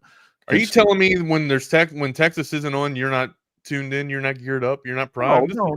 I'm just like saying the best weekend, man, when we don't have to work. That's what I mean. The slate that I want to see is later at night. I think it's a big weekend in the Big Ten. I mean, I'm all up for some Big Ten. I mean, USC, Illinois, yeah, all right. Yeah, Ohio State and Washington. I think that could be a little bit of a, Washington, kind of Indiana and Iowa. USC and Illinois gets us kicked off right out of the gate at 11 a.m., man. You think Illinois bounces back from that ass whooping they took from Indiana? I don't know. That's going to be hard to bounce back from. The line is 6 in the hook right now. 60 and a half. Is the over-under for this thing, man, in Illinois, in Champaign. That's a lot to bounce back from, man. Flowing, big guy. Yeah, that's a whole hell of a look, man. I've got high school football tonight. 60 points is a lot of points. But when it's that, look at the trends, though. Remember, the hook was 43 and a half last night for this Thursday night game. And what do we say? When it's around 43 or whatever, 44 or lower, you kind of want to take the under, right? When it's over 55, you might want to look at the over on this thing. 60. Now, I know 60 is a lot of points to hit, right? But still, it's college football. These offenses can get it. Both these offenses can get it, right? I don't know. I mean, that's damn, I want to touch it. But that's a lot of points, man. This entire slate, I've got high school football tonight in Manor, and I mean, I'll tell you, I think what's going to be, I get home, whatever time I'm going to get home tonight. I mean, you get TCU and Arizona State. I mean, the decent shit starts tonight. This isn't even the largest over under though. Like Notre Dame and Arkansas, 63 and a half for that one, for the over under on that one. So there's going to be some points being put up on Saturday, man. What's A&M Auburn? A&M Auburn. Let me scroll down. 230. I've just lost it, man. I had the damn thing pulled up. A&M Auburn. The total for that is 52 and a half. A&M favored 6 and a hook. 230 window is nice. 230 window is nice with LSU and Ole Miss. And there's Indiana and Iowa, A&M, Auburn, Ohio State and Washington. Shit, that right there. And then you get a little bit of a break before the nighttime stuff when it really gets cooking with Alabama and Georgia and all of that other stuff that we're talking about. BYU against Coach Prime. Yeah, this is the perfect weekend to have a bye week. Yeah, keep your heart rate down. I mean, unless you call your cousin. Let's go ahead and break down, some of these games. What do you like out of this USC and Illinois game here? I think it's going to be really hard for Illinois to bounce back. I'm kind of buying into a little bit right now that USC's pretty good. I think USC's going to be okay. What's the line here? What did you say that was? I'm sorry if you mentioned it. The line is, I just had the damn thing pulled up. 3.5, I thought, for USC. No, 6.5. Excuse me, 6.5 for USC there. I think USC is going to win. I think that may be. No, you know what? I'll buy that. If 6 and a hook, I'll buy that. I think I'll take that. I mean, Altmaier looked like shit last week there. I do like what Maeva has got going on for USC, dude. Yep. And honestly, like, I want to say that they lean on Jordan. It's all going to go off of Jordan here. But I think what I saw last week with Indiana being able to carve up through the air, man, I think Maeva can scorch it up. Right now, you only got only 9 touchdowns so far through 4 weeks. I'm thinking that he's going to get a little bit of explosion here. I mean, they're calling for 60 points, man. There's got to be a lot of, I would say, passing attack going down from both sides here. Give me Illinois to cover. Illinois in the points. I'm going to take the Illini and the points at home. Yeah, I'll go with USC. I'm actually going to take a USC there. All right, amigo. All right. Anything else on your slate? Well, you go ahead and drive us around here, man. No, absolutely. You go ahead. Because what I do want you to do at some point before we get out of here, which probably sooner than later, I need some fantasy football advice because my whole team is hurt. So maybe we can do that right before the 10 o'clock hour. Yeah, we can. Yeah, we can. I got nobody. We can spend about 3 minutes on fantasy. That's about all I need. I just need you to tell me who to get. I don't know what other. Well, we did Alabama, Georgia yesterday, so we kind of got them knocked out of the way. What do you? How about what Oregon? do you think? How about you mentioned Oregon, Penn State a Yeah, little bit. Oregon, Penn State. Yeah, Oregon, Penn State. How do you feel about Oregon, Penn State? Only 3.5 right here. 53 in the hook. What do you like from the boys from Happy Valley? You think they can actually host this thing and stay undefeated? They're picked Franklin's favorites are picked to go all the way here by most national pundits. Do you think Oregon spoils the plans here? I think Oregon is going to spoil the plan, dude. I really do. I think that Oregon, this is kind of be their moment tomorrow evening to kind of put themselves maybe deeper into that national championship conversation, knocking off Penn State. I'm not totally sold on everything that I've seen from Penn State. Quarterback is Alex played like shit. So. I know. That's where like all the Heisman hopefuls. Yeah, the preseason Heisman hopefuls have played like dog shit. So. And that's where I think that so much of the attention, so much of the focus has been on Arch not doing what Arch was supposed to be doing. Look at all these guys. I mean, look at the bulk of them. I mean, it's and Drew Allar's one of those dudes right there. You want to talk about a Heisman, some Heisman hopefuls here. How about on the other side, man? Dante Moore. Yeah, what is it? I know he's over 10 touchdowns. Let me pull this up. Yeah, this dude's crushing it. 11 touchdowns, only 1 interception, almost 1,000 yards already. Mm-hmm. Now, and Oregon's known for having a geared up and high powered, high potent offense here, right? But let's see what they can do against this Nittany Lion defense here. I honestly, in my opinion, they'll probably have to rely on a lot of, toting the rock with Allen here to kind of keep things at bay. And the Ducks are going to, come in looking for blood here. Can the Nittany Lions survive? Franklin's always been, the asterisk on him, or I guess the MO on him has been like, can he win in the big game? It's almost kind of been very similar to Ryan Day. They've kind of shared that, right? Yep. Like that target on their back, if you want to call it that. But yeah, can he get over, a big win early here in the beginning of the season? And the good news is for both, or I guess somewhat, it's still somewhat early, right? It's week 5 or whatever. So anyways, I still think it's early enough to where if you, and for these two schools, because they're top 10 schools, right? Or top 5 schools, if you drop this game, like you're not going to fall too far out of it, right? Where you still have a chance to kind of claw your way back into this. Both teams can still kind of play for a Big Ten here, and then also propel yourself into the postseason and make a run at the playoff. Yeah, no, I totally agree. And that's the nice thing about this system is that if you go in this playoff system, if you go and you either one of these, I mean, and if you go in there and lose that, you're still going to be a factor in it when it's all said and done. So that's kind of the cool part about this. But I'm really leaning to Oregon on this. Are you? I'm thinking I'm taking Oregon too. Yeah, I am. I'm definitely going Oregon. I just feel like, and it's not so much what Oregon's going to do. I do like what they've been able to put up on their offensive numbers so far, but like Dante Moore, like that's a Heisman campaign so far. Mm-hmm. What Dante Moore is doing there at the helm for Oregon. But like 3.5, like Penn State always comes up short. They just always seem to they're the Chargers to me of the NFL, right? They just always get in their own way, or they just don't have enough to get over that hump, right? Yeah, only 3.5 here. Wrong team favorite. WTF on Friday. WTF. Mm-hmm. Yeah. Or I'm go in the Happy Valley and upset the white out there. Yeah. I'm totally with you. Ohio State, Washington, we mentioned them. Do you think Washington can cover? I don't know. I didn't really have this one on my radar here. That's a lot of points. Yeah. Actually, no, you're talking Ohio State. Ohio State, Washington? Yeah, Ohio State, Washington. I'm sorry. What did I say? No, I just looked at the wrong thing. 7.5. I don't know. Yeah, you know what? I think Ohio State. I don't know too much about Washington, honestly. But based off of what I've seen of Ohio State, I think Ohio State can manage 7.5 on Washington. I would like to think. Now Pullman's, I think it's tough. Usually, or no, where are they playing at? At Washington, I think. Yeah. Husky Stadium.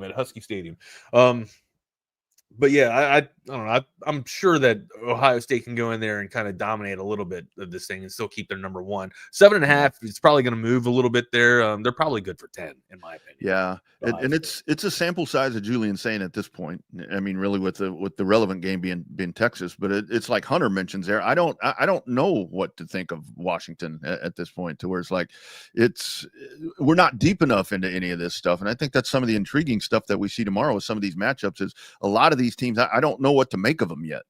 A lot of them are untested, and I think that's why tomorrow really will give us a better idea of what a lot of these teams are.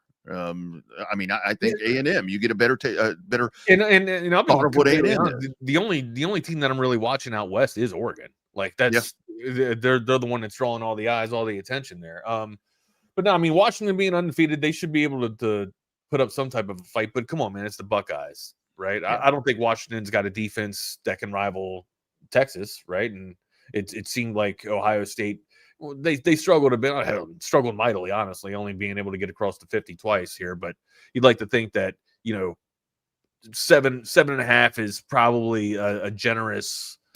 Here Washington's at home, Ohio State's on the road. They got to go out west. It's kind of a tougher place to play. Does Sand get cooking out there and find Smith and Tate? I think they do. I think 7.5 is a generous line. I think it's good for 10. Yeah. Good call. What else you have? I know Indiana, Iowa. It's like I think Indiana rolls here. Yeah, that's I don't. Yeah, that's great. Iowa, sure, go ahead.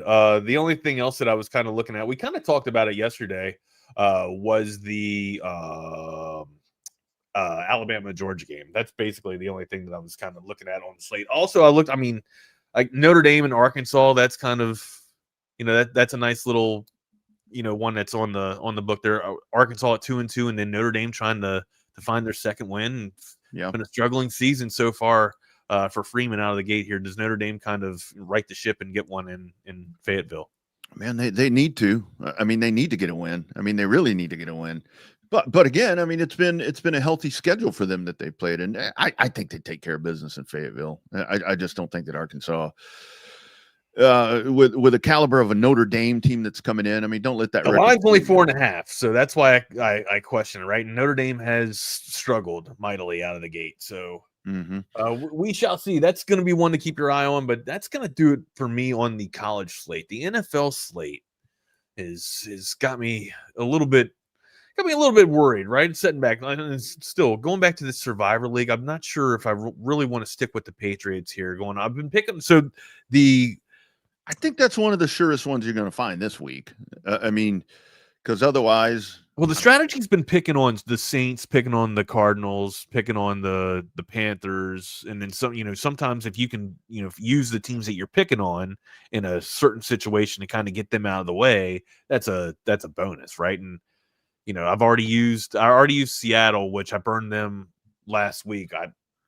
Most of the league burned them last week, but in this portion of Survivor League too, like I subscribe to the ideology of secure the win, right? Like you can get cute with everything around week 10 and stuff when you need to be desperate or whatever, but if you still have a bunch of juggernauts that you can work with here, sure, you want to put them on the back burner and save them for the latter portion of the season, right? When clutch time and crucial times come, but ultimately you need to survive to get to that to get to that spot, right?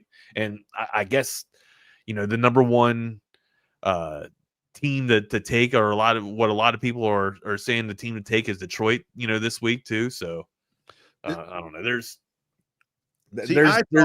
some things that you can take this week that will obviously put you into next week, but you don't want to waste them. So I thought at one point, but now Bosa's out. I thought at one point maybe the 49ers with the Jaguars. No, I can't trust Mac Jones right now. Yeah, right? yeah, like I just can't. There's too much going on with that. Yeah, that's a good call. That's a really good call. The Texans. I mean, I see the Texans mentioned right there. The Texans should win this game. Stroud's playing like shit too. And also I'm staying away from divisional games. Right, divisional games, they can just get crazy. Look at what happened with Carolina and Atlanta. Right, like Carolina comes out in 30-0 on Atlanta.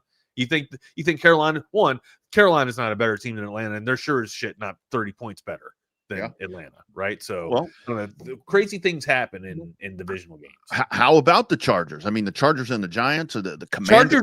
Chargers are the basically the go-to, right? Like they're the one right now. Yeah, I would say that they are the. I'm not going to select the Chargers, but I would say that the Chargers are the gimme, if there is a gimme out there. But here's the thing too, right? When the Chargers play and come across the country, they kind of underperform and play.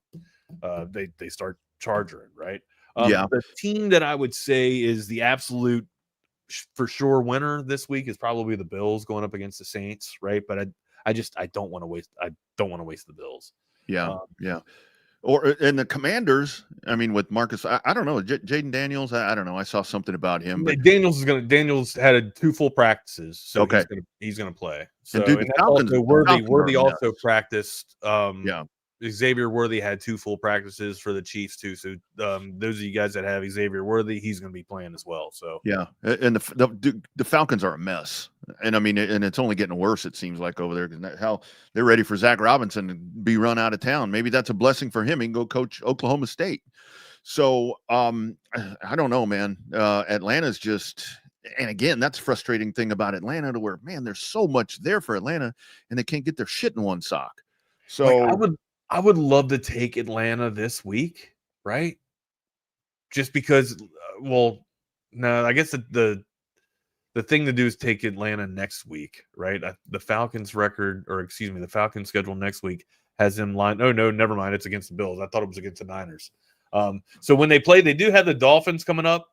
The Falcons, maybe that's a team that you can kind of target or they got the Saints in 5 weeks. 1, 2, 3, 4, 5, 6, 7 weeks. They got the Saints in 7 weeks. So maybe that's if you can survive long enough and you're looking for, a team that you're trying to sneak one and get some house money on, you want to, bet it all on the Falcons there. Yeah. Mid-season, they are playing the Saints. That's kind of a little bit of a reprieve. Maybe they can get one down and sneak one past there. But they got a lot to figure out there. When you can't get your quarterback situated right, you usually can't get started and going down the field, right? That's exactly the point. Some other teams some other games that are on the slate that, I mean, hell, even if you're not playing in fantasy league, I mean, those you Cowboys fans, you got to have some emotions. I want to touch on this real quick before we get out of here too. After the game, I've got emotions on that one. All right. Oh yeah, Cowboys and Packers. So after the Thursday night football game, there's this thing called that Eli Manning is I guess he's producing, or he's not producing, but he's hosting it, right? It's called Going Undercover or something like that. And they had parts. I mean, I'm not a Cowboy fan, and we all know this, right? And I don't sit there and laugh at your all's misery, but Cowboys fandom, you guys, Cowboys fans are unique. They are one of one, right? They just are. They are. And you saw it on full display, and you got to even if you're a Giants fan, you can appreciate the fandom that they go through, or they put up the Cowboys do, right? Just the culture that they have. Well, Micah Parsons got to see that on full display when he got to go like undercover and do this thing where he was a waiter or a server at a place, and he got to try cookies, and people were sharing food, and it was a whole, Cowboys soiree, right? And I don't know, he just you could tell how much he really appreciates how the Cowboys fandom supports the team. And he does, like when people say that all the time, and it could be hyperbolic, right? Like, they embrace me with love, and nobody, extends the love like this. When Micah Parsons said that, like I after watching this documentary, I fully, I don't think he was holding back at all. Like I fully think that the Cowboys embody, the culture of the team and embrace the culture of the team, and they absolutely love everything about the Cowboys. Like the Cowboys can do no wrong, right? They were speaking about Mike Parsons like he could basically be a superhero and save the world yesterday, and like I'm serious. And then of course they got to meet, or not yesterday, but in the documentary that I was watching, then they all got to meet him, right? And it sucks because that was Micah Parsons' last soiree or last outing as a Dallas Cowboy. And I guess it's kind of bittersweet. It does suck, but it's cool that he got to be that intimate with that group of Cowboy fans. So just a token of appreciation. If you are Cowboys fans, if you want to go back and watch that, it was a little snippet on Amazon Prime. That's where I found it. And that's where I think with Parsons coming back, obviously there's a lot of discussion about that, and it will be emotional. But he's mentioned this himself. I mean, there's no ill will to the fan base. Right. It's more to Jerry. I mean, if anything, he hasn't said that, but you have to think that that's kind of where this thing went off of the tracks, to where they just couldn't get that part together. I mean, I genuinely think he wanted to stay here, but at some point, it just became a business decision where he's like, I need to leave, and I think it's good for him. Eventually, it's probably maybe going to be something better for Dallas, but yeah, Cowboy fans, man, we're so weird because it's either you're a cult. Yeah, it's like either you hate them, but you love them, and a lot of Cowboy fans are just they can't. I've got several of these. They just can't understand that winning is not that important. It doesn't seem like anymore, and they're still like people going into this week. Oh, we're going to beat Green Bay, no doubt about it. No doubt about it. It's like so. In my experience with Giants fans is that it's not like water cooler talk, right? Like there's some very entrenched and informed Giants fans, right? But they usually talk to you in a business tone, right? It's realistic conversation. Yeah. Right. It's not like, oh, we're winning the Super Bowl. Man, if we could just get this one guy, we'd win the Super Bowl, man. That's the conversation that you get with Dallas Cat. Like every conversation. Oh, yeah. We're so close to the Super Bowl. Right. We're one guy away. We're one. Yeah. I mean, it is a lot of optimism. It is hopelessly optimistic. That's the type of guy I am on the field, but it is just not reality. Like with the Giants tell you how bad and how shitty they are, right? Usually, and there's really not much to hide. You really can't hide that much and pull the wool over people's eyes anymore in 2025 on the Giants. So just look at the last. Just look at the last month. So when Micah gets traded, there's this outcry. There's this, it's horrible. And then you come out and you play with Philadelphia and you almost beat. And it goes back to what you're talking about. Man, we're like one dude away. And then you come out and you beat the Giants. And in a crazy game, and it's like, oh man, one of the worst teams in the league. Yeah. Well, you don't think about that part. It's you just think about that's the Giants. It's the Giants. You don't think about the other stuff. You come out and fall on your face, and everybody's pissed off again. But it's not near what it was. Cowboy fans get mad, and then we get over it. Where other fan bases get mad, and it fucking drives them crazy. It drives them to winning. So real quick before the guys get in here, let's get on the slate. 3-0 Chargers against 0-3 Giants. Only 6.5. 6 and a hook here is the line. You feel like that's Chargers all day, right? You feel like you jump on that. That's some they got a lot of hope in Jackson Dart, apparently. Jackson Dart's first start. Jackson Dart's first start. And the line that defense. Come on, man. Against a defense that's pretty much pretty lights out right now. So yeah. No pun intended there, Sean Merriman. Ravens Chiefs. This is gonna be a good one here. Two desperate teams. They worthy slated to play 2 full practices, right? What are you feeling here? You think they blow and Baltimore's defense has not been sound. It has been very suspect and vulnerable, especially being threatened deep. You don't think that they test that early and they get vertical with Day? This is the Chiefs where you need to. This is where the Chiefs answer all the detractors and say, nope. Maybe a foot in the grave, but we ain't gone yet. Wrong. I don't. This is wrong team favorite. Double R 2.5 is what the Ravens are getting in Arrowhead. Yeah, no. Call me nuts, guys. No, Chiefs. Give me the Chiefs. This is Mahomes, man. Here's another Mahomes game right here to where I saw somebody during the week. Well, not even Mahomes is whatever. So Mahomes don't have his weapons. Mahomes don't have shit right now. Mahomes I just said he's getting Zay Worthy back. Yeah, that's what I'm saying. He will now, though. I mean, he will. He'll have him back. Give me the Chiefs. Wrong team favorite, buddy. Zay Worthy, Travis Kelce. Maybe Travis Kelce gets on the right side of it, gets going. Maybe he bumps chest with Andy Reid early in the game this time and starts getting fired up. Vikings and Steelers here, 2-1 and 2-1. The Aaron Rodgers led Steelers hosting the Vikings with Carson Wentz, the new Carson Wentz Vikings. 2.5 the hook here. Minnesota getting the points. Or excuse me, getting the points here. Where's this game at? Is this game? It's in Steel City. It's in Pittsburgh. It's in Pittsburgh. Okay. No, isn't this at? I thought this was overseas. Oh yeah, excuse me, Dublin. You're right. Dublin. Yeah, this is in Dublin. Okay. I think I got to go with the Steelers here, dude. I think I got to go with the Steelers. Give me the Steelers. Give me Aaron Rodgers. You think Steelers play? Yeah, you know what? I'm with you there. It's going to be different terrain, different footing.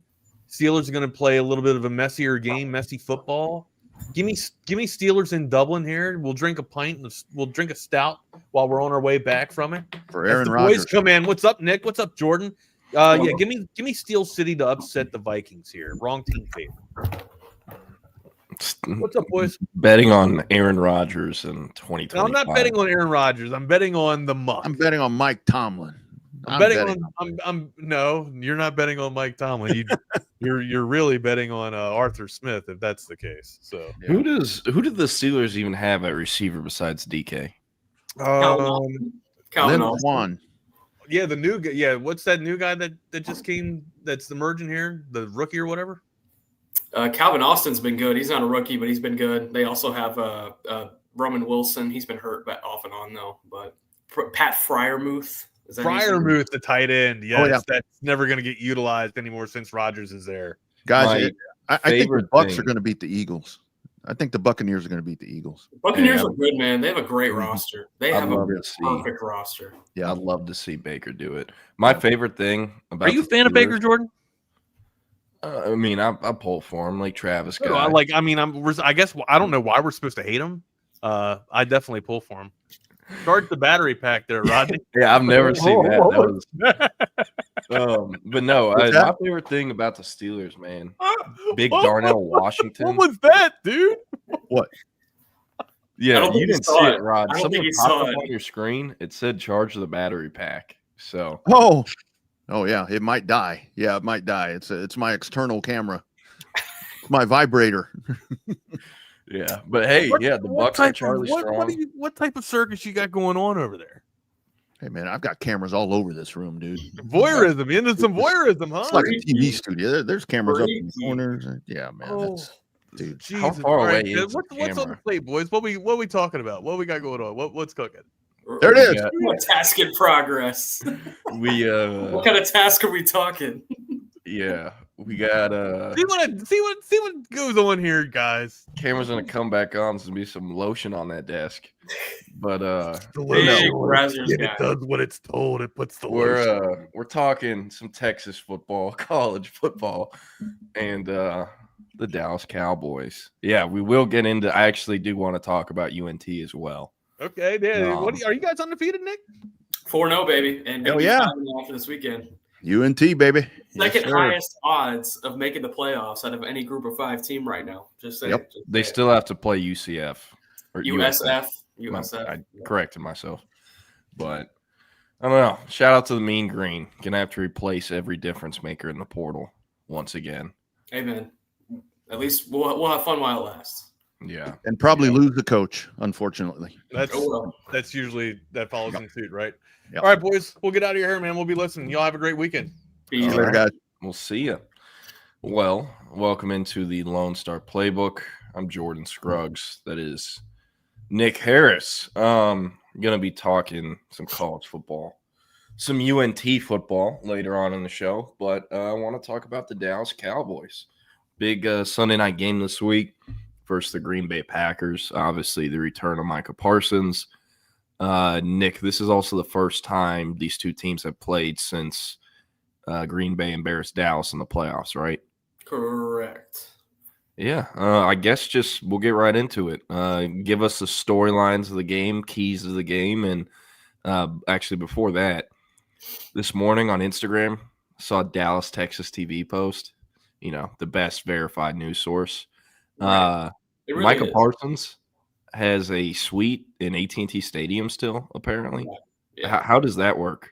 So he had bought it before the season for families and friends or whatever, and he couldn't get a refund on it. So he had to keep the suite for the entire season. So he's got the suite, and he's gonna use it. Interesting. You can't like throw that on StubHub, can you? I mean, yeah, you can. He's probably getting some money out of it at the end of the day, for sure. But for this game, he's going to be utilizing it, no doubt. Yeah. He tried to sell it. He actually tried to sell the suite to Kenny Clark, and Kenny Clark was like, "Nah, man, I don't need it." Yeah, give me 50% off. I'll think about it. But yeah. Well, hey, keys to the game. How are the Cowboys going to stop Micah Parsons? Who do you see Green Bay kind of wanting him to line up on? Terrence Steele, Tyler Guyton? Where do they put him? Yes, and Micah Parsons can line up over centers and guards too, and try to maximize those one-on-one matchups. So there's really, of the 5 offensive linemen that the Cowboys have, you give Micah Parsons the overwhelming advantage against 4 of them. I think Tyler Smith is the only one that can, hold him consistently. I say hold him, keep him at bay consistently. But you have a backup center, a backup right guard, and 2 tackles that have not been playing well to open the season. So, you're going to have some struggles in pass protection. So I would expect a lot of tight end help, a lot of wide receiver help in trying to block Micah Parsons in this game. But, regardless, it's going to be tough because not only is it Micah Parsons, it's the leading sack getter in Rashawn Gary. It is Devontae Wyatt, who has really stepped forward and had a good season so far. So it's a talented front that they have. So we're going to see how it all unfolds. Hey, they don't have Kenny Clark anymore, so don't have to worry about Mr. Clark for the Packers anymore. Yeah, Patrick said, "Hey Nick," he said they keep Micah Parsons. Now he's playing them. Yeah, back in like April. Yeah, I mean, I to be honest, to be as fair as possible, I don't think anyone realistically saw him actually being traded. Correct. Until the very end when it actually happened. But outside of keeping the Packers pass rush at bay, any other things the Cowboys need to do to guarantee a win, because the line is Packers 6.5, and yours truly has taken it. Yeah, I'm sorry. Reframe the question. Well, what else do the Cowboys have to do to win the game besides keeping Green Bay's pass rush at bay? Because they obviously, CB brought up Matt Golden. He's supposed to be a weapon. Only 6 catches.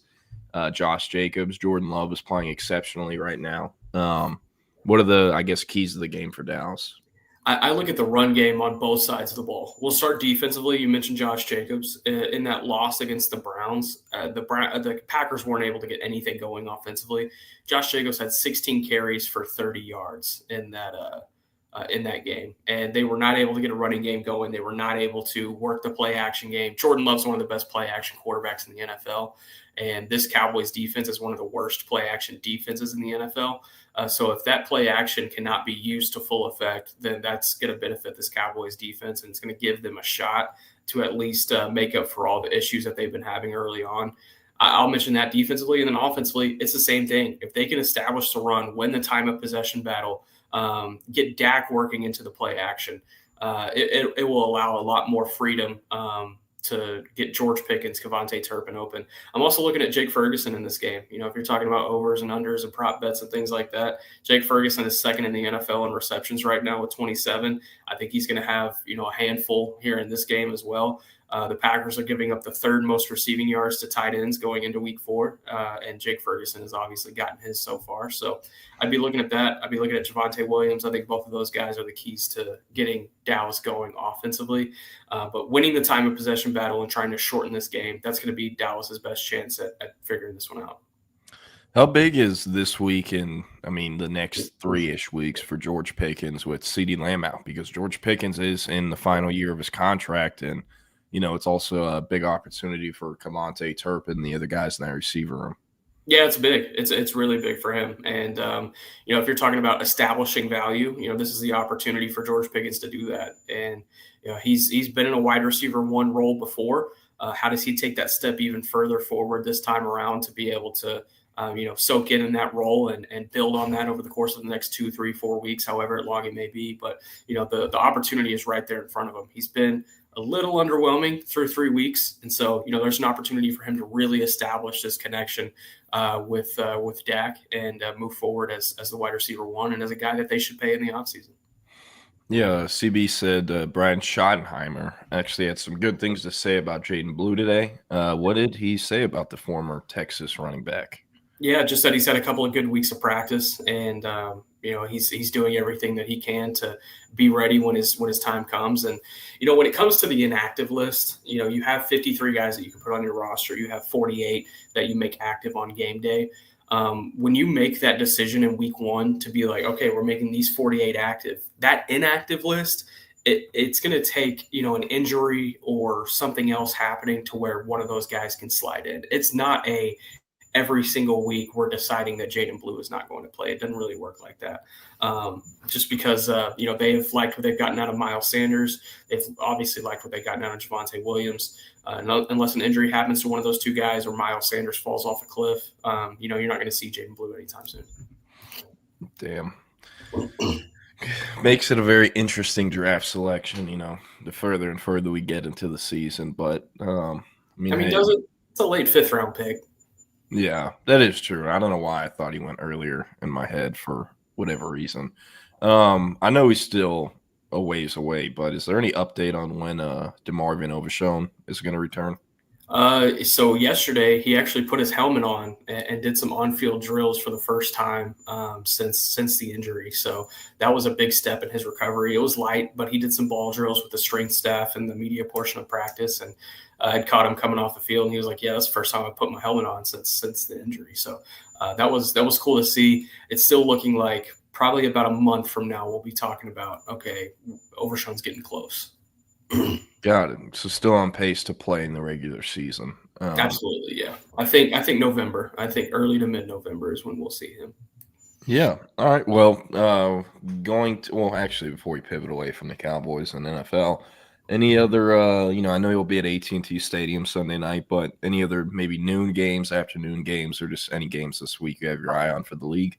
Yeah, Eagles Buccaneers. We talked about it a little bit in the crosstalk.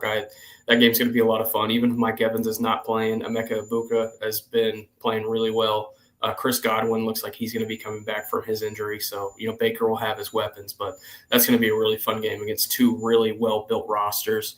Ravens Chiefs in the afternoon. That's going to be fun too. And then if the Jets beat the Dolphins on Monday night, I think we're talking about Mike McDaniel probably getting fired in the next few weeks. So that's one to keep an eye on for sure. The battle of 0-3, the toilet bowl. Another toilet bowl matchup. The 0-3 Titans in Houston playing the 0-3 Texans. What has happened to CJ Stroud? Has he been space jammed? It's bad. It's bad. No, yeah. I'm not sure what's going on down there. How about the Jaguars and 49ers in Levi Stadium? Mac Jones, the revenge game, Yeah. So sorry about Nick Bosa, by the way, Jordan. Yeah. Not really though. I don't give a damn. It is what it is, man. It feels like the 49ers are 3-0, so I can't really complain. But it feels like every season with the 49ers, they're either getting to the Super Bowl or the NFC Championship game. Or like by week 5, half the team is hurt. And it's like, all right, let's tank for a top 10 pick. Yeah. It almost feels like there's no in between, or at least hasn't kind of really been like that since the Shanahan era started. And this is Bosa's second season-ending ACL tear of his NFL career, and I'm almost positive it is the same ACL that he tore. So not great. There's with the 49ers, they had a window. I think they kind of still do have that window to some degree, but Brock Purdy, he's not on a Mr. Irrelevant rookie contract anymore. So that changes things. And Nick Bosa, not on a rookie contract anymore. Same with Fred Warner. And you also have George Kittle, who's making a lot as well. And, you look at the receivers, you've invested in Brandon Ayuk as the guy. I like Brandon Ayuk. I want him to do well as long as he's in a 49ers uniform, but like, I don't think he's a one. I think the best setup for his career was having Deebo Samuel in the same offense with him, but obviously Deebo became a shell of himself and was shipped off to Washington. So now it's kind of like Ayuk and Pearsall, and it feels like they have 2 number 2s, but we don't really know yet because they haven't played. On top of that, Kittle's hurt. And then, it's like, oh, well, Christian McCaffrey, like, he always is hurt too. I know he's healthy right now, but it's very hard for me to get invested in this year's team. Yeah. I don't know what it is, but hoping they get a high draft pick, because I think they kind of need to reset it to having all those talented rookies or younger players on rookie contracts. So that'll give them their best shot. I mean, I've watched these games, so it's not the most surprising thing, but it still is. This Ravens-Chiefs game, both teams are 1-2. Yeah. So is Andy Reid on the hot seat? I don't know. Not bad ones. Bengals-Broncos, the second Monday night game, but we will see. All right. Jermaine Bishop, I talked about it all last week. He was supposed to break the Houston area all-time receiving record last week. Instead, Willis played him at running back, and he turned into Derrick Henry at 5'10", 155 pounds. He had like 26 carries, 302 yards, 4 rushing touchdowns. Nathan said every seat Andy sits on gets hot fast. Yeah, big red. But anyways, Jermaine Bishop went over 300 yards rushing, 4 rushing touchdowns, also threw a 21-yard touchdown pass. Played defense, also held down punting duties, had like a 49-yard run on a 4th and 29 fake punt that was in Willis's own territory. Just an exceptional performance, and the latest exceptional performance from him on a Friday night out in Willis, Texas. So because of that performance, he only caught 3 passes, only had 14 yards. So he is currently 54 yards away from breaking the record. Tonight they play Cleveland in Cleveland. Cleveland is 0-4. Far drive. Huh? It's a far drive all the way to Ohio. Sorry. Hey, SpongeBob. That was the level of joke that was. Thanks, but they play Cleveland. Don't know what their mascot is. It'd be cool if they're the Gators. I know there's some Gators out there in Cleveland, Texas. If you don't know where Cleveland, Texas is, it's far northeast Houston. Nick, you want to guess which former Texas Longhorn is from Cleveland High School? Oh, I couldn't tell you. Cedric Reed, hole number 88. He was the defensive end opposite of Jackson Jeffcoat. Jeffcoat wore 44, said Reed wore 88. Always had he was one of my favorite players growing up watching Texas because he always had this this cool looking face mask. And also, like, I love the 88 number for defensive ends. Very aesthetically pleasing, It's like a Baron Sorrell 88. Yeah. I don't know. I can't get behind it. I think the 88 has such a specific meaning in this building in Frisco. That is true. I can't look at it in a different lens. Yeah. Barron, by the way, how's he doing with the Packers? He hasn't gotten a lot of burn. I actually think he may be battling injury at the moment. Let me check on that. Keep talking. Hate to hear that. And I'll be, completely honest. I haven't watched the Packers unless they popped on Red Zone. Do you know what's going on with Matt Golden as well? Why he only has 6 catches after being their first-round receiver since I don't know who? They just have a lot of passing weapons. Like they have a crowded room. They have Tucker Kraft, who's really taken a step forward. He's their leading receiver right now. Romeo Dobbs has been great. Dontavian Wicks is still there. Christian Watson hasn't even come back from his injury yet. So that's another guy that's going to be factored into the mix. It's just a lot of mouths to feed in that room. Yeah. All right. Some college football talk. We will get into the games and talk about those this weekend. But first, I want to get into Florida. It is very obvious to anyone, even Stevie Wonder can see that Billy Napier is getting fired before signing day. Any names you like? I've been looking on the Florida message boards. A lot of their fans want Lane Kiffin. Jed Fish is becoming a kind of popular name, which is very interesting. Dan Lanning is being brought up. People are saying if he didn't take Alabama, he won't take Florida. But following Billy Napier at Florida and following Nick Saban at Alabama are night and day in very different situations. What other names are being brought up? Kurt Signetti a little bit. Golish is being brought up. But the thing with Florida and their brass and everything, and I mean, their fan base definitely is, they're like, oh, G5 guy, we're not doing this again, because Billy Napier. Right. Some are saying Will Stein. I highly doubt he gets a shot at that job or would take it. And it's kind of crazy. Like, dude, less than a month and a half ago, Kenny Dillingham is the name for every hire, for every open job. He's not even being brought up for this Florida job.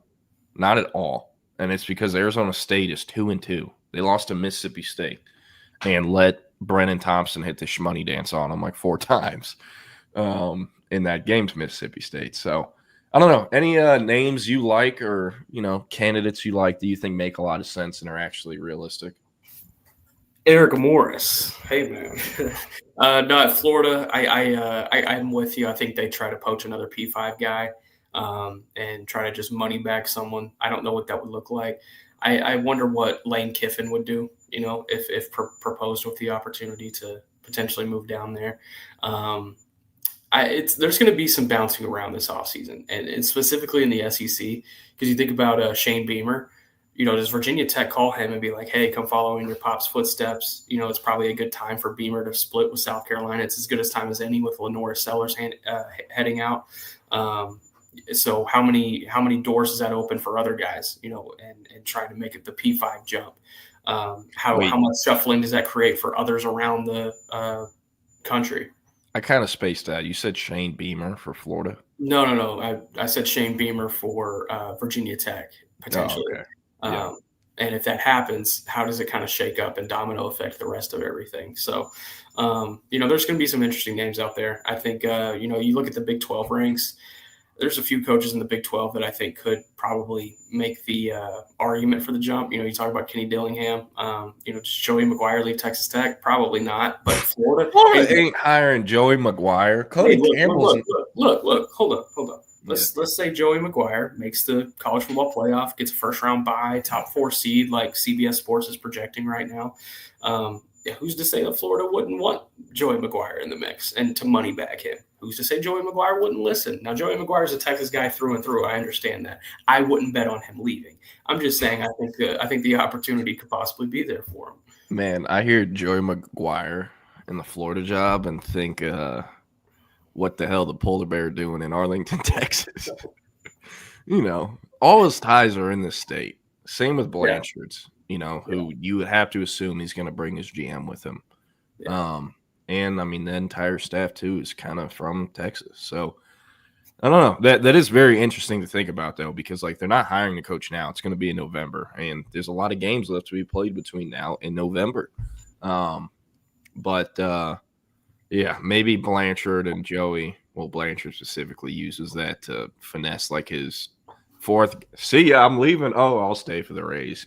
Yeah, but we will see. All right, that was the Florida job. What about UCLA? Any names there? That's a shit show. Let me tell you. So they have developed a committee to help with the coaching search. Mm-hmm.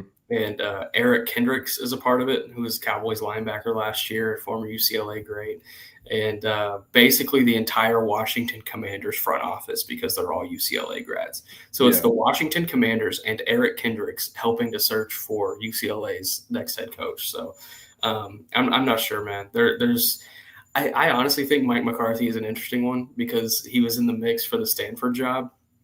He's talked about wanting to make a jump back to the college ranks. I think that would be fascinating. See what Mike McCarthy's up to.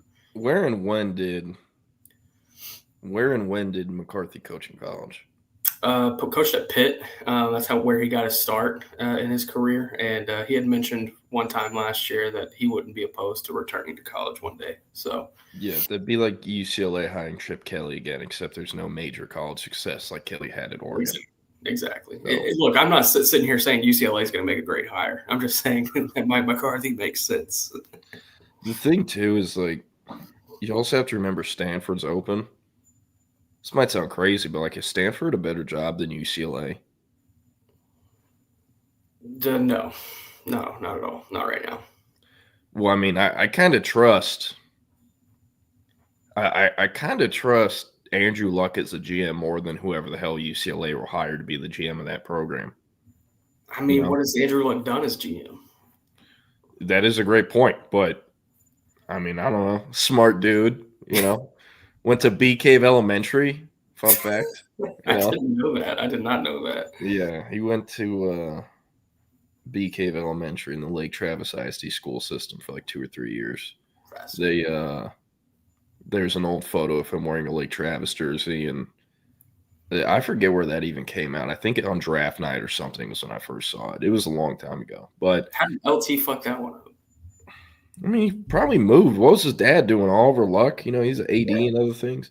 I don't even know why they were in Austin. I don't know if Oliver Luck's ever been at Texas. I know they looked at hiring him and couldn't, so they went and got Steve Patterson, or at least that's how I remember it. But yeah. What about Jason Garrett? What do you think about that one? Jeez. Look, man. Keep him on TV. Yeah. All right. Last one, Oklahoma State. This one's kind of more up our alley, more in our region. A lot of guys we know in the state are being mentioned for this job. You are, let's say you're Boone Pickens. You're still alive. You get to choose the next coach. Who are you choosing? I'm going after Ben Arbuckle, probably first, OC at Oklahoma. If that doesn't work out, I'm going to go get one of these G5 coaches in Texas. I'm looking at Eric Morris, GJ Kinney. GJ Kinney, I think, would be a very fascinating fit. Not only did he play at Tulsa, but he's had recruiting success in the state of Oklahoma. I think GJ Kinney in the Big 12 would be perfect for GJ as well. I love Eric Morris, but I think GJ Kinney would probably be the better fit at Oklahoma State. Even though Eric Morris, he's from Oklahoma, so he has ties there too. So I think either of those would be interesting fits. No love for Jeff Traylor, Gilmer's finest? Yeah. So no. I want Jeff Traylor to get the Baylor job. Yeah, but I mean, I don't know. That's the thing too. Like Aranda, his dream job is UCLA. Yeah. Imagine if they poach Aranda and Baylor opens that way. I mean, we've all been thinking Baylor's going to open because he gets fired. But what if he leaves? That's not a bad theory. That he just leaves before he can get fired. Pull the old Shaka Smart. That's not a bad play. That's not a bad play. Yeah. Yeah. Hey, this is a good point. Trey Owens, maybe that Oklahoma State quarterback. I kind of highly doubt it though. Like Haas Haney, I would take over Trey Owens. A healthy Haas Haney. He's obviously not healthy now. And I think GJ or Traylor or other people could maybe get Haas Haney to stay. I don't know. Why would CB said why would Kenny leave when Texas State is joining a new conference? They're joining Pac-12, watered down fake Pac-12 kind of. Yeah. Fake 12. Yeah. And I mean, how about Texas State in the Pacific? How about that? I mean, that's like Cal and the ACC. What are we doing? Any thoughts on Zach Robinson, the Falcons OC? Because that's like the name being brought up most, the name with the highest odds, apparently. But like, thing for Oklahoma State. Yeah, he the OC for the Falcons. He played QB for Gundy at Oklahoma State. I believe he's also from the state of Oklahoma originally. My thing is like, it keeps getting reported they're going to kind of tear the whole thing down to the studs, not only the football program, but the athletic department, because they need to reshape it for how college football, college athletics are nowadays, the rev share, financials, all that, because they're way behind. They've been way behind since this thing started in 2021. So if you truly are going to tear it down to the studs and start over brand new and fresh, you don't do that by going and hiring one of Gundy's like most popular players, one of his guys. And I know he went to Oklahoma State. He's also Oklahoma State's guy, but he has never coached in college. And I mean, again, he's from the Gundy era, so you'd still kind of be attached with him. So I don't know. Do you have any thoughts on that? And also, like, would he even take the job? Yeah, I mean, I'm more so anti bringing NFL guys back to the college ranks. Rarely has that worked out. I think Steve Sarkisian is kind of an outlier because he had so much college success. Nick Saban. Again, another guy that had so much college success pre-established already. I haven't seen it work in many other places. Yeah. I mean, look at Belichick right now. Jesus. Man, they are bad. Like, bad. And they got some good recruits, but, like, a lot of their recruits that they have committed, they won because they dropped a crazy bag. And the recruit they're winning for is, like, height, weight, speed, or track kid, or he has other, like, random multi-sport stuff. But, like, he kind of stinks right now, needs a lot of work and development. Not that staff can't develop him, but it's going to take time. And I forget what his contract is, but, like, is Bill Belichick really cool with going under 500 for 2 or 3 years before he can even break even? Yeah. I don't know, It may be with the 24-year-old girlfriend or however old she is by his side, keeping him young. Who knows? Right. But AI video of them making out on the sideline. No. I don't know what Nick's talking about. Damn. People in the chat will know what I'm talking about. It was funny. I don't know. Nick's over here gooning to Jordan Hudson, Bill Belichick AI. All right. Big injury this week, or big injury news. We got you. Nick, you got us? Okay, there we go. Yeah, I got you. For a bit. But so big injury news. John Mateer went out to Los Angeles earlier this week. Got thumb surgery from Dr. Shin. Some of the memes from Oklahoma have been hilarious. But expected, some sites reporting 3 weeks, some saying about a month, some saying about the end of October. Well, the Texas-Oklahoma game is 15 days away and is on October 11th. Do you think he plays? What do you kind of see happening in Red River?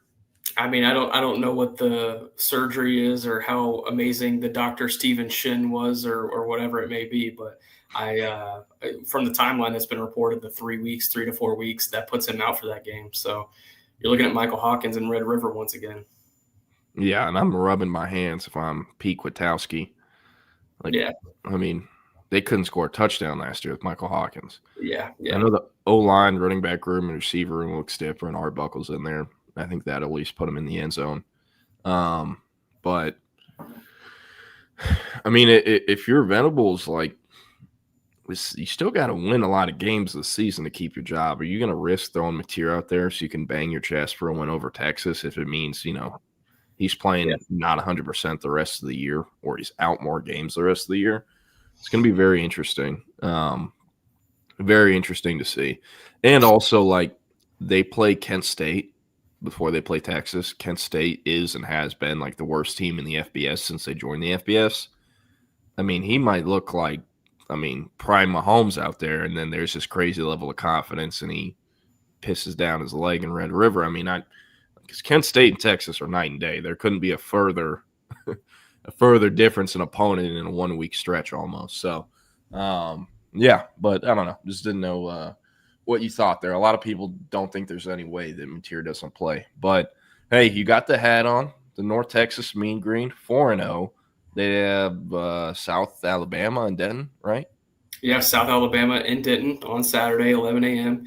Should be a win. I will say South Alabama has they are 1-3, but their record is not representative of how good that team is. Former spring high school great Bishop Davenport. He's starting for them? He is quarterback for the South Alabama Jaguars, so that's going to be an interesting one to see. And then North Texas gets a week off, and then a Friday night home game against USF in a couple of weeks. That's going to be fun. You're going to get Friday night USF, and then Saturday Red River. It's going to be a crazy football weekend. Damn, I was going to say that's kind of stupid. They're playing it on Friday, but if Red River's Saturday, I guess it makes more sense. Do you have any idea what's going on at UNT Stadium? I was told yesterday it's like a 30-minute walk for parking now because there's construction around the stadium or something. Do you know anything about that? I mean, Denton is Construction USA, so that doesn't surprise me at all. that doesn't surprise me. They're building. They are building something around the facility. I forget what exactly it is. They've already built their indoor. They might be building new locker rooms, but that shouldn't be affecting parking that bad.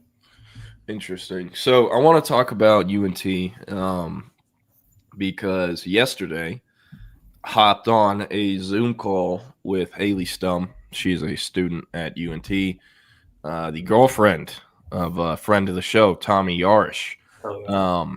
And I forget what the exact class is, but it was basically an interview with me where, she asked me the problems with UNC football, the things they do well, the things that are kind of out of their control that's affecting them and the rest of G5 football. And, I did some research. I looked it up, some different things in recruiting in the portal. And, I think I was very aware of the situation already, but like really looking into it, it's like, man, if you're a G5 football fan, it gets worse every year. Like it truly gets worse every year. And, she was kind of asking, like, how does UNT fix this? And it's like, well, there's nothing they can really do. And you're probably like, what do you mean fix this? Well, Eric Morris's first season was 2023. He was hired late November of 2022. This is his third season in Denton. After 2023, he lost 14 transfers. 7 went to Power 4. After 2024, he lost 36 transfers. 8 went to Power 4. After which that was just roster dumping at that point, I will say. Yeah, no, good point. Or my bad. That was after the 2023 season. The first one was the first off season when he got there. After this past season, lost 46 transfers, 6 went Power 4. So in 3 years, they have lost 96 transfers. They have added 77 transfers. 21 of the 96 transfers that they lost went Power 4.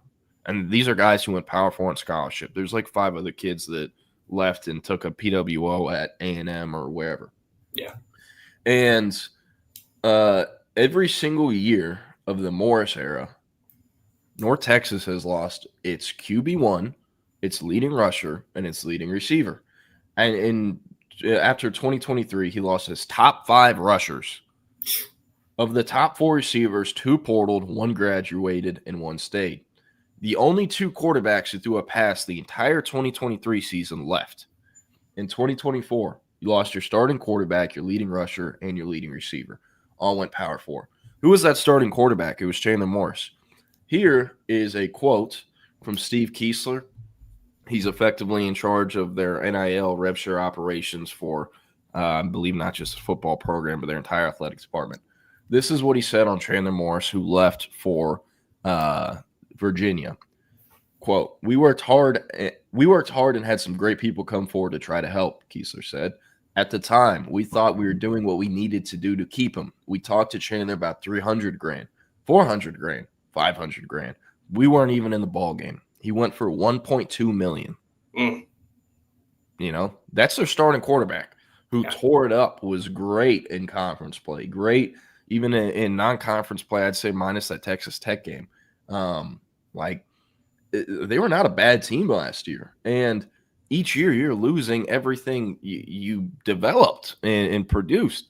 And each year you're kind of having to start it over with almost an entirely new starting offensive skill unit. And they're losing pieces on defense as well. And how does this get fixed? I mean, I truly don't know. And, how did this start? Well, in 2021, they rolled out NIL without any legislation. There's no rules around it. And then whenever there weren't rules and people did things that were kind of in the gray lines, the NCAA said, hey, you can't do that, and wrote the rules as it happened. And everyone else said, all right, we're suing your ass, antitrust. And they're winning. So the whole thing is just a shit show, man. And I think NIL is great. Rev share is great. I think players should always get paid, especially with the millions and, billions that they generated for these schools, athletic programs, and other people pre-NIL. But, man, it has changed so much of the sport. There's more parity than ever at the top and in the Power 4. I think it has gone from every season in the past. There may be 2, maybe 3 teams you look at where it's like they have a legit chance to win it all. Now it's maybe 5 or 6 teams, and you have the playoff, which kind of shakes it up. So I think the parity at the top is good, but it has widened the gap so much from G5 to Power 4. It's not even close. And I grew up in Austin. I'm a fan of the Texas program. I cover the Texas program. That's who I grew up rooting for. But imagine being someone who grew up in Denton and went to UNT and likes them. Yeah. You know, what I talked about, where my love for college basketball has gone down a lot, because you look at the Texas roster, they have 8 new players, 10 new players year to year, and you have to, you know, get accustomed to and get attached to a roster that is only intact for 1 year, and the next year it's a completely new group of guys. That's almost what it is being a UNT fan, or literally any successful G5 program. So I don't know, like that. I knew it was a screwed up situation that doesn't really have any clear fixes, but like really looking into this and the numbers and seeing just how they've been pillaged every year. I mean, I don't know how Eric Morris doesn't leave at any opportunity he gets after this year. And Haley brought up, you know, I think we'll stay one more year, try to get a 4th year. And it's like, well, I mean, can he go 10-2 next year? Because they're going to lose Drew Mestamaker. They're going to lose receivers. They're going to lose running backs. Is he going to take another gamble with almost an entirely new starting unit to get him his 4th year, to get a successful 4th year, and then to get a Power 4 job? Why would he wait when he can take it now? You know what I mean? If it's offered to him. So absolutely. I know that was kind of all over the place, but where are you at? I mean, you're a UNT fan. Yeah, no, I thought you put it together collectively. If you want to have sustainable success as a G5 program in this revenue share era, and you do not have the money to even line up against the Memphises or the Boise States of the G5, which we're talking about in UNT's case, or we could talk about in the Texas State's case, you better have the best damn personnel department in college football. Like, not in G5, in college football. Because you need to know not only, you know, diamonds in the rough you need to pull out of the high school ranks, but you also need to look at the guys who do go to Power 5 schools, just don't get the right opportunity and end up falling down. That's where I think UNT has been able to build this roster that they have right now. Their leading sack getter right now is Kavion Huddleston out of Chapel Hill. I really liked him a couple of years ago. Shout out the Bulldogs, Chapel Hill Bulldogs, you know, anyway. And he went to TCU, didn't get on the field because there was talent in front of him, and hit the portal, had to bounce back, and UNT grabbed him. That's one example. You can look at the high school ranks. Miles Coleman, that was a diamond in the rough, or it wasn't by the end of his high school days, in my opinion. But no one wanted to take the chance on the 5'7", 150-pound speedster. They did. Now he's their leading receiver right now. Their starting running back was another diamond in the rough that they found in the Bonies of Oklahoma, and he is now their leading rusher. Their second leading rusher. Their most rushing touchdowns in Caleb Hawkins as a true freshman was huge in that win against Army last week. So, like, it just takes a personnel department that knows what they're doing. Eric Morris knows what he's doing when it comes to evaluating quarterbacks. And that's another just huge piece that's in their back pocket that they can use, because you are always going to have capable quarterback play as long as Eric Morris is there. Look at all the quarterbacks that he's developed or brought in over the course of his career, whether it be Cam Ward. We talk about John Mateer. You know, he was the guy that recruited him to Washington State. Mahomes. We could talk about a lot of these guys. And now Drew Mestamaker, who was a guy who never even started a varsity game in high school, was a 6th-string quarterback when he arrived at UNT's campus, and is now one of the best quarterbacks in G5 right now, hasn't even thrown an interception. So I would say with this coaching staff and this personnel department, you can keep sustainable success. But if you're a part of this coaching staff or personnel department, you'd rightfully want to go somewhere else, because you don't have the financial support. Unless Elon Musk wakes up one day and decides he's a UNT fan, you're not going to get the financial support as a G5 program here. Yeah, and like, not only do they face the problem of, like what you said, with how good they are at evaluating and scouting in their personnel department, like, they're still only kind of getting 1-year rentals. Like, Chandler Morris started out at Oklahoma, was originally an Arkansas commit. Arkansas fires his dad, Chad Morris. He flips to OU. Does not play in 2 seasons at OU. He's behind Rattler, and then, you know, that Caleb Williams guy comes out of nowhere. So he goes to TCU. He's the starter. He then breaks his ankle. Max Duggan comes in. The rest is history. They go to the national championship. The following year, it's Chandler's time to shine. He's the man. He either gets hurt again or plays poorly and is replaced by Josh Hoover. Josh Hoover has started every game since. Yep. So he has to restart, and he goes to UNT. I think he was like the leading passer, had like the leading passing rating for G5 QB, something like that. And after 1 year, after taking this gamble on him, after wanting him when almost nobody did, and after making him, kind of the face of UNT football, he leaves and goes power forward to Virginia. And it's a shitty Virginia. They are not good. It will not be competitive this weekend with Florida State. And the year before, your star quarterback, another Chandler Rogers, left to go to Cal, not to be guaranteed a starting job, but to compete for a starting job that he lost. And his final year of eligibility was spent on the bench with Fernando Mendoza starting. And they lost him. And when he could have came back and been the starter. So it has to be so frustrating working there. And not only do the players want to leave at any bigger opportunity they get, so do the coaches and staff, like you said. So you have to make more and more good hires. And, you brought up Miles Coleman, other guys they've had. Their top 4 receivers, 3 of them are homegrown. They got out of high school. One of them is a player who spent 3 years playing D2 and then transferred to UNT. Who else is recruiting the D2 ranks? Barely anyone. That the personnel department has to do is find those diamonds in the rough as well. And like Miles Coleman, what I commend them for, they are so much of, I think, G5 recruiting and a lot of recruiting for schools that don't have a ton of finances is, hey, we're going to go get, this edge rusher who's 6'5", didn't play football till his junior year, and he's only 210 pounds, but he has 36-inch arms. We can make something work. We'll coach him up, and by year 3, he could be really good. Schools are kind of going away from that because the Power 4 schools have become more interested in those types of guys because they're incredibly cheap, and they can be really cheap for the 2 or 3 years before, you have them ready to play. So that's kind of taken away from G5 recruiting. And a lot of them are having to kind of I've noticed UNT at least, they're going after these guys who are really, really good high school players with high floors, but their ceiling, they're not going to be a pro. They probably won't even end up as a Power 4 guy, maybe, but they can be really good at G5. Miles Coleman, he's verified 5'6". Yeah, 5'6". He's the first 5'6" scholarship player to play college football since 2016, 2017. But guess what? As a junior, he led the entire state of Texas in receiving yards and led Vandergrift all the way to the state championship game before they got smoked by DeSoto. And he's their leading receiver, like you mentioned. So they're doing a good job at finding these guys, but it's how much longer is Miles Coleman even going to be there? Yeah. He's 5'6". At Alabama's going to come calling or anyone like that. But Kansas State will. There's a use in the Big 12 and the ACC. And another thing I brought up, them and so many other G5s are losing these guys that they either got out of the portal or recruited and developed or whatnot. But I think a thing that doesn't get talked about enough, because people are some of these G5 players are so unloyal. It's well, you do the same thing. They want to play in a bigger stage. They want to make more money. But also what no one ever brings up, so much of G5 recruiting doesn't even happen until the recruiting class is senior year of high school.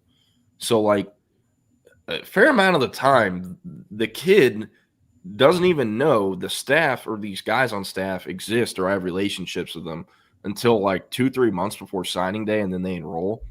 Where it's okay, I spent a year here. I played well as a true freshman. They only recruited me for 3 months. I've known the staff for 15 months. It's a bit easier to kind of backdoor them and go Power 4 and not feel bad about it when you've only known them for 15 months. On the flip side of it, if Malik Murphy, that's a bad example. If a player at Texas were to go in the portal after a year, it's a little different because Texas most of the time has been recruiting that kid or recruited that kid for 2 or 3 years and had him in Austin. That's a 3-4 year relationship compared to a year and a half at a UNT or other schools. Yeah. And no one ever brings that up. But last thing I want to talk about before UNT, because I know, not everyone's as big of a sicko as us, I guess, for the mean green. But listen to this. Drew Mestamaker, right? Great story. Vandergrift kid. Walked on, didn't start a high school game, started the bowl game, did great, and he's now their full-time starter. Well, after his either the day after he was named starter in fall camp or the day after his first game as a starter this season, he got an agent.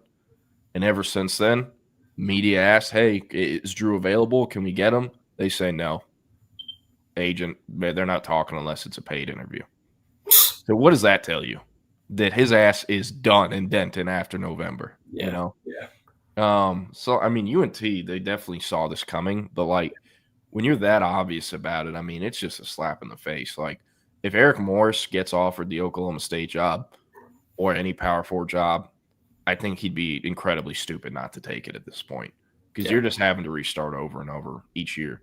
And one thing too that's, what if SMU opens? What if maybe Arkansas or Florida somehow? What if someone lures away Rhett Lashley? Yeah. Eric Morris would be a great hire. He would be.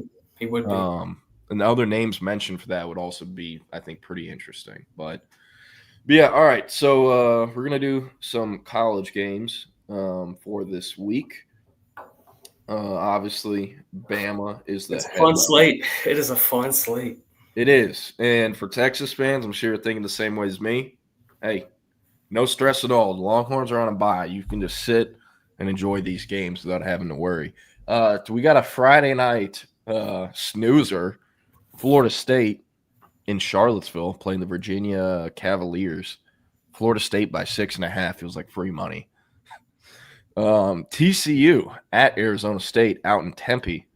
Who you got? Line and ASU 3.5. Is that tonight? Yeah, it's Friday night game. Fun. Yeah, give me the Frogs. I think the Frogs win this one.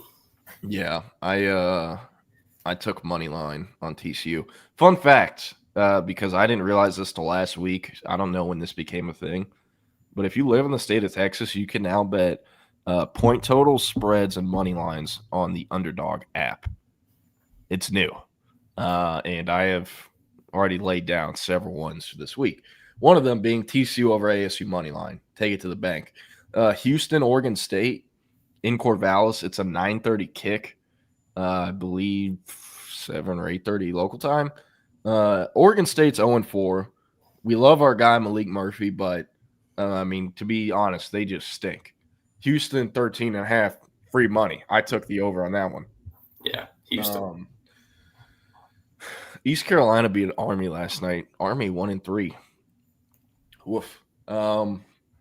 USC at Illinois. I forgot who said it in the chat earlier. They said screenshot it. Illinois is taking them down. What do you think? Man, Illinois needs to rebound from last week, and I feel stupid after saying on the show last week that I thought they beat Indiana, but I'm going to take Illinois again here. Yeah, I thought they'd beat. I thought they'd beat Indiana as well. Sorry, I'm looking at some of these comments. Notre Dame at Arkansas. That one is very interesting. That is fascinating. Give me Notre Dame, though. It's not going to be easy. It's not going to be easy, but give me Notre Dame. Call me crazy. I think the Hogs could get it done. Okay, I like it. There's one thing Sam Pittman could do. Lose a game he's not supposed to. The next week, win a game he's not supposed to. He just lost to Memphis. Right outside that big old pyramid in Memphis. Now they're back in Vietnam.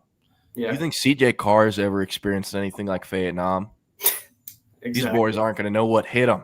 Exactly. I don't know. I think Arkansas, I think they can catch them sleeping. And if so, Notre Dame 1-3. That basically rules them out of the playoff because, can they beat USC right now? I know USC isn't that good, but, Notre Dame hasn't, looked very good.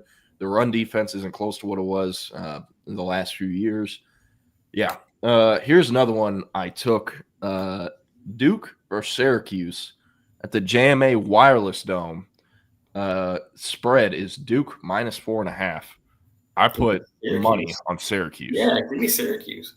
Yeah, I was kind of surprised by this. Not a Darian Mensah fan. I've loved Jonte Cook, the rebounding of his. That Johnson Cook Chandler Rivers mashup, primetime TV. Oh yeah, these boys don't know nothing. Louisville, Pittsburgh, at Pittsburgh, the Cardinals -4.5. Louisville. Yeah, man. UCF K-State. If K-State loses this game, it's in Manhattan. UCF's 3-0. K-State 1-3. Spread is 6.5.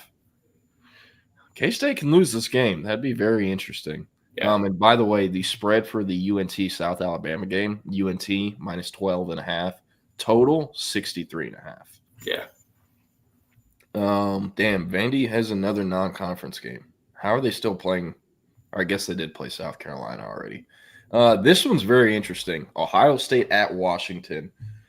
Might be raining out in Seattle. I don't know. CB will probably have to give us the weather report. That's his neck of the woods. But Ohio State -7.5. Who you got? Yeah, Ohio State. Yeah, I kind of am surprised the line is that small too. Number 4, LSU going to Oxford to play the number 13 Ole Miss Rebels. Ole Miss -1.5. I took LSU here. I'm taking Ole Miss, and I hate doing it. I hate doing it, but I'm taking Ole Miss.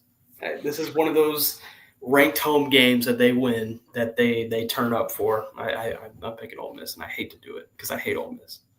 Ole Miss is like a 50,000 seat stadium. I'm not worried at all about it. That stadium is tiny in person. I think it's actually like 60 or 70 in person. It is tiny.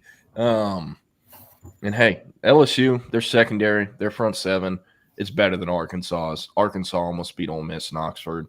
I think LSU will get it done. Not only do they have the better defense than the Razorbacks, they have a better quarterback. They also have better receivers. Yeah. They just need to kind of click more. And I love Trinidad Chambliss. I love the story, but he has never played an LSU secondary like that. This dude is playing D2 football at Ferris State the last few years. Auburn at A&M. A&M -6.5 in Kyle Field at 2:30 p.m. Yeah, I think A&M gets this done. Yeah, unfortunately, I do as well. This is a trap game here. Number 11, Indiana, going to Iowa City to play 3-1 Iowa, 2:30 kick. Yeah, that is a trap game. I'm taking Indiana, though. They looked too good last week. Yeah, this is I told Will yesterday you'd have to pay me to watch this game. 0-3 UCLA going to Chicago to play the 1-2 Northwestern Wildcats. Northwestern -6.5. Preston Stone versus Nico Iamaleava. Jeez, Preston Stone takes it. Yeah. We won't talk about Baylor, Oklahoma State. This one is kind of interesting to me. Utah at West V. I believe it's Utah's first time playing in Morgantown since they joined the conference. Utah -12.5. Rightfully so, Utah. Yeah. Hey, Rich Rod could catch him sleeping. He caught Pitt sleeping. Kind of a sneaky banger, kind of not. Tulane going to Tulsa. Tulane 3-1, Tulsa 2-2, riding high off of firing Oklahoma State head coach Mike Gundy effectively. Tulane favored 15.5. Tulane, yeah. All right, number 15, Tennessee at Mississippi State. 3:15 kick at Davis Wade Stadium in Stark Vegas. Tennessee -7.5. I have my eyes on this one. It would not surprise me if the Cowbells come and win it, but I'm picking Tennessee. Yeah, Arizona 3-0 at Iowa State, ranked number 14, 4-0. 6 o'clock kick at Jack Trice Stadium in Ames. Iowa State -5.5 on the spread. Say that one more time. We have 3-0 Arizona going to number 14 Iowa State. They're 4-0. It's a 6 o'clock kick in Ames. Iowa State -5.5. Iowa State. Yeah. Number 6 Oregon at number 3 Penn State. Beaver Stadium. It'll be a wide-out night game, 6:30. Penn State -3.5. Oregon. All right, last one, Nick. I know you got to run. Number 17 Bama at number 5 Georgia. Between the hedges at 6:30, -2.5. The Dogs. I'm taking Bama. Fuck it. I think Georgia's got them. I took the spread on Georgia -3.5 yesterday. I couldn't get it for 2.5 an underdog. But anyways, up next, SEC Unfiltered gives their predictions for the upcoming weekend of SEC football. We will see you on Monday at 10. Everyone who tuned in today, Derek Vanetta, CB, Rodney Smith, Patrick, Woodcrest, Doza, Nathan, Blake Bryant. We appreciate it. Please leave a like, comment, and subscribe. Those listening on podcast platforms appreciate it as well. And then up next at 2 p.m., Chip and Zay on the live stream, YouTube, Facebook, Twitter, Twitch, wherever your live stream. Like I said, we'll see you on Monday. Y'all have a great weekend. Enjoy the bye week, Texas fans. And, hey, go Mean Green and go Dogs.